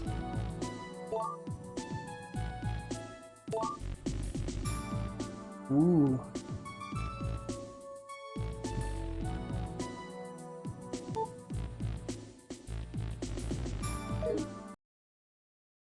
I mean, they still made enjoyable games with what they did, and they definitely pushed hardware to its limitations and did their best with it. It's just sad that Namco, like, retro stuff really doesn't... It really always takes a sideline, or like, oh, they put it in a collection or whatever. Sure. Occasionally you'll get a remake of something. Or you'll get, you know, a Klonoa remake or something, which is pretty neato. Surprised Xevious doesn't have more stuff. This is like one of the more known shmups from Namco.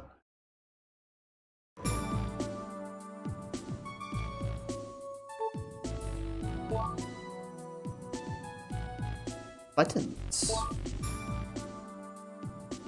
Whoa, that's cool. I kind of want to look this up. That's actually kind of neato. Let's see. Xevious keychain. Oh, there's more of them.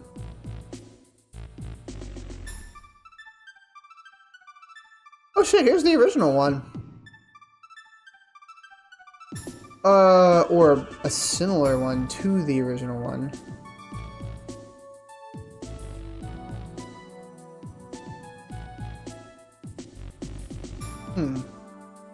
None of this one for sure. There is another interesting promotional one.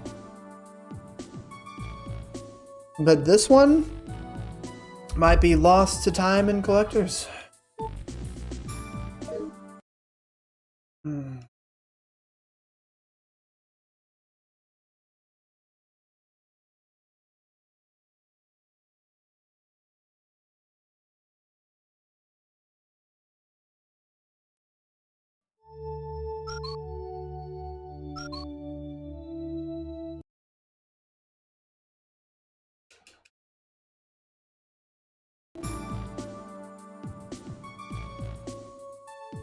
Jeez.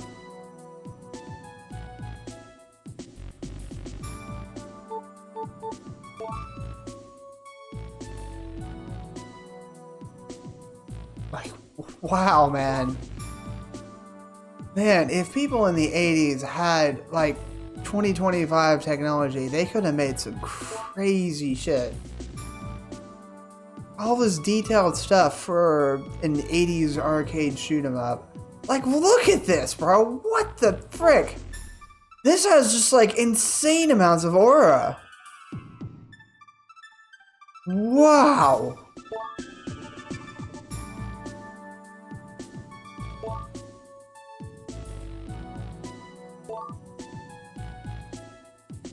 And then you have Xevious pencils.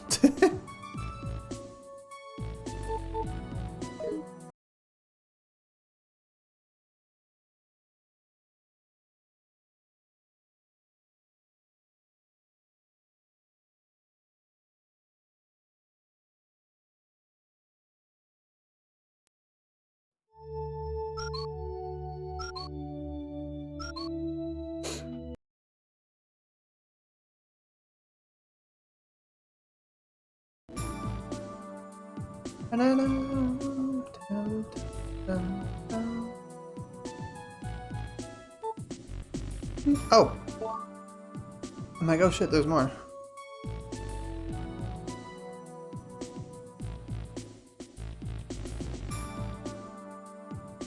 Ah.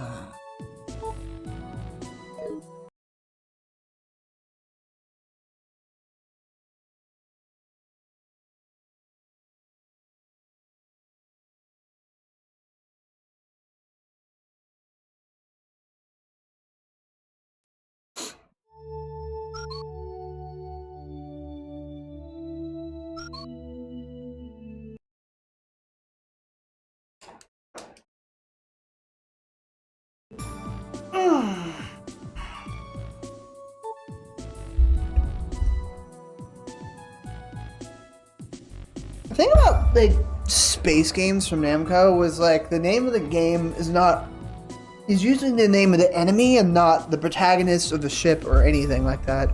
So finding out that the Xevious ship is named Solvaloo is something that I've never heard before until now. Xevious was a shooter released in 1983. It had beautiful graphics and a variety of gameplay that allowed you to destroy both the enemies flying and on the ground. It also had many secrets. That was a first for shmups back in the day.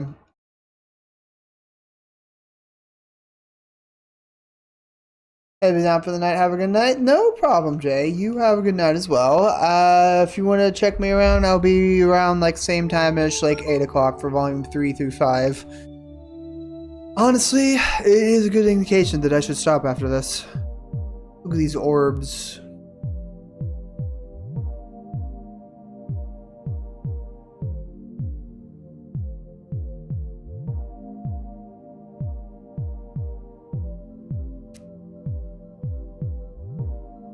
I'm gonna sit here for a second because the music here is actually kind of cool.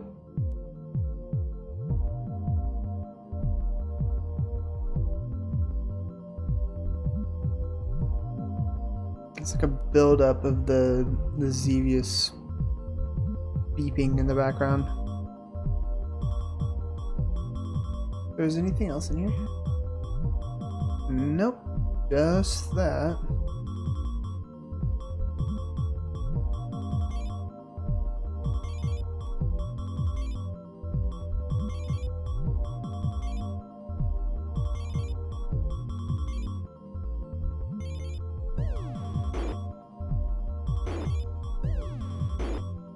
It's like a DJ mix, but they keep throwing like Zevia sounds in there. It's cool.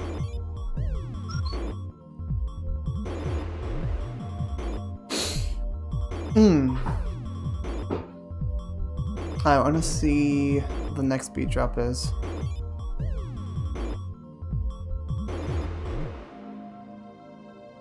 Wow.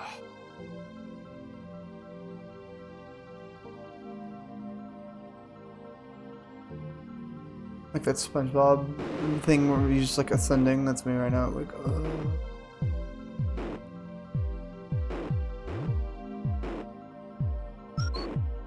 anyways. Xevious! Last thing I'll do, and then we'll end the stream. But it's been fun. I appreciate anyone who stuck around for this long. A couple of you. And this was pretty enjoyable. I am looking forward to finishing it tomorrow.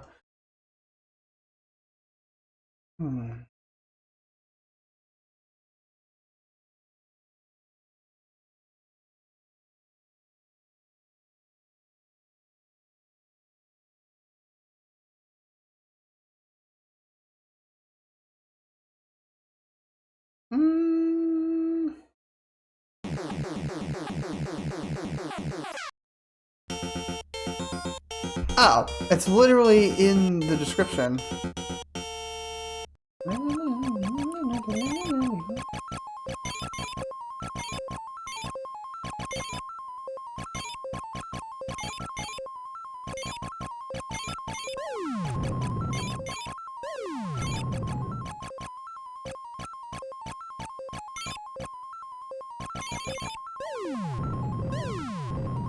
So that's what all the pyramid stuff was about.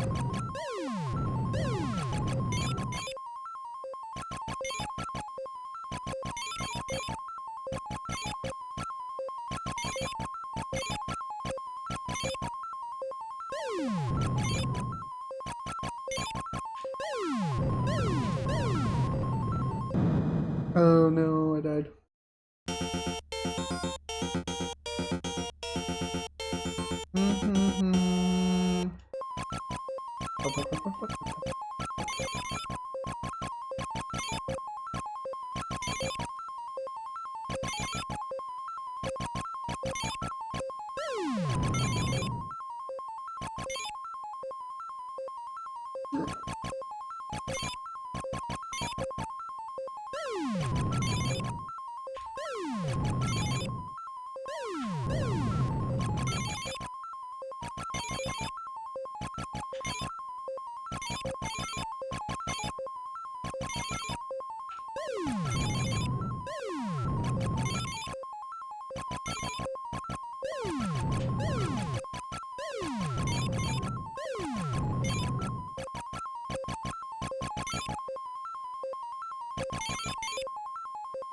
The spinny things don't go away until you're like parallel with them.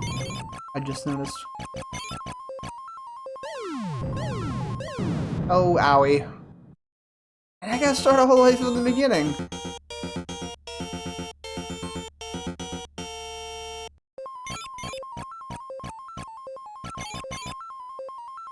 Oh wait, okay, I'm actually in a different area, never mind.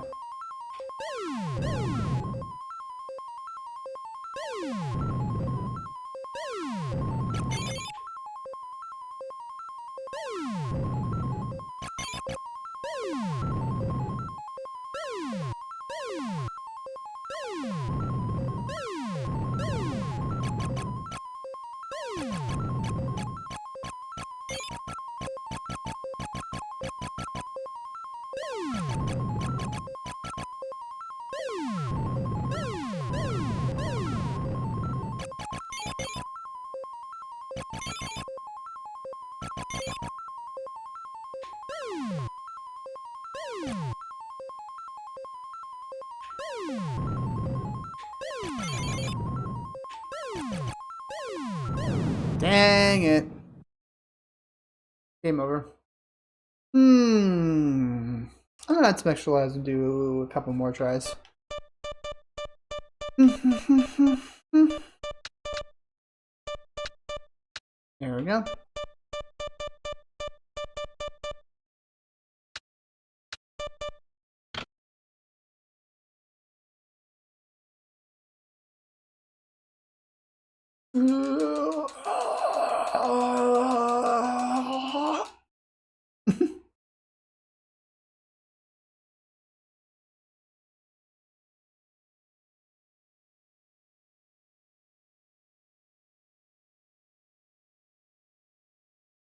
Hmm.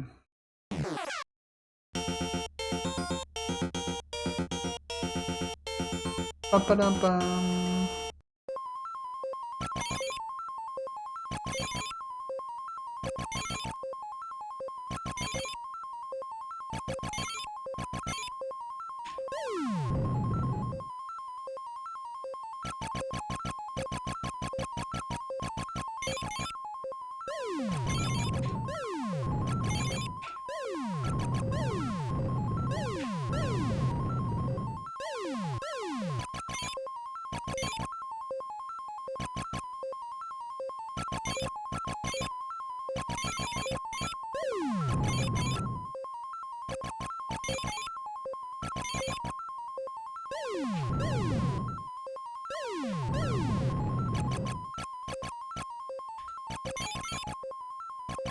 Never really encountered those things, but I blew up as soon as they came on screen.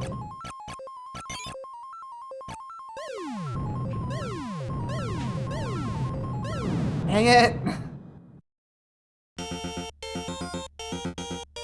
That part is really hard to get past. There's just too many ground thingies.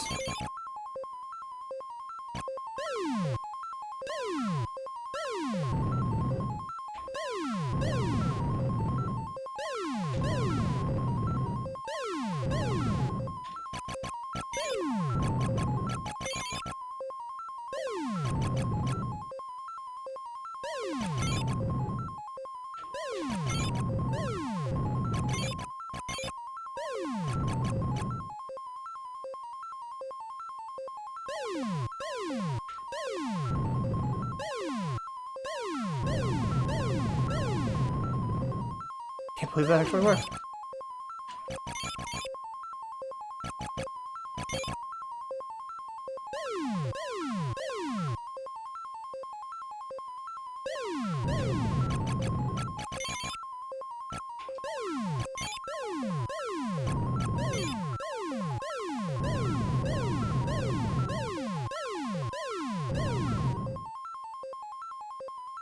Oh right, you can't hit those.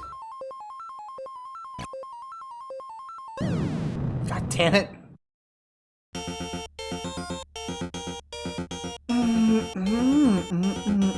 Oh, we're back here.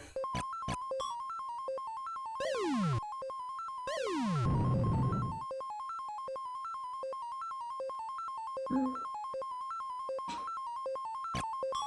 mean, we're at a different biome now.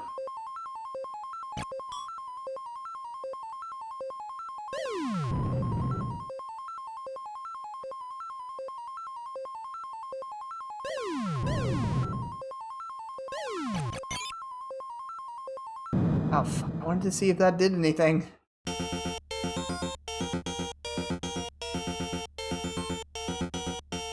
Curiosity got the best of me.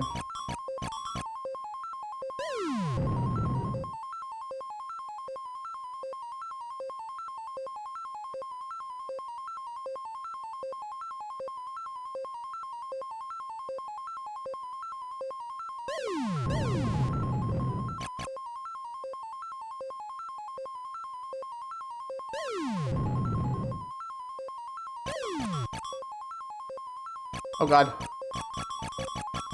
Ooh.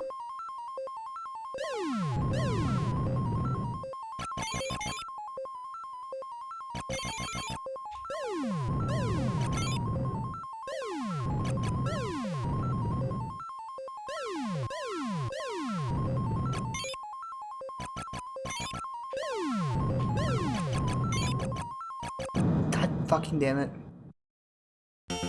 How far does this go?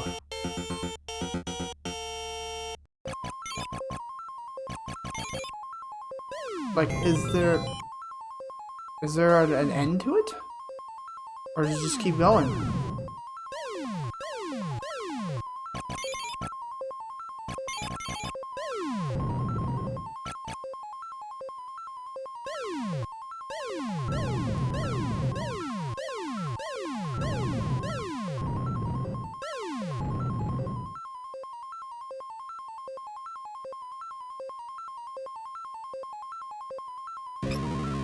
Oh gosh. That answers my question on the being an end to things.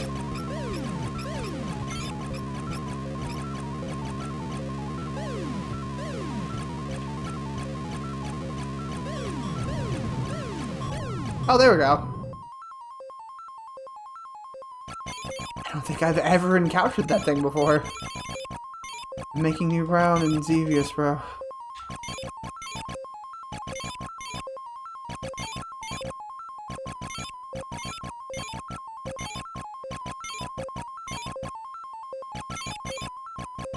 Not gonna lie, that thing did kind of scare me a little bit.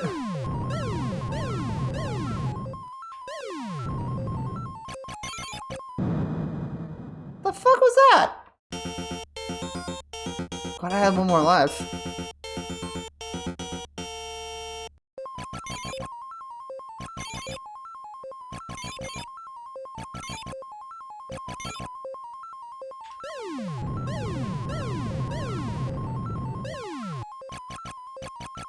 What shot at me last time? Why didn't it not do it again?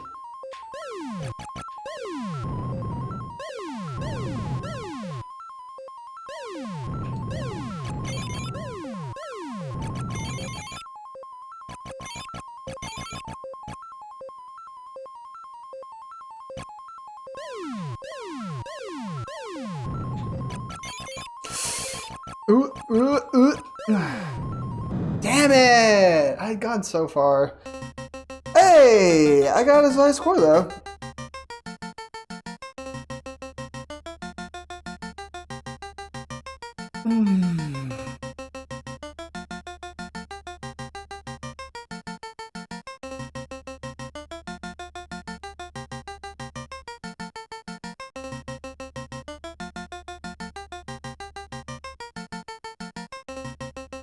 Might actually be able to do my full name. Are there letters or numbers? Nope. I'll just do Toad. Yay! I did it. Alright.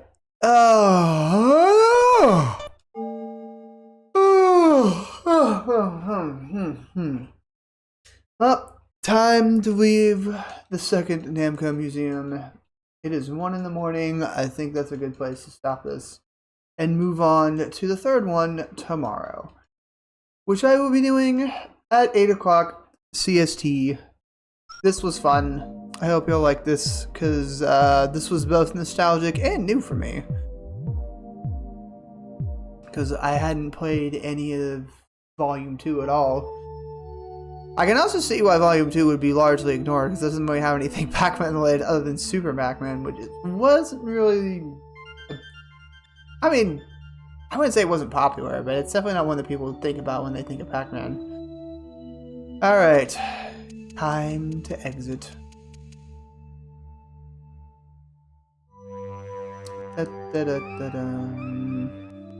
Can't actually exit. We'll simulate that we've actually exited. Alright, let's go. Thank you all so much for a lovely, different stream. Honestly, it was really fun doing this, so I hope you all enjoyed it. And we will be continuing the volumes of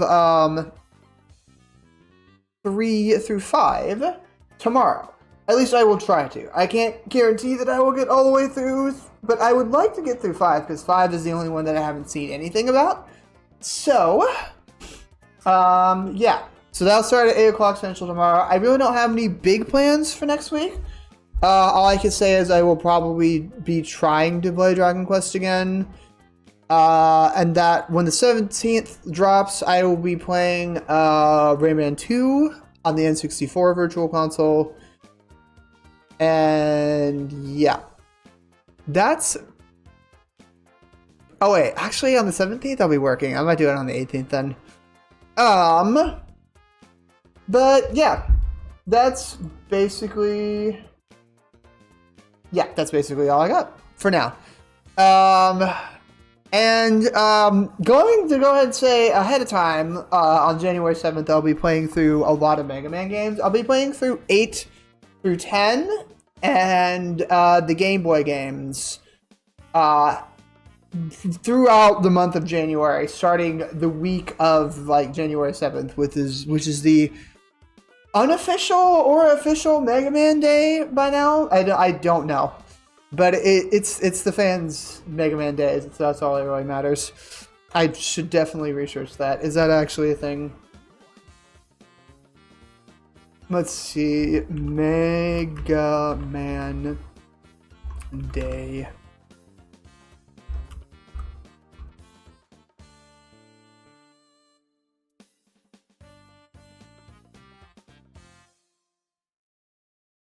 Mega Man Day.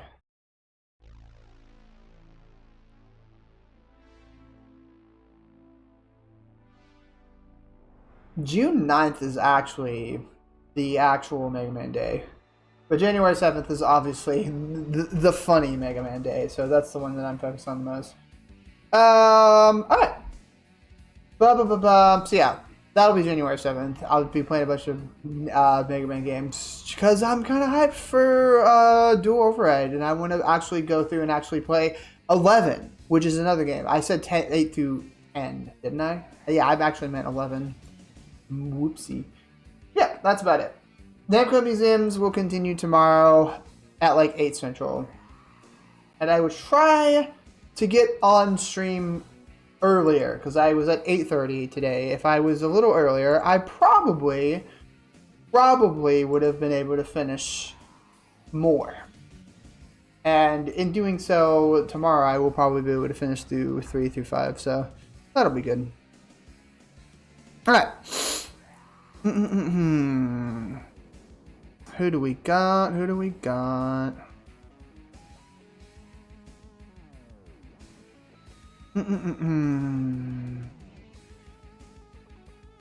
I might raid Alvin. Unless I see somebody else that I'm like, hell yeah. Nope, nope, nope. Nope, nope, nope, nope, nope. Yes, but no.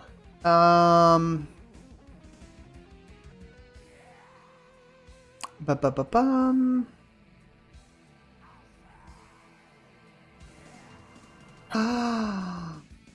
You know what?